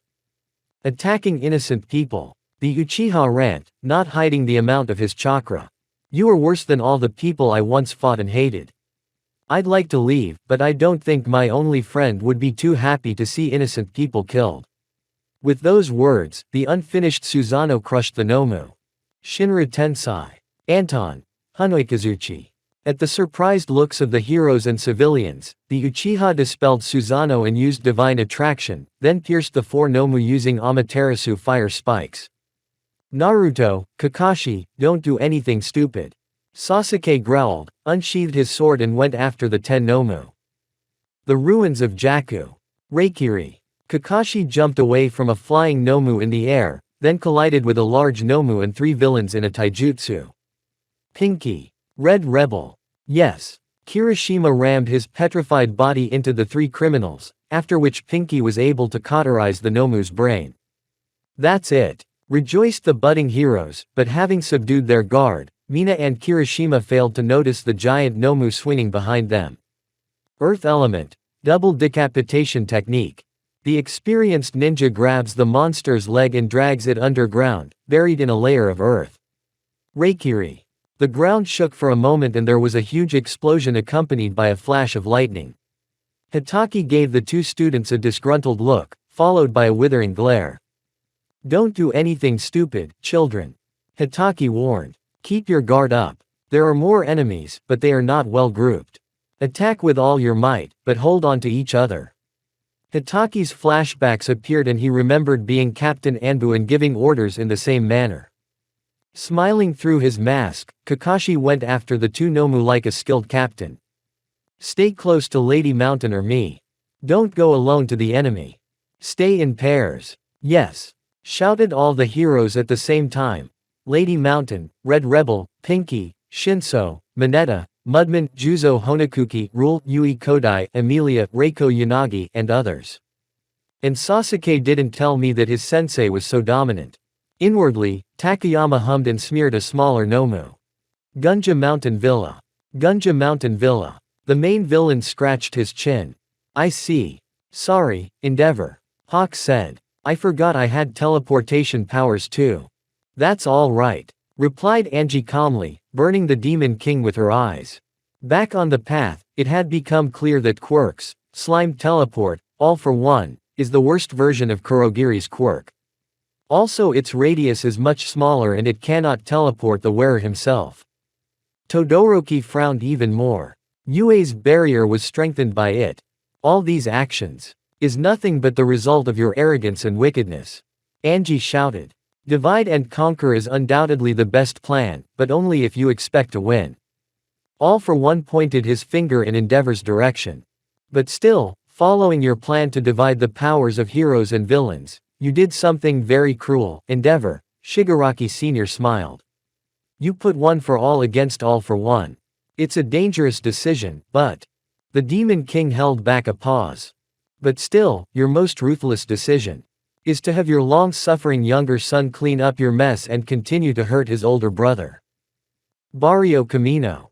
Definitely not a battle between good and evil, spoke one of the heroes named Kido, preparing for the coming confrontation. It's a battle between a rejected older brother and, began Shoto, and the long-suffering younger brother. Finished Dabi, concentrating a spot of blue flames in his hands. Attack the Nomu. Cover Shoto, ordered Reaping's heroine. Yes, sir, replied Ingenio in her own way. Okuto Island. Deku, why are you here? Uraraka shouted as he landed next to them. Hehe tilde. Smiled Himiko Toga. I couldn't let my boyfriend not be around. I'm going to slit all his friends. Grinning, the vampire declared. What? Deku stood up puzzled, but after a second he became worried. What the hell am I doing here? It's all thanks to me, are you glad, Izu-kun? Hiding his face in embarrassment, Toga asked. Hey, kiddo. The fifth banjo user turned to Izuku. We have to hurry with Yue if we want to destroy Shigaraki. Yes, Midoriya. We agreed. We have nothing to do here. Our main objective is to contain Shigaraki and all for one. You are right. Midoriya agreed and was about to rise into the air when suddenly a giant Nomu flew towards him. Deku was about to defend himself, but at the last second the Nomu's side was pierced by one of the heroes. Genga Orca surprised the three heroes represented by Uriviti, Froppy and Deku. Don't forget about me, declared a certain heroine, who jumped on one of the villains and knocked him out with a kick to the leg. Serious? Froppy smiled. Deku-kun. Uraraka spoke this time, catching Midoriya's attention. Go with Yue. We'll be fine. He smiled. Midoriya stood thoughtfully for a moment, then headed out to sea with a step. Put it on full throttle. Uravati added, turning his attention back to Toga. Yue's flying fortress. What, Yue? He was surprised to see Shigaraki floating in the air. Deku with one for all isn't here. Tsunagu Hakamata, aka Best Jeanist, started. How did this happen? How should I know? Bakugo snapped at him. This is really bad, isn't it? Tamaki asked. Without him, our whole plan will go down the drain. We have to warn everyone. Added Nijire. I don't care anymore. After all, started Mirko. We're fighting the most dangerous villain in history. Upon landing, Shigaraki immediately used his decay quirk, but instead, he was thrown upwards. Triple A. Tamura flew upwards, but instead of flying away, his body was hit by electricity. An electromagnetic barrier. Ah. There's a hole in you. Best Jeanist's threads grabbed Shigaraki at the speed of sound, and then began to hurl him all over Yue's territory. No matter how invincible you are, the electric current will render you defenseless for a second. Ha ha ha. Tamura rejoiced as he tried to activate his quirk, but felt he couldn't. What? Being not far away from Yue's dome, Phantom Thief along with Eraserhead were making the most of it by straining their eyesight. I'm controlling all this action, cried, cheered and acted like a madman, the vice president of Class B. Best Jeanist, said the ninja hero Edgeshot to his old school friend. We need to teleport Midoriya here. No. Roared hero number 3. Monoma can't use two quirks at the same time. It takes about 10 seconds to do so, and we don't have them, do we, Eraserhead? Tamura smiled and countless fingernail-shaped flesh sprouted from his body. Is that, what, a quirk? Hero number 4 was surprised. No, it's just a skin augmentation. Eraserhead's wipe can't block all my quirks. Eraserhead, what have you got there? Mandalay has been contacted. Midoriya is contacting. He says he's off Okuta Island. We'll have to do without him. Aizawa announced through his headset to all the heroes. Hold out as long as it takes. The important thing is to wait for Midoriya. Until he arrives. Best Jeanist, while the other heroes struck an epic pose. We must fight for victory even without one for all. Confrontation. When people protect something really precious to them, they can become as strong as they can. Naruto Uzumaki. Jakku Ruins. Earth Element. Mud Wave. Closing the seals on his hands, Kakashi declared while surrounded by enemies. The ground became intangible, and everyone within a radius of a dozen meters fell. Grabbing his kunai, Hitaki lunged at the villain with sharp fingers of steel. Iron blades are like his fingers. Kakashi jumped aside, repulsing such a simple attack. I don't see any mechanism connecting his fingers to his body. Then it's his quirk. I need to be more agile. Suddenly, 3 more bandits approached from 2 flanks. Hitaki quickly planned a plan and, with a leap, reached one of the Nomu. Aha! The villain with the sharp nails of 2 made a slash to the side, but Kakashi, being the amazing tactician he was, stepped back. The steel claws ended up slicing the little Nomu in half. The ninja who remained behind felt the movement of someone's chakra behind him. No doubt it was another criminal. Hitaki got as close as he could to the steel nail bearer, but at the last moment, smoke appeared when the villain's claws touched him. The villain who wanted to attack from behind stared dumbfounded at the work of art on his body. Startled, the bandit did not move, staring in surprise at his fellow assassin. In a second, behind the bearer of the good manicure, Kakashi emerged from the ground with a charged lightning element. Lightning element. Reikiri. Stabbing the one in the back, Hitaki fell into nostalgia. The white-haired ninja had nearly killed Kakuzu like this once, though he had only stabbed him once in the heart. The Sharingan wielder smiled beneath his mask, raising his eyes to the battlefield. This war. It was unlike any mission Kakashi had ever been on. So confusing, strange, yet easy and horrible to the simplicity. Watching Kirishima and Mina fight against a large prisoner of Tartarus, Kakashi squeezed his eyes shut. Imagining a joint mission with Shikamaru, Ino and Choji to take down the immortal duo, the copy ninja smiled contentedly.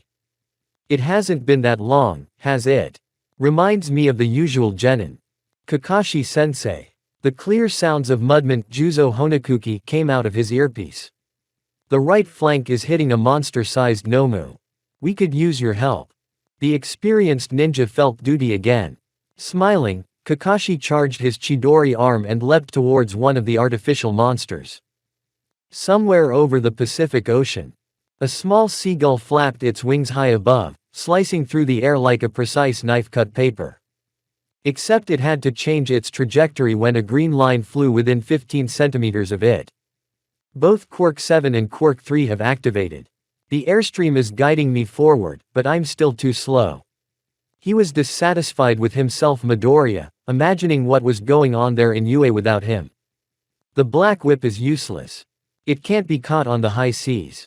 He narrowed his green eyes, activating more %. It should be faster. Keep your head up or you'll make a mess. 9th. He rebuked the second spirit. This team isn't capable of resisting everything 100%, right? Do you want to hurt yourself even before you enter the battlefield? Izuku fell silent, looking away from his encounter with the second host. Oh no. Have you already tried using my superpower? Yes. As the power of, one for all, grew and our superpowers grew at the same time, mine became more unique. Confessed the other. Now it cannot be controlled and is the last resort. Deku's eyes darkened as he realized the possible bad outcome. But don't despair, he encouraged. This is a battle for the future itself, am I right? Everyone has their own reasons for being here. Realize that and focus on your own battlefield. Shigaraki was furious. The upgraded multi-quirk had started creating endless tons of unused skin that White wouldn't take. What kind of quirk is this? Bakugo roared, dodging a wave of nails. Phantom Thief, what have you got there? The edge-shot hero was indignant. I'm still watching. The wipe is still working. Tears welled up in Monoma's eyes, making him bounce in his chair. So it's not quirk. The ninja hero squeezed his eyes shut as he dodged the attacks. No, Shigaraki replied. They are nothing but my own flesh. They grow as fast as my hair, and as fast as my nails. Mirko dodged another amount of skin, breaking the 2 metal prostheses on his arm and leg. It's a new form the human body is reaching to adapt to the new evolutionary quirks. The best genist cut away the pieces of skin that threatened his safety. This was the singularity theory that Garaki had conjectured, seeing where the superpower society was heading. Shigaraki gestured toward the rabbit heroine and waved his hand. You are the ones who are not ready to accept the truth. By turning away from the inevitable and not accepting reality, you condemn yourselves to death. Dynamite! Mirko shouted, catching Bakugo's attention as he got a new mechanical arm and leg. You have to work as a team. What are you doing there? Address me as Dynamite Explosive God Killer. Katsuki replied. Besides, you're the one who jumped first without any plan. Oh, and you're also the one shouting at me. Grinned Rumi Usagiyama. Focus. Reminded Best Genist.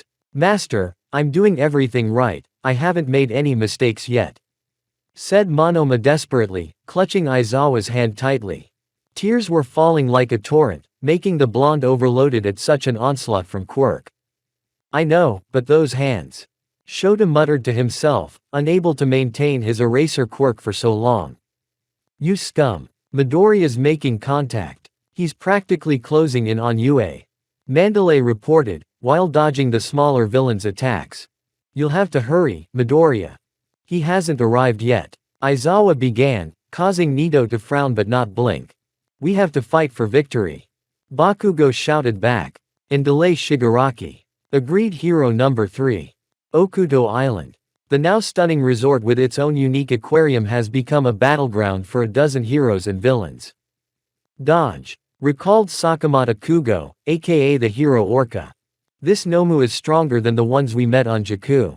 Recalled one of the heroes as the flying Nomu bombarded the heroes with its slime. That doesn't matter. Shouted the aquarium director, ramming one of the larger Nomu with his Orca body. Toga. Wailed Uriviti, jumping on the hemoglobin-loving woman. You will not harm Deku-kun again. Hurt. Himiko repeated, clutching her knife. Why do you think I only hurt, is it because I love blood? Tisk. Hissed Uraraka, receiving a kick from the blonde assassin. You know we both like Izu-chan, right? Muttered the assassin, making Uraraka wary. I've seen how you look at him. Up close it's really impressive, don't you think? Toga jumped towards Uraraka, who froze for a moment, not responding. The speed was so fast that Ochako herself didn't have time to activate the suction cups with the gravity quirk. But it was already too late. About 20 centimeters from Ochako's face, a green figure flew past and threw the sadistic girl's small body away. Frappy. Uravati dispatched her best friend. Ochako-chan, I understand that you're worried about Midoriya-chan, but… Asui used her tongue and threw a large rock in Toga's direction. You need to focus on fighting Toga Himiko. Uravati tried to back away, but he realized something important.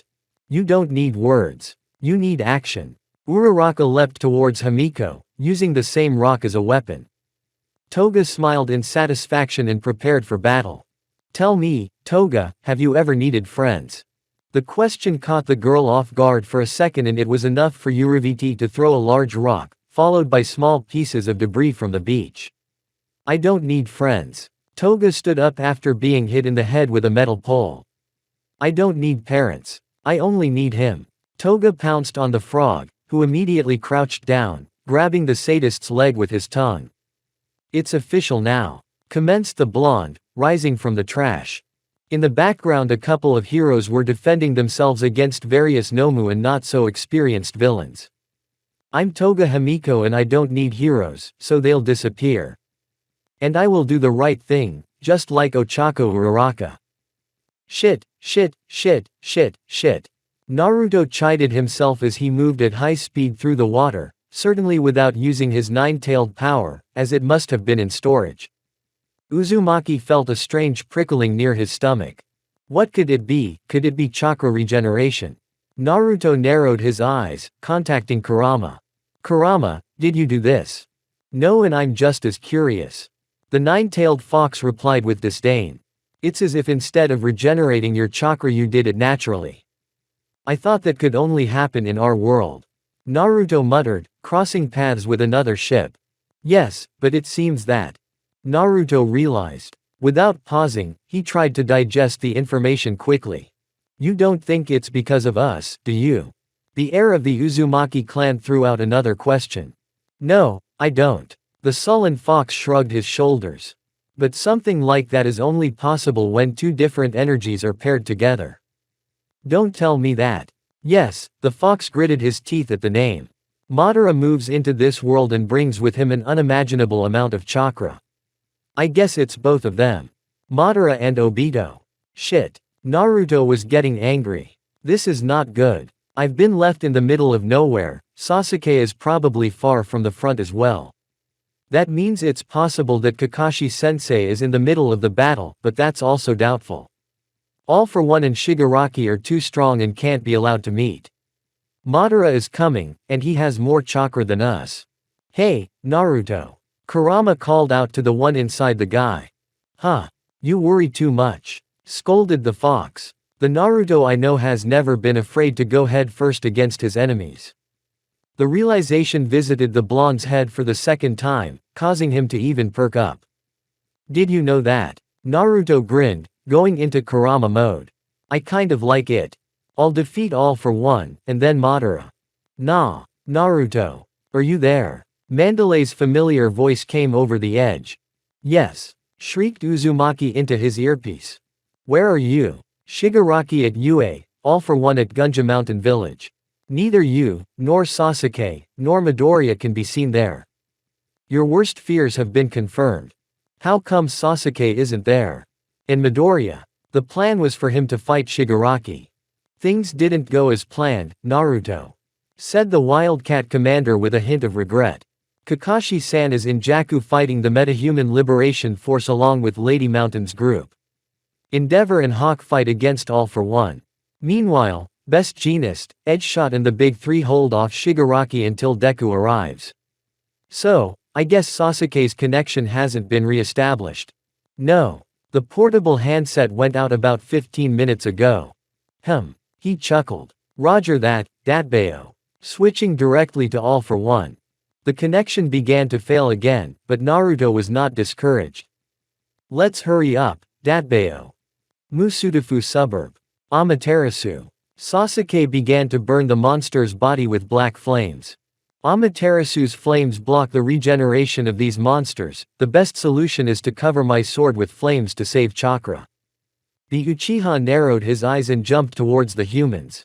Your safety is guaranteed. The Nukenin stated tersely. Now enter the nearby bunker. There is no one within a kilometer that can harm you. The peaceful people, hybrids of animal and human, looked fearfully at the Sharingan bearer, sensing his power.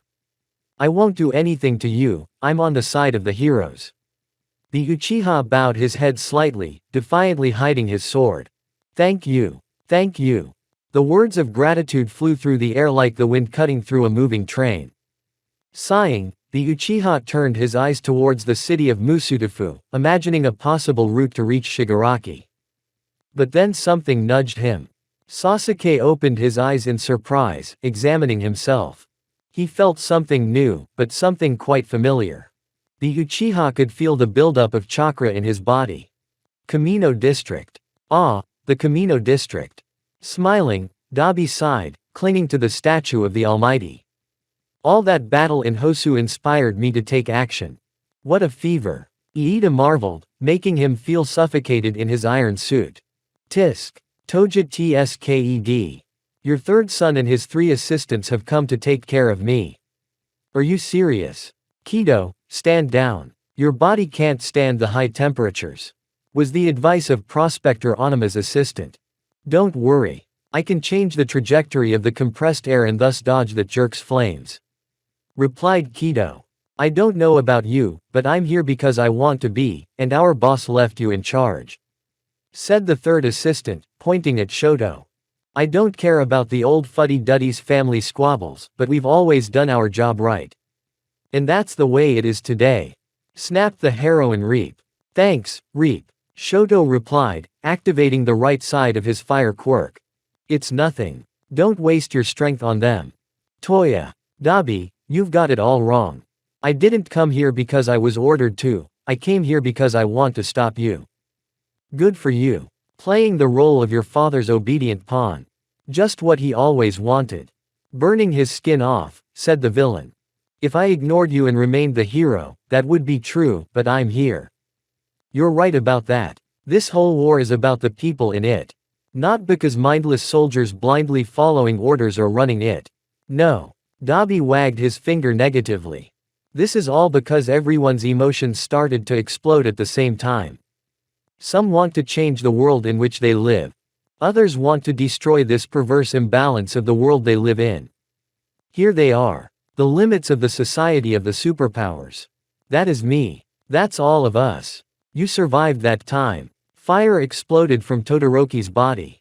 Why didn't you come home? You want to know why? Then I'll tell you. Rotten or not, I'm still your big brother. I'll tell you how I became Dabi, and why, against all odds, I'm still alive. Even after burning hotter than you, his masterpiece. The first 4 Kage of Konoha tried to save the people from the infinite Tsukuyomi, but unfortunately for them, nothing worked. First Sama, I'm sorry, I couldn't save your granddaughter. Hiruzen said sadly. That doesn't matter now, Sarutobi. We must stop Madara by any means necessary. Big brother, what are you going to do? Naruto and Sasuke have traveled to another dimension. Replied the second Hokage Tobirama. And Kakashi has disappeared somewhere. I think their 6 paths power in coordination with Obito's chakra was able to transport Kakashi to another dimension. Does that mean Madara will go there too? It seems so. Only those with the power of the 6 paths can transport themselves and others to another world. Madara will not stop at just one world. For the sake of infinite Tsukuyomi, he might go to that world. No. We must stop him. At least try. Protested the first Hokage. How are you going to fight someone who has the power of a god? The younger Senju asked. By trying. Not by torturing. Madara will soon realize that Orochimaru's Edo Tensei has not yet dissipated, which means we must stop him. Right now. Replied the fourth Hokage.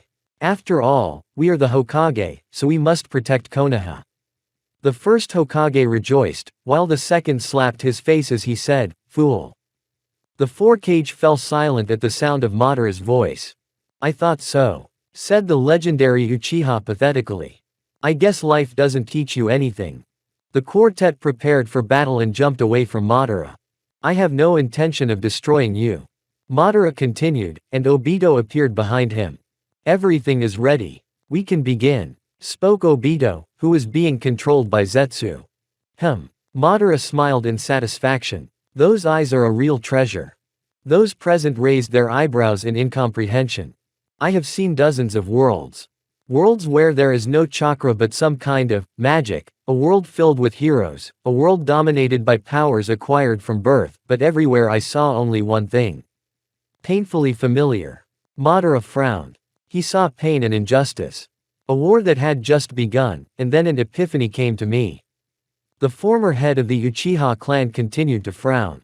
I have brought eternal peace to the shinobi world, but I may not stop there.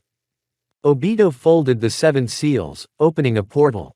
The forbidden space technique of the Sage of the 6 Paths. He shouted, and a purple light appeared. You can follow me, but it is unlikely you will survive once there. There may be no chakra working there at all and you will be helpless. The 4 Kage were surprised at the Uchiha's statement, unwilling to believe the possible deception. No, the first one blurted out. We will not let you conquer other worlds. If we can't protect this one, we'll protect the other. That's what true shinobi do. At the elder Senju's words, the Hokage smiled, as did Madara, who began to move through the portal. Let's see, Hashirama.